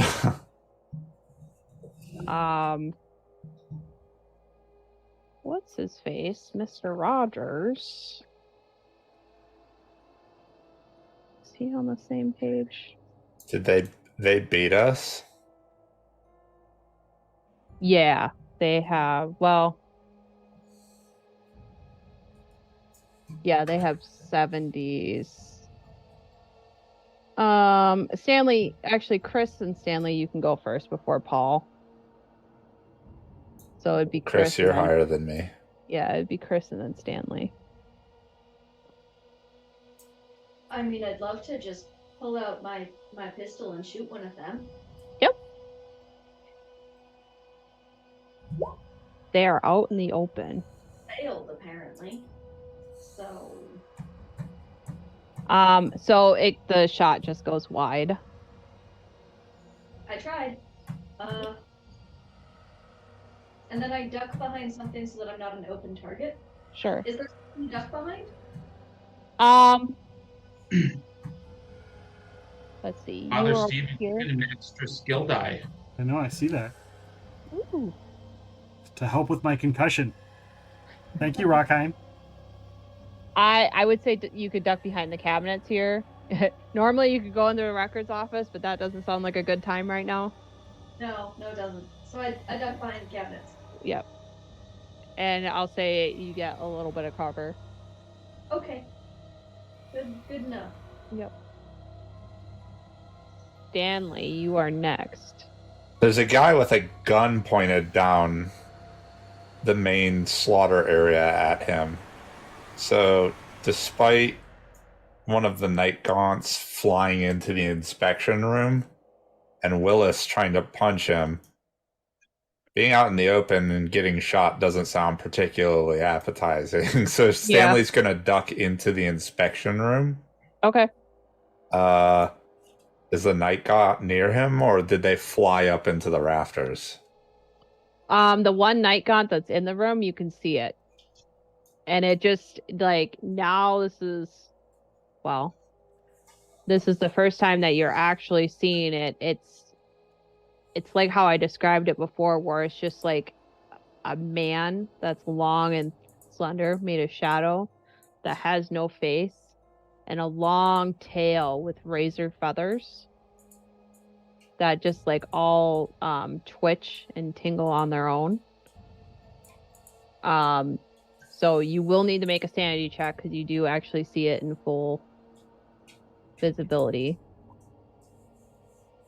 All right, that is a sanity loss.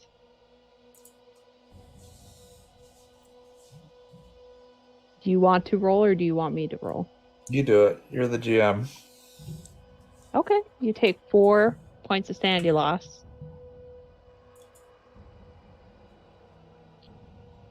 But it is there that you puts you can at a move up 40? to attack. Puts me... I was at 47, puts me at 43. Okay. I had you at a 44, so. Yeah, that number was not correct.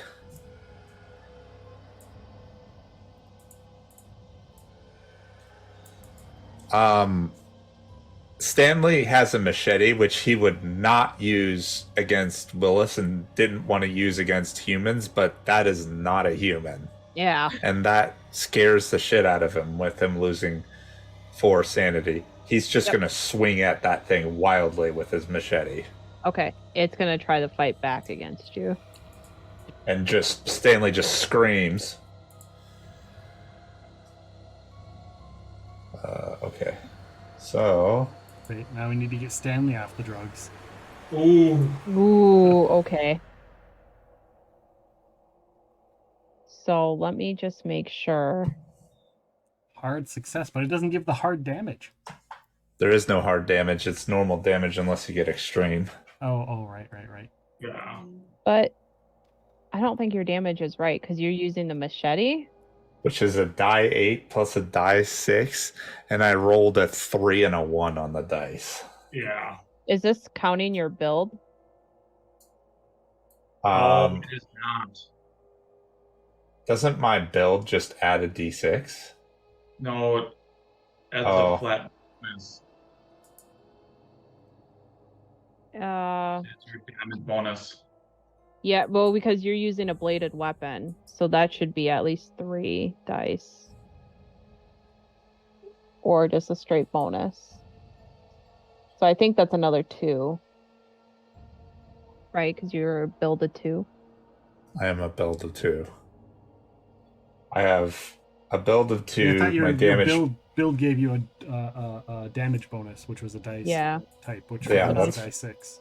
that is what I thought it was. Because mine's Yeah, a die that's what 4. I thought too. But because you're using a blade, so you have a die. It's a die 8 instead of a die 3.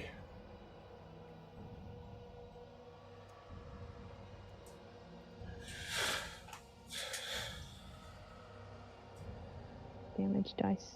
Die 3 plus a die 6. Okay, Girl so noticed we'll- the new live stream channel point redemption special event. I'm just going to add the +2 because I think your build should give you more with a bladed weapon.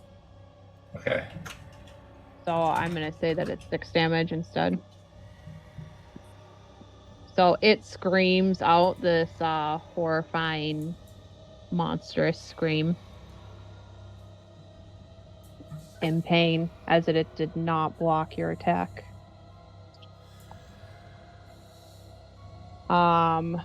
However, now it is Paul. So Stanley went in there. Paul sees David by the hose, and so he's going to take his shot at David. What?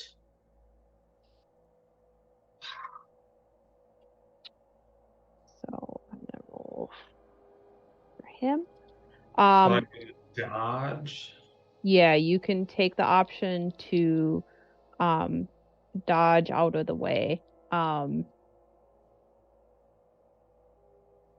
If Oh, you yeah. you can also take the option to try to dive for cover. If you do that, I don't think Like there's the- any cover where I am, Oh. though.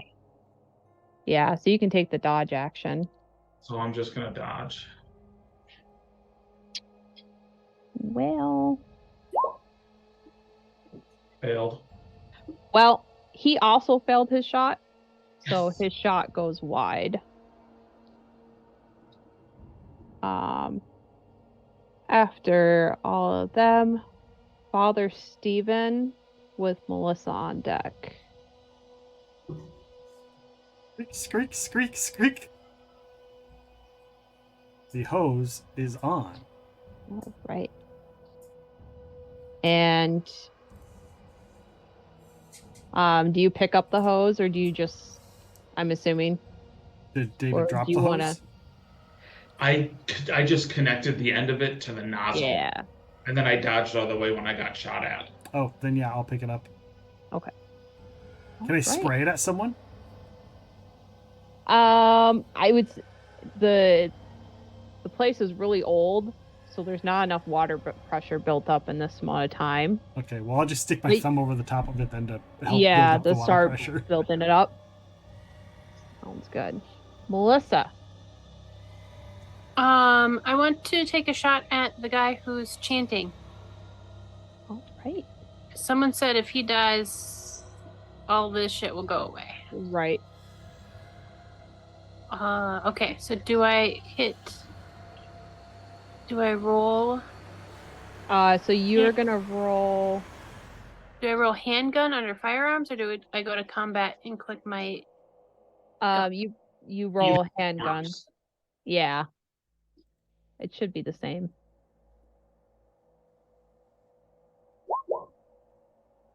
What? Can I spend a thing to? Yeah. Make it? Okay. Yep. And one to make it. He will. Oh. He does not make his dodge. Pew pew. Okay, so that was a luck. 48. Okay. So then I have to roll the other thing to get the damage, Yep. right? Yeah, I think. All right. Okay. I learned something. Yep. I should just roll that next time. So he takes 4 Damage. damage. Oof. His chanting is interrupted momentarily, and he yelps as you shoot him right in the shoulder. If I can hide a little bit somewhere, I will do that. So let's see. You were heading there. So I'm probably near the cabinets. Yeah. I would say you could hide in the cabinet, near the cabinets. The inspection office and the records office doesn't sound like a good time. Yeah. Yeah. I'll stay by Chris. Yeah. Sounds good. Top of the round. So it's actually David first. It is David first. Yeah, because David takes off his hat, pulls out his gun, and tries to shoot the dude that's chanting. Okay. Roll. He's gonna. Yes. Okay. So, again, kind of just panicking a little bit. Your shot just goes wide and flies up in the air and bounces off a few of the chains and the hooks. I will move like kind of over near where it says overhead rail. Okay. This way, try to keep things away from Father Stephen. Right. Since he has the real weapon, which is the water. Yep. Okay. So the Night Gaunts are gonna go next. Let's see who's. So the one's for sure gonna go after Stanley. Whoa. Can the rest of us see the Night Gaunts now that this shit's happening? Stanley's in the inspection room Okay. fighting that one. The other one is up in the rafters. Stanley is going to try to fight back against the Night Gaunt if that one's coming after him, but he's outnumbered. Willis is still in the hall. So Willis is not on him. No, because you moved into the inspection room. Willis will be on you. A success. So he failed his attack on you. So And I did 9 damage to him. Yeah. So describe your kill. Probably this thing lunges at Stanley kind of like a cat, and Stanley falls over like some of the shelves that are in this room, and there's a loud crash. But he has his machete up, and it just falls onto his machete as he shoves it over and rolls to his feet. It's just a mess in that room. Yeah. Well, And it's hard to tell if Stanley just got ripped apart or if he killed something. Yeah. kind of like a moment too, like after all that happens, you see like the inky black that was the creature start to dissipate and disappear and like get sucked out of the air.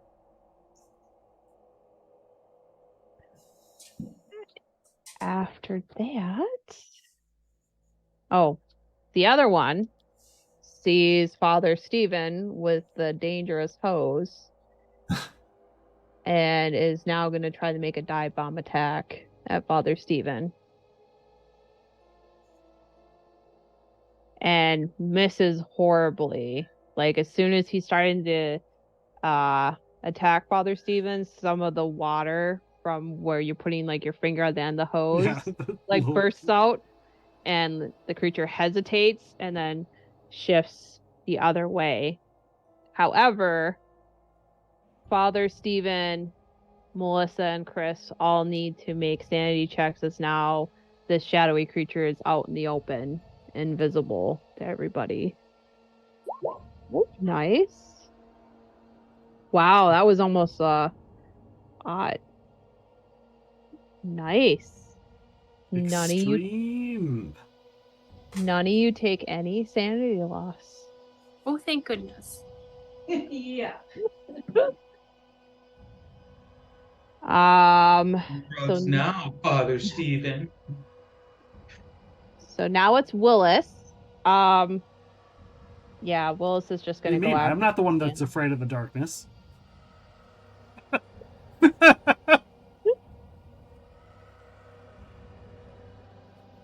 So Willis is gonna try to go after Stanley.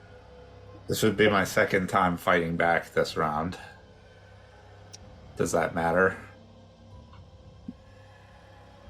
I don't think so. I think it only really matters if you're outnumbered. All right, Stanley is going to fight back. He's trying to. He takes the machete arm to kind of block, and will get in real close and try to uppercut Willis right in the chin. Okay. Make your roll. A crit. I was like, you needed to have a critical, because he had a hard success. 9 damage. Oh my god. Stanley just catches him right perfectly on the chin. Wow, this is going really well. Okay, describe your knockout. Just like I said, it hits him in the chin. His teeth crack together, and he falls back onto his back. Outside of the room. Yeah, outside of the room.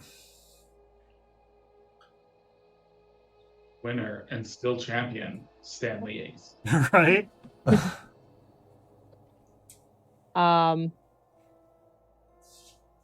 Jacob, now seeing his bodyguard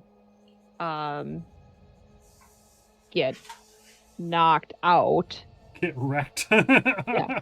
Wrecked. It starts to panic, and he's moving back towards these stairs as he finishes his chanting. And as he's finishing his chanting, you see in this area where it says skins, you see like, well, you don't see it first. Most of you hear it because you can't see in this area, but there's like a rumbling and a grinding and a howling as something large is now pulling itself out from the ground. And not going to get to you guys quite yet, but you see kind of over the edge here, and it actually there's Paul right here who's hiding, who is thinking this was a good spot. He actually turns around and cusses, and he's getting ready to run. Like, this thing is taking higher priority over you guys right now for him. But it is, let's see, Chris's turn with Stanley on deck. I want to try shooting the chanting guy, even if he's done casting. I still want to try and shoot him. Go ahead. Nope, super failed. Yeah, you're distracted by the rumbling and just like wondering what that is and wondering if there's more shadow creatures coming. And then you're also distracted by the fact that like you see a druggie get blasted and fall over dead out here. Yeah.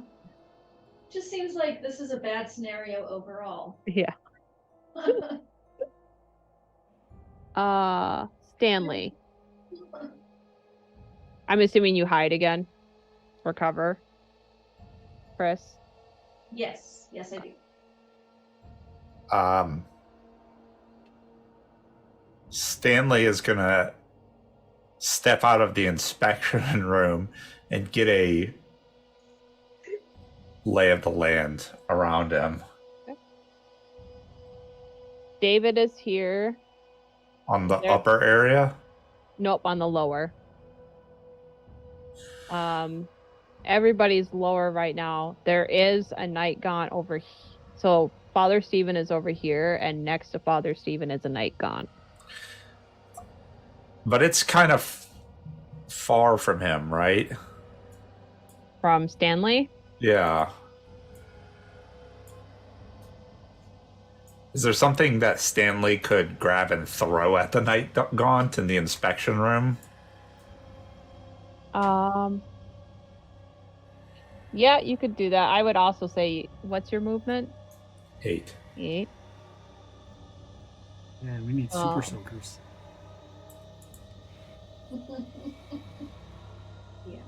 Yeah, I mean, you could always throw your machete. But that's It's like his dangerous. lifeline. Yeah. If there's nothing else to throw, he will throw his machete. But if there's like a small cabinet, a chair, I don't know what these things on the side are. Desk lamp. Yeah. A desk lamp, yeah. I would say there's a chair you could throw. So Stanley will just reach in, grab the chair, and just overhead chuck it at the night gaunt. I'm gonna, because it's a chair, I'm gonna say make a strength. This would be a throw, right? Yeah. I mean, there's also a unconscious body you could. That guy's going to be way too heavy for me to throw that far. Yeah. Nope. Aw. So close. You don't want to spend 16 luck? No. So you're able to throw it. It lands over here. A little bit short. He throws it, and I imagine it crashes loudly and probably breaks. And then Stanley holds his hand and his machete up above his head, looking at the night gaunt. Is like, ah! Like he's trying to scare a bear away. Ah! Love it. Let's see, 65, and then okay. Paul Rogers also goes. He runs to what's his move? Also an 8. He runs to here. So he's out in the open, kind of in front of Jacob. But he runs to there, and then he will just try to take a pot shot.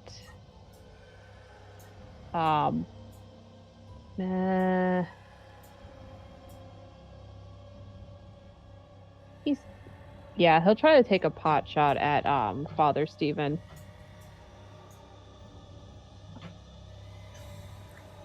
Like with a gun? Yeah, so you can dodge. But he misses. It doesn't even. Okay. He rolled really bad. But they just can't hit you. Because I'm holding the water. Yeah. Gonna say, Holy Lord is protecting him. Right? Father Stephen with Melissa on deck. Father Stephen will quick do the sign of the cross with his offhand and say, and ask the Lord to bless this water, and then he will spray the night gaunt with it. Okay. Make Because it's holy water, make it holy water. Right. Even though it's holy water without the, the silver shavings, or dust, and the incense, and I forget what else goes into the rites to make holy water. I will say, do you have a firearm skill? Otherwise, actually, just make a fighting. But I'll give you a bonus die because you don't have to really be accurate. Fighting or brawl?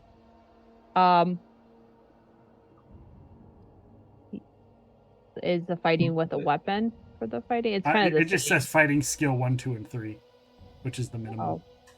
Your brawl. It'd be your brawl. Okay. I just wasn't sure. And yeah. And I'm gonna make a dodge. Whoa. Oof. You get to roll it twice, right? Yes. Oh. Because that 99 would have been a critical failure, wouldn't yeah.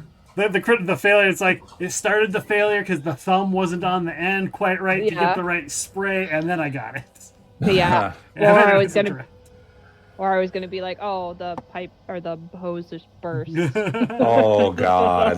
Thank goodness Ryvan wasn't in here today. I'd be doling out bad luck to everybody.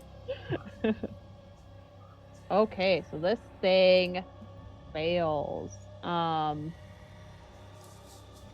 just gonna call it 1d6 because it doesn't say it in here. So roll 1d6 damage. Since it's an extreme success, would it do 2d6? Oh yeah, it is. Yeah, No, it failed. It's just 2 max. No, it'd be That's max. it. It's max damage. It'd be 6 damage. Yeah, so it'd be 6 damage. Oh, he screams. It's almost a major wound for him.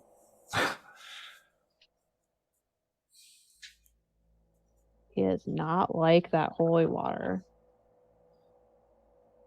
All right, Melissa.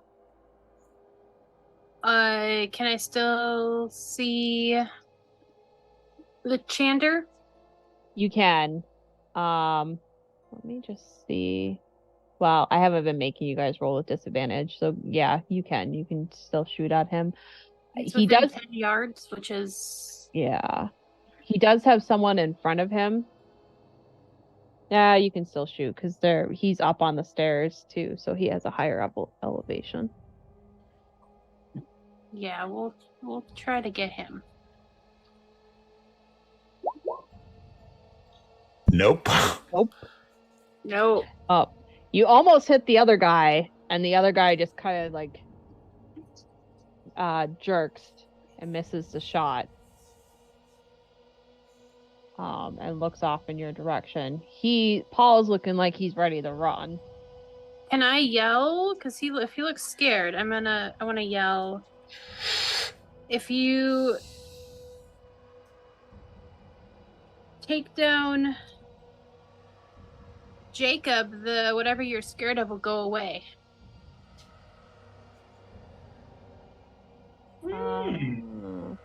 Make either a persuade or fast talk.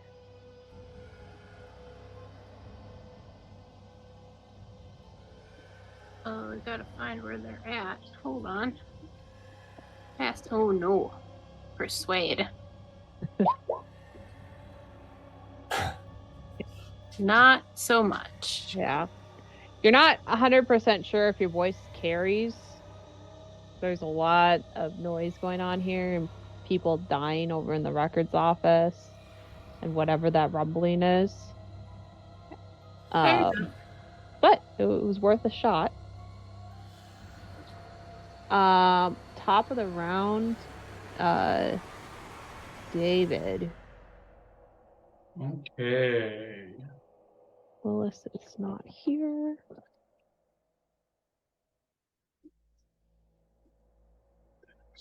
Okay. My dex. And you said he's like right over here? So Paul is Paul is right here. Jacob is up on the stairs. Okay. And I have a move of 9, so I can kind of move like basically 2, kind of like to here.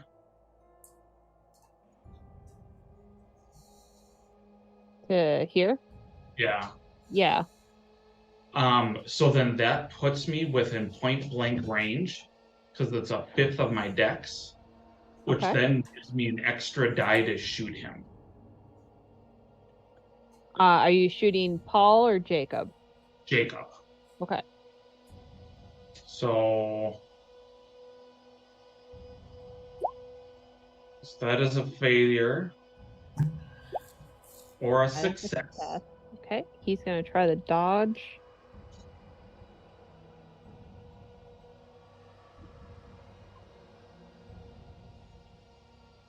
What is his dodge? Oh, he does not. I don't think any of them have rolled a successful roll yet. No, So 5 damage. he failed. Oh, he's in pain. He cusses you out, and he yells at Paul to do something. That's all I got. Okay. Their turns. Ralph, Jacob, and so the Night Gaunt's gonna go first. You have water. But I'm pointing at him. Yeah. What's his move? Not super great. He's gonna go after Stanley because that will put him where he could fly up.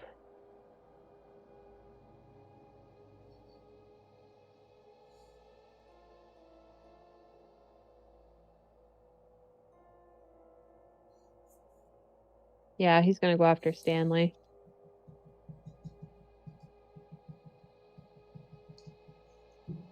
Do you want to fight back, Stanley, or do you want to dodge? Stanley will fight back.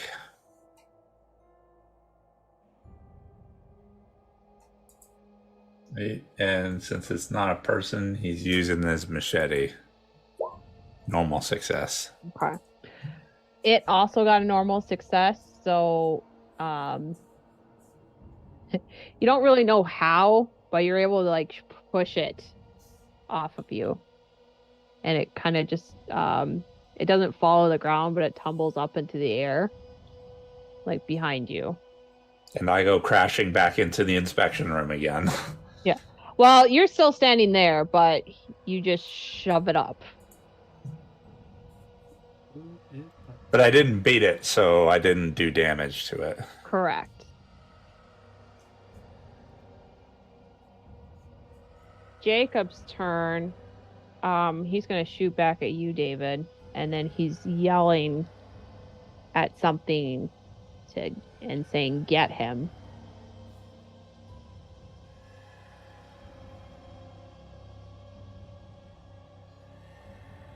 Do you dodge? Yeah. Hard success. That's good, because he also got a hard success. You cancel out his shot. Good. Don't want to get shot. So he should have hit you, but you dodged out at the right time to avoid it. However, also on his turn, you see the rumbling and you see the source of it.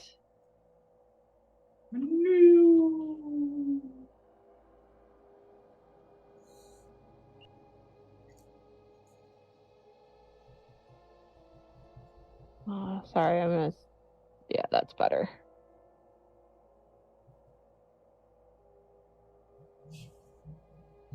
So what you see is this inky black living substance that's wrapped around all these skeletons and hooves and skulls and bones of the slaughtered animals that are here to create a rolling living mass of bone and inky black. It's hard to define it as like a single monster. It seems to be like 1,000 skulls animated by this blackness. Assuming that's a sanity check for all of us. Yeah. Well, yeah, I think let's see. You guys would see it. Oh, or if it's right here, it might just be me. Well, it comes out to here because it was rolling Oh. out to here and then it moves out into here. Awesome.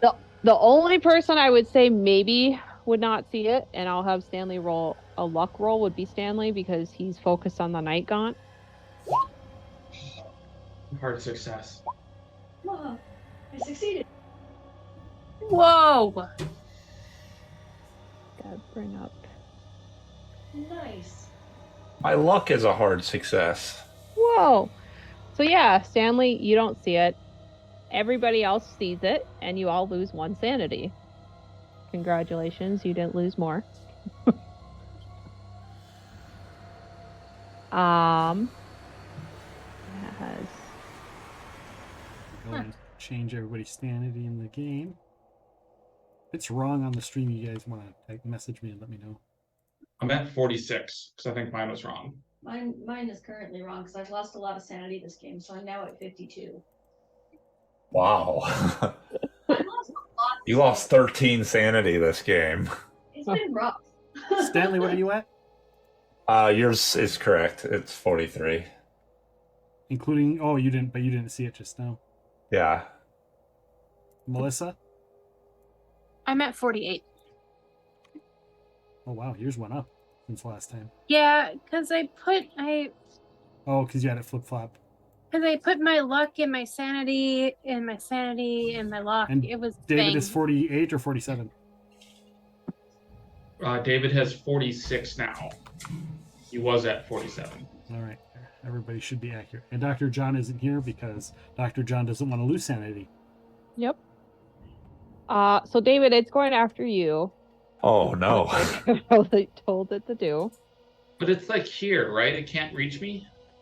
Well, that's nice. Yeah. The skin room. It has tentacles Oh. with the thing. It's made of magic and darkness and... That's why I was hoping to still be far enough away. It throws its bones at you. Yeah, it's more like this. It says ropey tentacles kicking with hooves. Actually, technically, oh god, that's why. Oh, we're just gonna do 1 attack. I'll say that you're far enough away that its other attacks don't get you.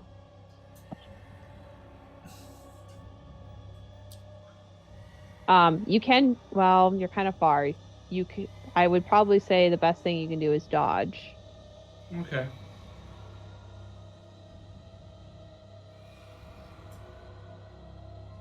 Got a success. Okay. And its attack on you was also just a normal success, so you are able to dodge out of the way. You kind of just dodge, like, kind of taking just like a 5-foot step as this hoof connected to a long tendril just tries to go out and like punch you in the face. Okay. But that is it on its turn. Jacob already went. It is Chris and Stanley.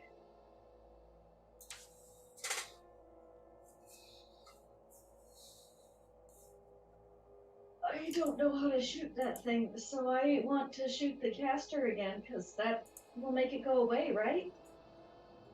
Except I feel like I need to do better. You could take a round to aim, and that would give you a bonus I believe. Yeah. I will do that. I will take a round to aim because I'm having bad luck with this gun, and I would very much like that monster to not exist. So Sounds good. that means I forego my cover. That means I forego my cover, but I don't really want to. Yeah, I mean, yeah, you could still be, you'll have half cover still when you're aiming. Okay, good enough. Stanley. I'm not going near that thing. Uh, The night gone is still over in here too. but he's flying, right? Yeah, he's still within your range. He's just not. It's like if he's a 5-foot square above your head.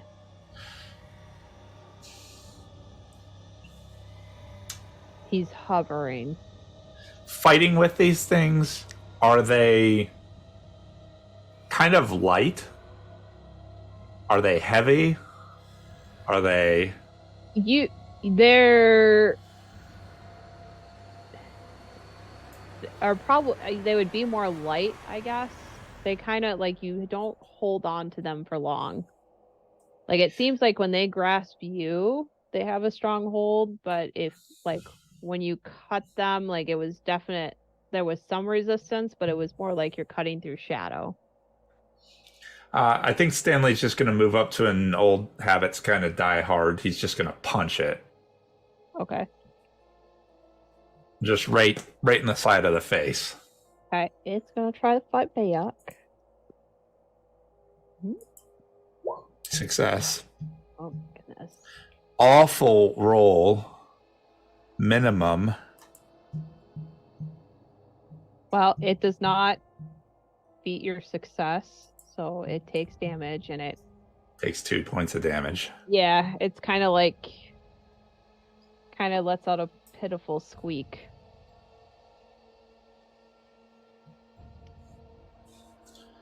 Oh.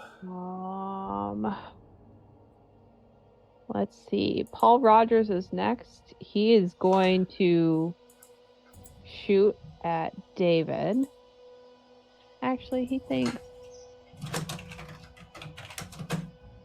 no, he sees this monster, and this is the first time he sees it.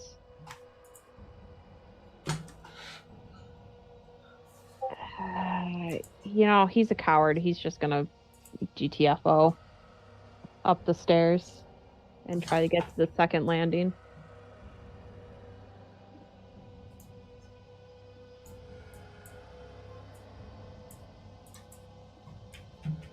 Whoa. I'll just move him there. Father Stephen Yes. and Melissa on deck. Can I spray the big monster with the hose? Yep. Go ahead and make a brawling. Actually, where is the dude that summoned it? Is he still? He's right here. Okay, so I can't reach him. And where's the monster again in comparison? Right here. Okay. So yeah, I'll spray the monster with the hose. Okay. And you said It's- brawling? Yeah, just to make sure you're aiming and able to get the water pressure to hit it. Yep. Success. So go ahead and roll 2d6 points of damage. 6. Okay. It shrieks in agonizing pain, but it is still up. I'll just keep it aimed at it Mhm. so it doesn't come towards me. Right. I'll also be enchanting the rites of exorcism while I do it. That makes sense. Okay. Melissa. I would move so I'm at least within like range of Jacob. I don't know if I have to move at all. Rank is 10. Let's see. Chris is kind of there. But yeah, it's 10 yards, Yeah. so 30 feet. So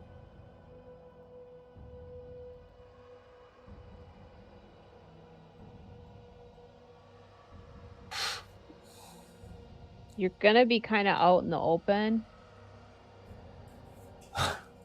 Yeah. Good.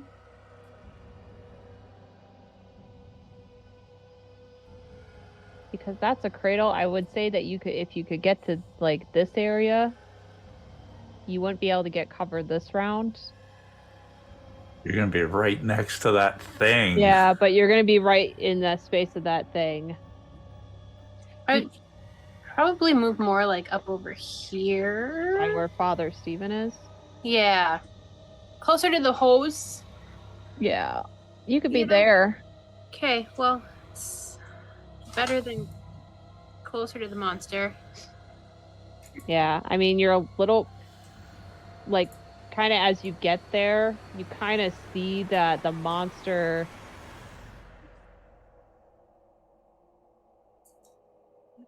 to put in perspective, it has a build of 3. And his size is pretty huge, so he's kind of like he's still kind of, this is half of him and half of him is, this is half of him is kind of in this other square too. Oh, good. It's great. Great. I'm gonna try to shoot Paul. Oh, shoot Paul right here. Not Paul, Jacob. Jacob. Okay. Yeah. Make your shot. Ooh. Ooh, damage. Unless he dodges. Yeah, let's see if he dodges. Oh, well, wait, what kind of success did you get? Normal. And he got a normal as well. He, sad. He does dodge out of the way. That's a dodge of 40 and I got a 25. So you get real close and you should have had him, but just at the last second, he kind of ducks down. Ooh. But you are closer. Top of the next round, David. So I'm within my close range, so I get the bonus dice. I'm going to subtract a bonus dice. I can shoot up to 3 times in a round, but I'm going to shoot 2. So rather than rolling twice and hoping that one hits, I'm going to roll twice and hope that both of them hit. Okay. And who are you shooting? J the J dude. J dude. Okay. So first shot is a failure. Second shot is a success with a normal.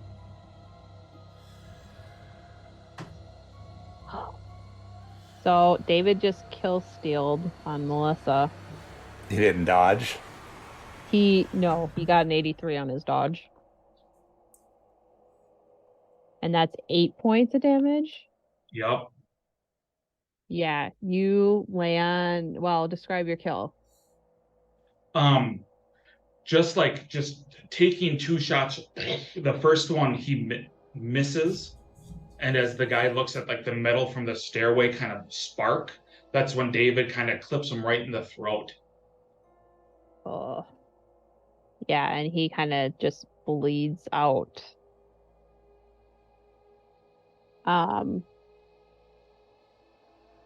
Upon Jacob's death, the night gaunt the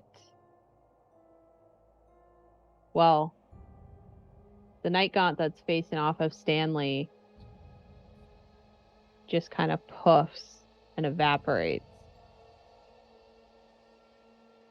This thing is still here. And on its turn, doesn't like the water. And it pulls out and it actually heads towards Jacob.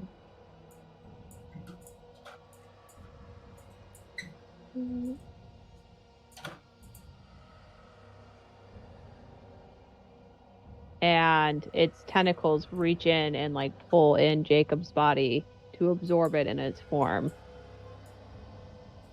As it does it though, David, roll a d4. Now it's MJ. It's no longer M. Now it's MJ. 4. Oh, did you spent your reroll? Yeah. Okay, you get 4 attacks against you. Oh. Oh. Well, actually, I'll do -1 because the 1 attack was to get Jacob. Okay. You get 3 attacks.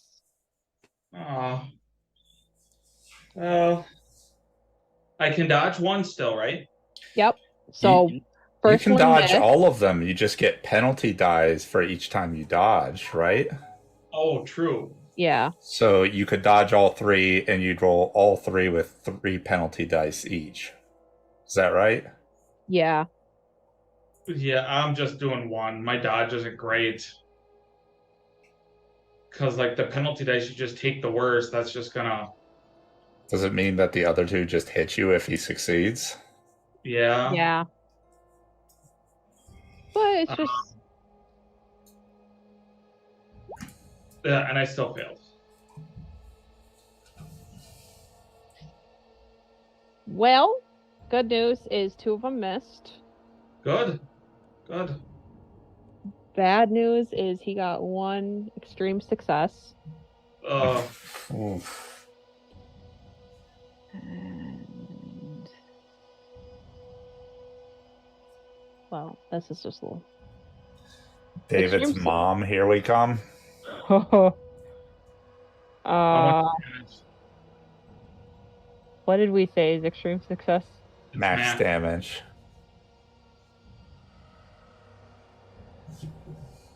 The damage is 1d6 plus 2d6. Oh. 18 damage. Yeah. Describe your kill.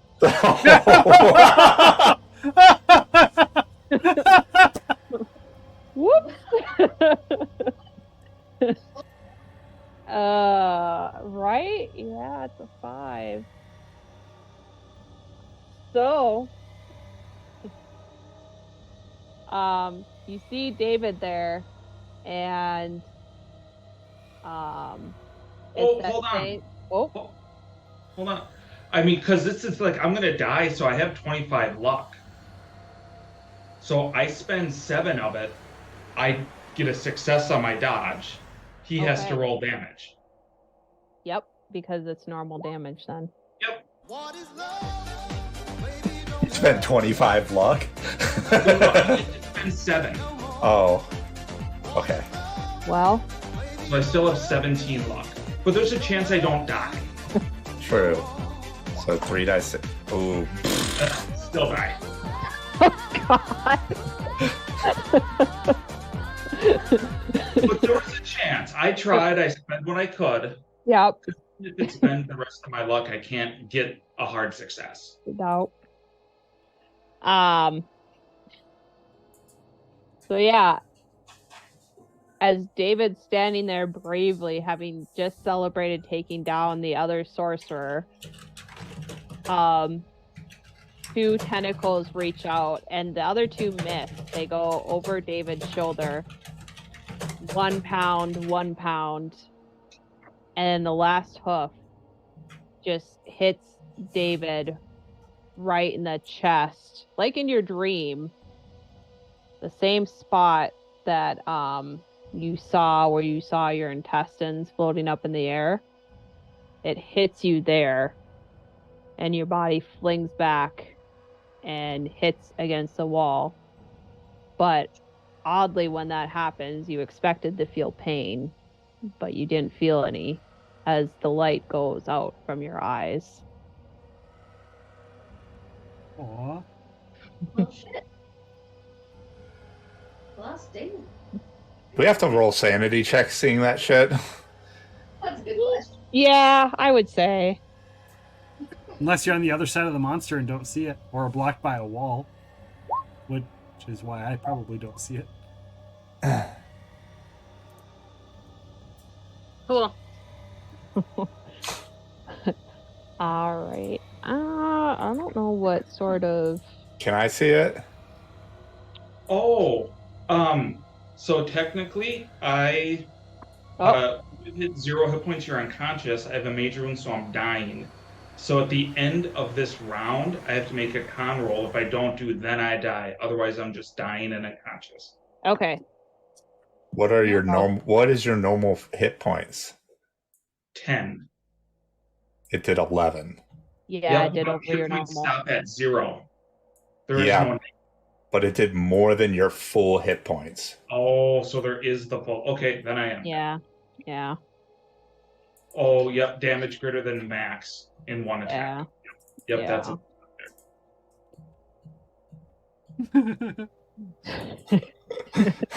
it. Sorry, David. Here, let me adjust your hit points. Yes. There, your hit points are now adjusted. You can see what it looks like. X's. Aw. Someone great face me for me. Wait, how much cash do you have on you? I'll tell you when you. Are you gonna run his pockets before you run? I'm not gonna run. I've got the hose. It wants nothing to do with me. Besides, I didn't see that shit. Or maybe I did. I don't know. Did I see it or did I not see it? You did. Well, unless are you standing all the way your back against the wall? Well, I'm right by where the hose turn on and turn off thing is. Oh, yeah, then you wouldn't see it. Stanley would see it. Melissa and Chris would definitely see it. Oh, then I need to roll a sanity check. Yeah. I fail. Oh yeah, how much sanity did you use? 15? Luck. David? Luck. I use luck? 7 luck. Oh, luck. Never mind. How much sanity is it? I'm gonna roll a. I'm gonna say a D6. It doesn't say in here. For watching somebody die? Yeah, watching one of your friends die. Jesus. Okay, everybody make int checks. Oh, I guess because you can. I failed my int check. Okay, so you just take the 5 damage. Oh, God. I made my int check. Yeah, that's bad. Great. I'm down another 5. Chat says I think the dead friend might be the lucky one. Yep. All right. Just for fun. For fun. Just for fun. Both of you roll D10s. Why look up the Bout of Madness chart? Oh man.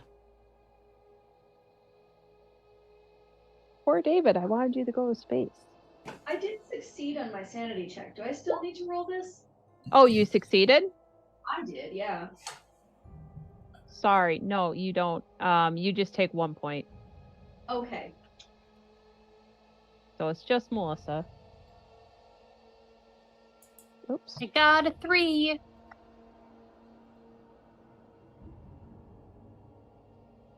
This is So where did we said that you were here? I am. Or no, you are over. Oh God. I'm like over here. Ish, yeah, sure. Yeah. Where are you, Father Stephen? Over here, Yeah, right? I'm like right underneath the J. H, G, H. The J? I don't know why I said Over J. here. You know what I mean. And you're by the cabinets, Chris? Yeah. Chris is invited- down here. Yep. So Melissa, seeing David just get annihilated, you just get angry and get into a fit of violence. It's described as a red mist descends upon you, and you just explode. And just anything that gets in your way, you attack. You have your gun out, correct? Correct. She just unloads her gun into the monster. Yeah, that's kind of what I'm thinking. So go ahead and do. How many times can you shoot your pistol? It says 1 and then in parentheses 3. I don't know what that means. So it's up to 3 times. Yeah. So go So- ahead and just shoot. I've shot 3 times. That means I need to reload. Right? You just keep clicking. You start beating it with your. 3 rounds.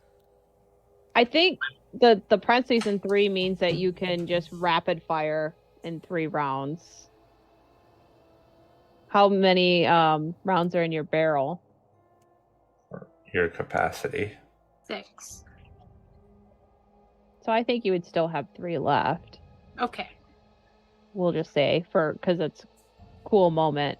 So I shoot 3 times Yep. at the big monster? Yep. Okay. Oh. Cool. Oh my gosh. Which makes sense. You're just rapid firing, not caring about aim, and just screaming. But like, even after your last shot, you're still shooting, even though there's no actual bullets. And kind of realizing that your next instinct is like, I need to slam something with my gun. Okay. Oh, Paul's up. Well, Paul is going to try to run, but he is going to provoke from the monster. So David, roll. Well, I'm just gonna roll 1 attack because I feel like with provoking.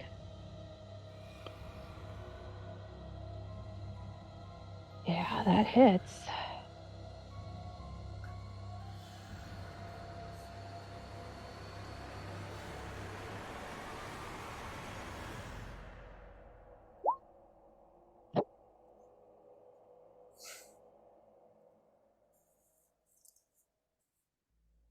Yeah, Paul gets annihilated Yeah.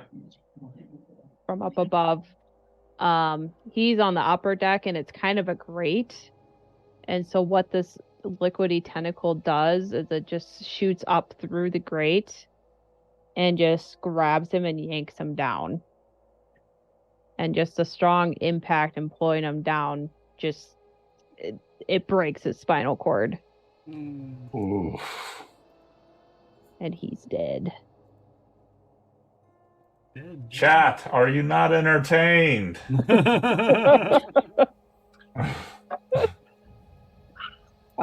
Chris, it's your turn.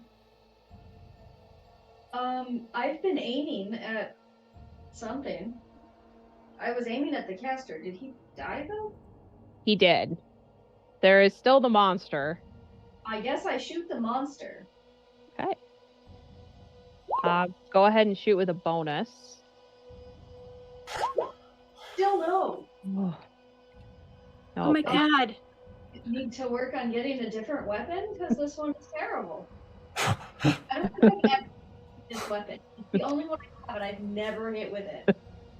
Yeah, you might need. That's kind of what you're thinking. You're like, all right, maybe I should have. Maybe I should have got some bombs or something. Yeah. You know, I thought about picking stuff up for my Molotov cocktail. Yeah, I think maybe we should have done that because. Can I look in the cabinets? Is there anything in here that I could use? Like terrible. Just shoot better. Yeah.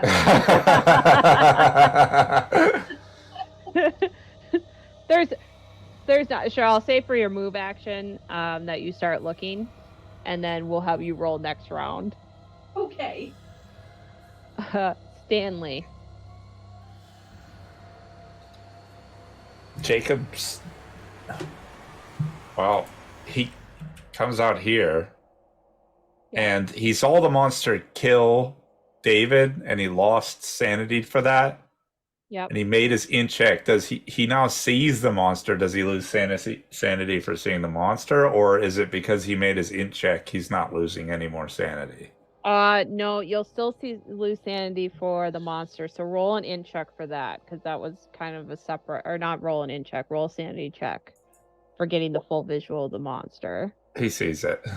Okay. So, you fail.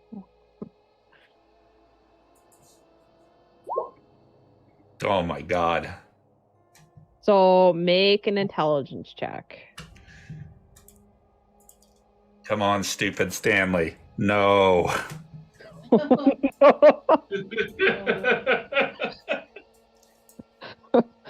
Roll a d10.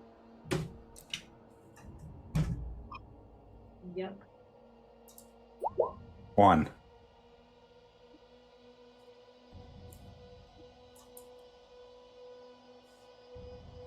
So you see this, and everything that happens, just like there's a moment where like you blink and the world goes black, and you open your eyes and you don't know why you're here. You have a bout of amnesia, and the last thing you remember, actually the last thing you remember is that you were in New Jersey and you were eating hotel breakfasts with Daisy. Oh man. Stanley looks at all the chains hanging from the ceiling, and smells the horrible smell, hears the screaming, looks at the giant sludge thing, and he smacks himself, and it hurts. Or maybe he just thinks it hurts. He has to be dreaming. This is a dream. Yeah, that's what makes sense to you. So with that information, he learned something about dreams. He's going to go up to Chris and say, "Excuse me, Chris, can you tell me the date and time? Because this dream can't get any worse." She tells him. Are you...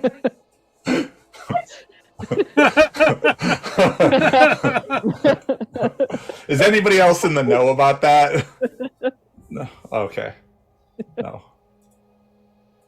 He asks her the date and time. Oddly to your surprise, at first she's confused. But we'll see next round if she becomes angry. Okay. Father Stephen. Am I the only one that hasn't gone insane? Or died? Chris is not insane. Chris or is not dead. currently insane. Oh, so there's just the two of us. Thank you. And Nyx is next for the follow. All right. All right. Well, I'm just going to keep spraying the damn thing with the hose because I didn't see what happened. Yep. Make a brawling.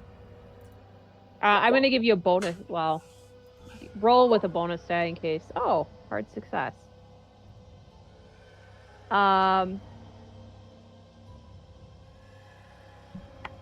Do the 2d6, and we'll do. Actually, we just roll 1d6. I'll do one of the d6s as max damage. Just because I've killed one of your people. I mean, I don't know, but God knows. So, Oh, 4, right. and then if I do max on the other one, 6. That's going to be 10 damage. Yep. With the holy water. With the holy water hose of doom. It is still up. But it is looking hurt and it screams.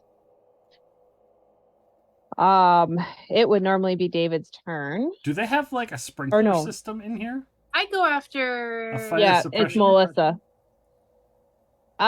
You could spend time on your next turn to look, or you can keep pointing the hose. Yeah, I'll keep pointing the hose. See, I Or was you going to or do- you could yell to Chris. I was going to do the look for like overhead water sprinklers or piping system, but apparently I'm probably just gonna drop my gun and pull out my knife and try to stab it. Unless I'm no longer about a madness. Roll a die 10. Okay. Because I didn't have you do that. If you rolled a 1, well, technically this is still the same round. If you roll a 1. Yeah, no matter what, you're in the bout of madness. Okay, for 5 rounds. Cool. You could run up to it. You could also throw your gun and throw your machete or your knife. You could throw things. There are chains around you too. I could throw my gun. I know it's out of ammo. Yeah. You could also go after Father Stephen. Oh, he didn't kill David. Yeah. So I'll throw my gun at it. What the heck do I roll for that? I think there's a Throw. throwing.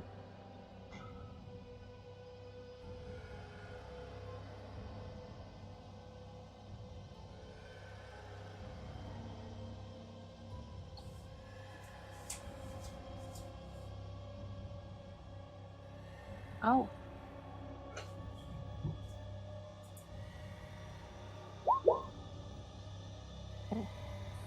You, in your anger, you kind of like shock put it, but you release at the wrong time. So it goes over here. The good news with that is if you survive, you can maybe get your gun later. Yeah, that's good. Alright. Apparently that's my turn. Right. You could, there are the chains. And you still have a move, you could actually start unhooking the chains Ooh. to like Sure. throw those. Sure, I'll start doing that.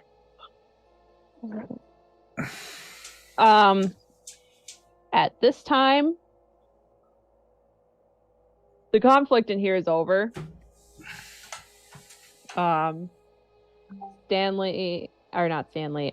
Oaks and the police officer, Robert, are bloodied. But they are alive. They come out here and see the creature.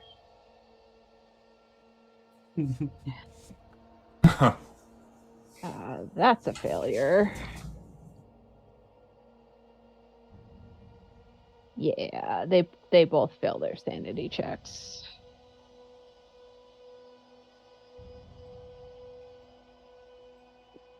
Oh wait. Okay, I'll roll in here since I've been rolling in here for see how much they lose. They go insane. And then they shoot the rest of us. Total player kill. TPK. For them, I realize there's a table to roll on, but the doors are right there. It just makes sense that they'd run in their bout of madness screaming. So that's what they're going to start doing. And Don't forget to tell this to Seamus.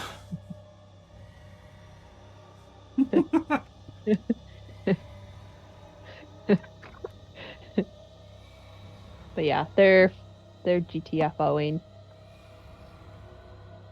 Top of the round. I lost my initiative order. Well, the monster. It's not David.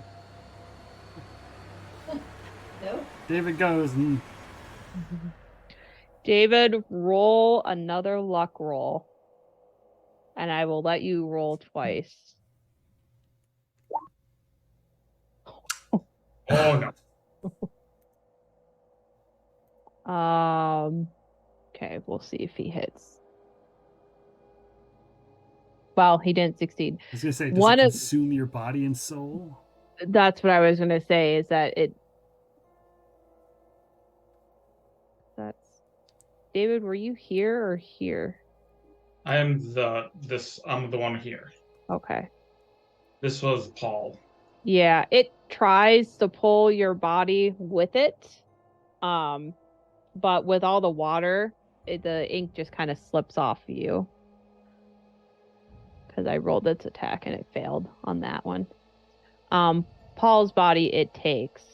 And then because there's water, the monster flees out through the loading ramp for cattle out into Arkham.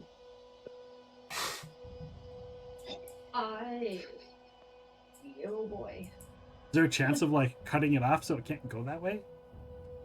With the hose? Like seeing where it's going and be like, no. Yeah, you can run after it on your turn with the hose and try. We'll just make it a harder. So it can't get out of the building? Mm-hmm. But it is Chris's turn next with Stanley on deck.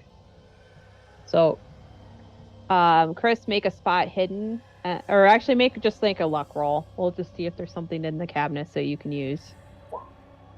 Nope. Nope. Awesome.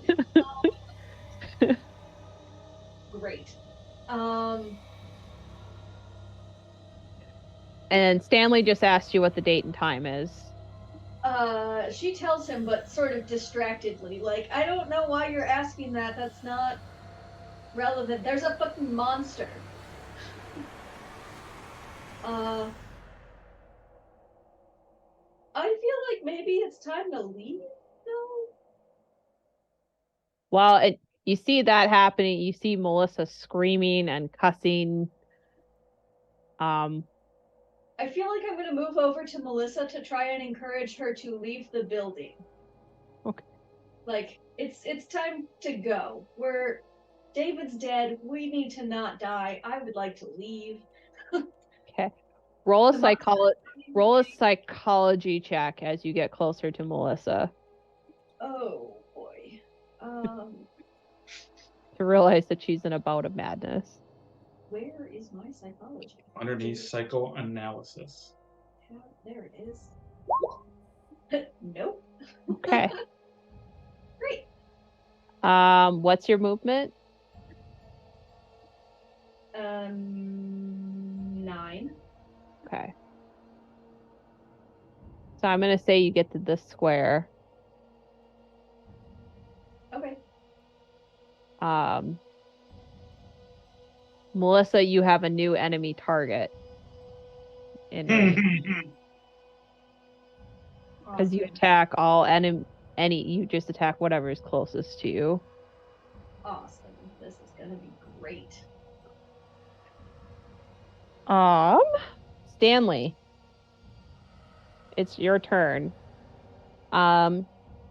You still don't know why you're here and what's even happening. Roll a d10 though to see how long your bout of madness lasts. Also 4 rounds. Okay. Did the thing slither outside?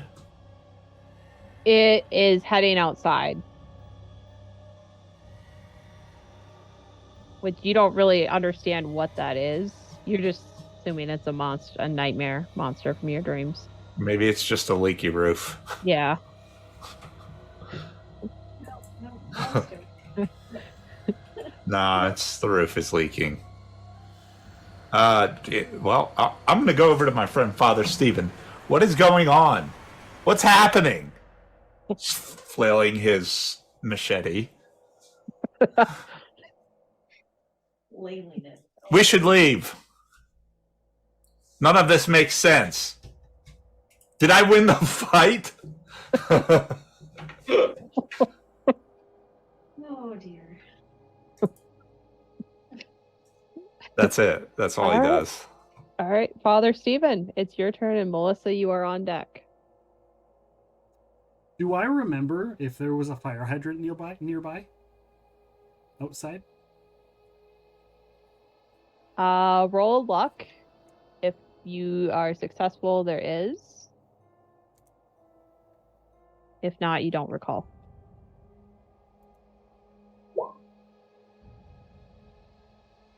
I'm going to use my dice that I got earlier from the chat, Okay. and I'm going to fail anyhow. I don't remember. You still have the hose, and like there is length on the hose. You could still try the Yeah. hose down the creature. And I will try to run to block it so it can't go out the door with the hose. You know, Okay.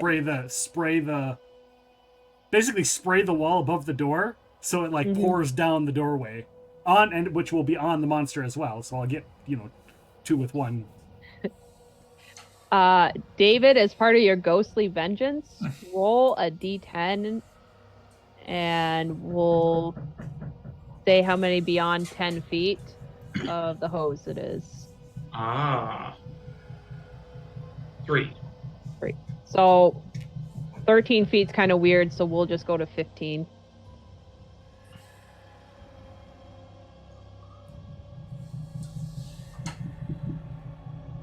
So you can move. I mean, the water will still reach it. It'll just be.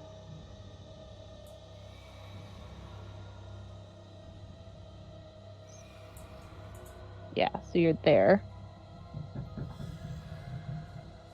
And I'm just gonna make this a normal brawling check.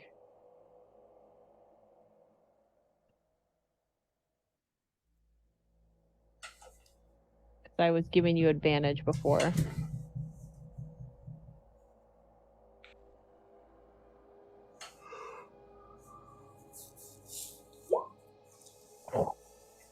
Nope. Oh no. Hold on.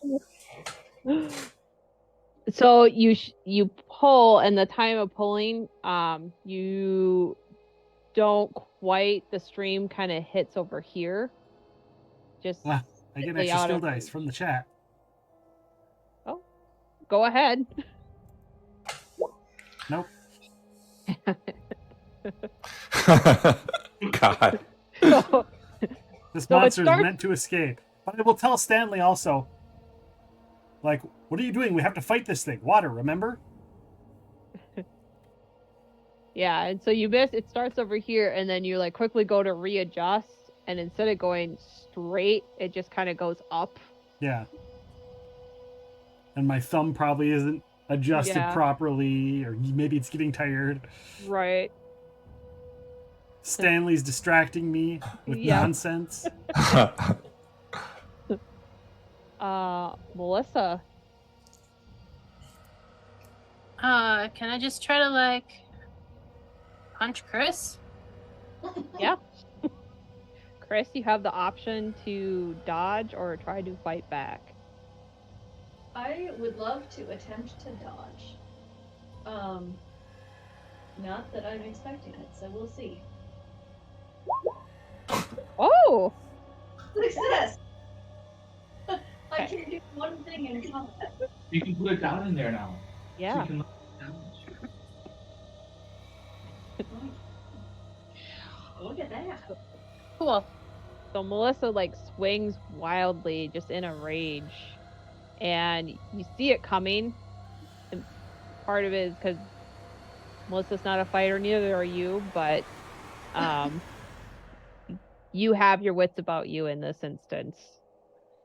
So you just dodge out of the way. Okay. It is Yeah. the monster's turn. It starts, let's see, to crawl up and out. I'm going to say because it has to squeeze that it's moving a little bit slower.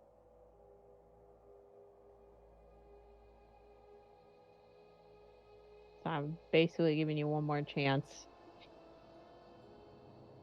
before. You do know that there's a river outside too, Oh. but not necessarily that you can really funnel the river towards it, but it has a direct path it has to go.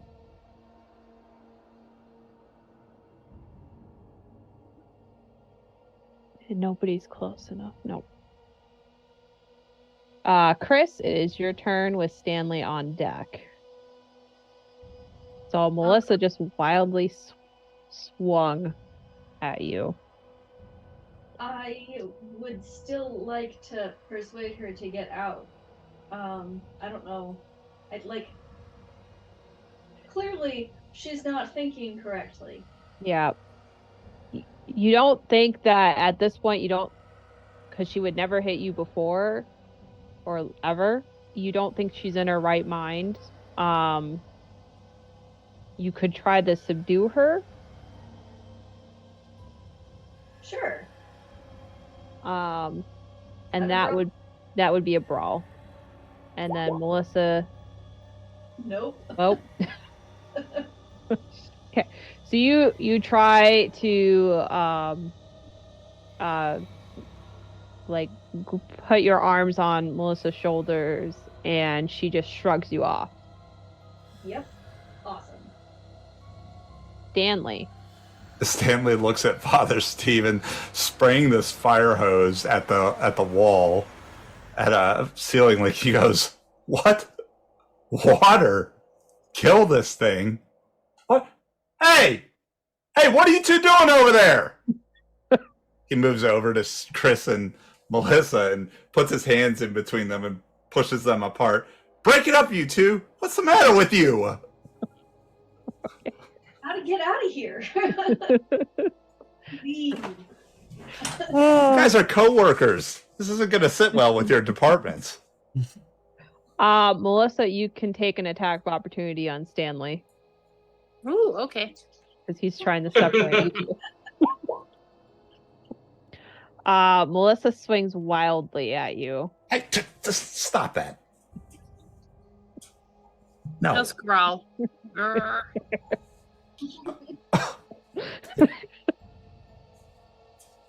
What has Okay. gotten into you guys? I'm trying to get her to leave. Father Stephen. Last hope for Arkham. Chris is the last hope for Melissa and Stanley. Can I move up again?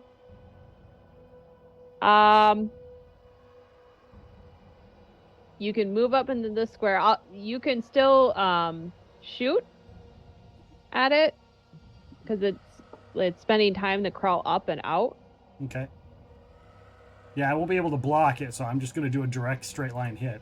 Yeah. Or at least attempt to. So again, it's just going to be a straight roll again. Just a singular one now? Yep. Okay.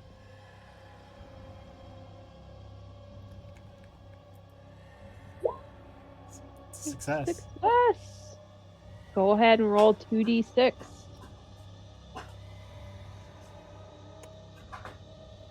Seven. And with that, you hear this creature scream out in pain, and it sizzles as it melts and releases the bodies of Jacob and Paul and the animal creatures. And the blacky ink just dissolves into the ground. Here I was thinking that Arkham was going to become the ground zero of that one curiosity store owner summoning the horror and this thing fighting in the middle of the streets, and everybody just goes insane. Yeah. That was a concern. Yep. There's a sigh of relief. I'm going to turn and start spraying Melissa and Chris. I don't know if they're affected, but they're trying to beat each other up. And Stanley too, because he's obviously affected by something as well. Okay. Yes, I'm trying to get her out. Well, I mean, you're just Uh, there, and I'll let all of you make a dodge roll. Yeah, I'm definitely going to try to dodge out of the way of that. All three of us get hit. All right, so roll Yep. 2d6 damage to us. I'm assuming it doesn't do damage because to you guys it's just No. water. No, yeah, it is. Like you're wet, it's annoying. The water's Yeah. stale. But does It's it like not clear them fresh. of whatever's happening to them? Nope. That was worth a shot. That was really rude. And Stanley would like to just grab Melissa and Chris and drag them out. Okay. Don't grab me. I'm trying to get her out. I would like to help you. He also is grabbing Chris and dragging her out. So make 2 brawling checks with Penalty a die. penalty die, yeah, on Okay. each one. And then Chris and Melissa, you can make dodge attempts, or you can fight back. I want to help you grab Melissa. So this is for Melissa. And this is for Chris. So you don't grapple Chris because you did it with a penalty die, and she got a success and you got a success. But I you do almost get do. Melissa. Yeah, you almost do. Which makes sense because Chris has her wits about her. You're dragging Melissa out. Melissa's, I mean, as he's dragging her out, you can make like you're at your bout of madness for 2 more rounds, so you can make 2 more rounds of attack.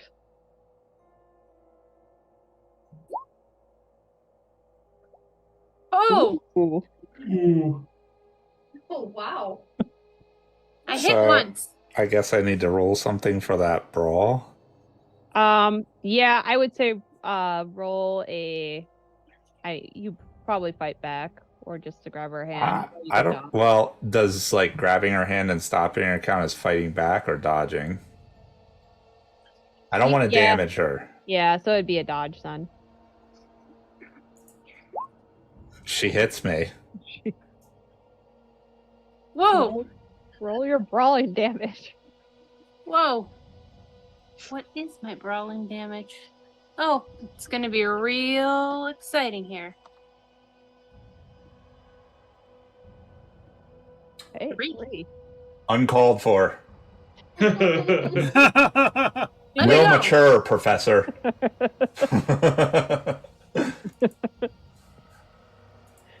She just hits you in the she just sucker punches you in the stomach.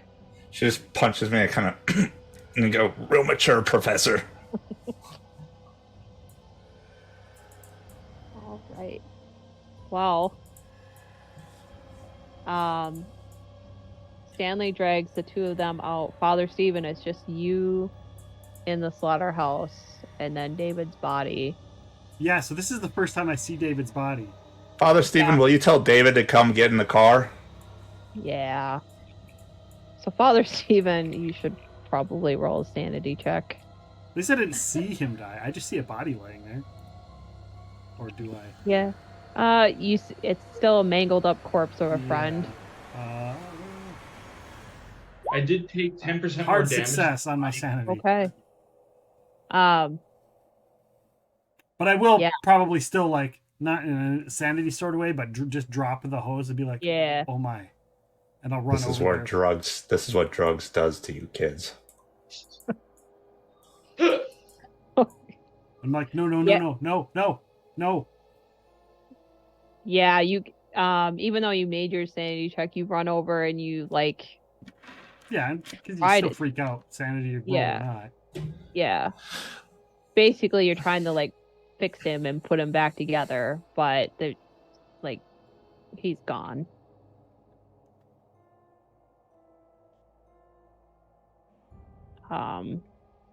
You are able to gather up his body and his things.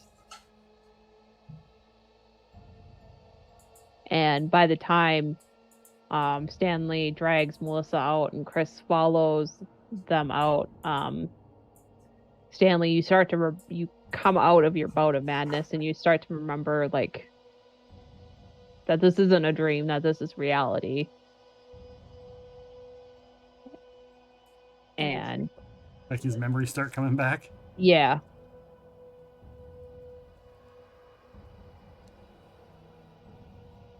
And you start to remember why you blanked out. Well, you don't really know the why. You just remember that you lost Oh your my senses. god. David's dead. Yep. David did not make it. And Melissa too, like you come out and you start like all that adrenaline and pent up rage just like suddenly just releases and washes out of you as you there's relief in the fact that you're alive, but you lost one of your friends. Probably go over and help Father Stephen. Father Stephen's probably at this point silently, like tears, but he's like just reciting some prayers or asking for, good things for him.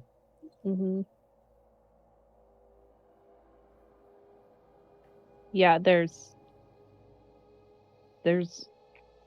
what little solace there is in the fact that he died saving more lives. But even that isn't. Well, without him, we would have never killed that thing. Because he's the Right. one's like, oh yeah, let's get a hose and turn it on. Yep.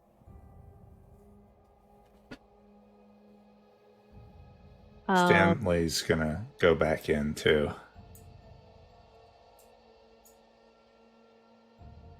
Do we see the Shaughnessy, not Shaughnessy, whatever, the guy and the police officer? No, they're gone. They ran. They're gone. They ran. I think, honestly, kind of with the group looking over David's body, this is a good place to kind of end it. Because while it's not a complete resolution, it is very Call of Cthulhu to me. Yeah. To kind of... Or scene changes to funeral. Yeah. Well, we did resolve the... You resolve did. it, right? Yep. So, all of you... So you get all the rewards of the adventure. And all the curses. Yeah, and all the curses. Which I lost 17 sanity from this. Yep. Oh my god. I lost a lot too. Yeah. Yeah, same. A lot. Yeah, for those of you that went into bouts of madness, I will get back to you on some psychological scars that we will add to your character sheet. And then Father Stephen, because you took a major wound, we'll have to talk about healing for that and the potential if there's potential scarring depending on what you want to do. That's what they suggest if you have a major wound. I have the big crooked nose now. Yeah. The Owen Wilson crooked nose. Okay, so you guys gain 4 points of sanity back from stopping the black trade. Oh my god. Okay. More. Yeah. For dealing with Jacob Dover, you get 1. Okay. Oh wow, you guys get a lot. You get 1d6 of sanity for dealing with the night gaunts. Another 4.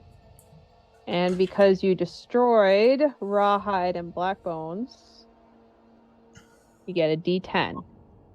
Wow. Oh my gosh, I almost got all my sanity back. Yeah. mine back. Plus some. Yeah, I'm ahead. I'm ahead of where I was. I'm down 2. I'm at 45 now. I'm at 66 now. Do we get luck back? We'll roll that before the next game. Okay. So, but yeah. Hope you guys had fun. This is our first death. Yeah. First, yeah, not we've lost one person due to San going permanently insane, and now we've had our first death. So we had a death. How many people went temporarily insane? 2. Almost everyone, right? You mean ever, or No. In the game. in this game, just 2. 3. And And everybody except for Father Stephen. Well, in the whole in this whole adventure. I had a bout of madness, but I didn't get 19 for the temporary insane yet. I had 17. Yeah, but I think everybody but Father Stephen had a bout of madness this game. Yeah. Including the last game. Yeah. Yep. So. It took its toll. Yeah. Yes, it did. Awesome. Well, let's find out who we're gonna raid. The 2 people I was gonna raid are no longer streaming. So we're just gonna go with a community member who is streaming Dark and Darker.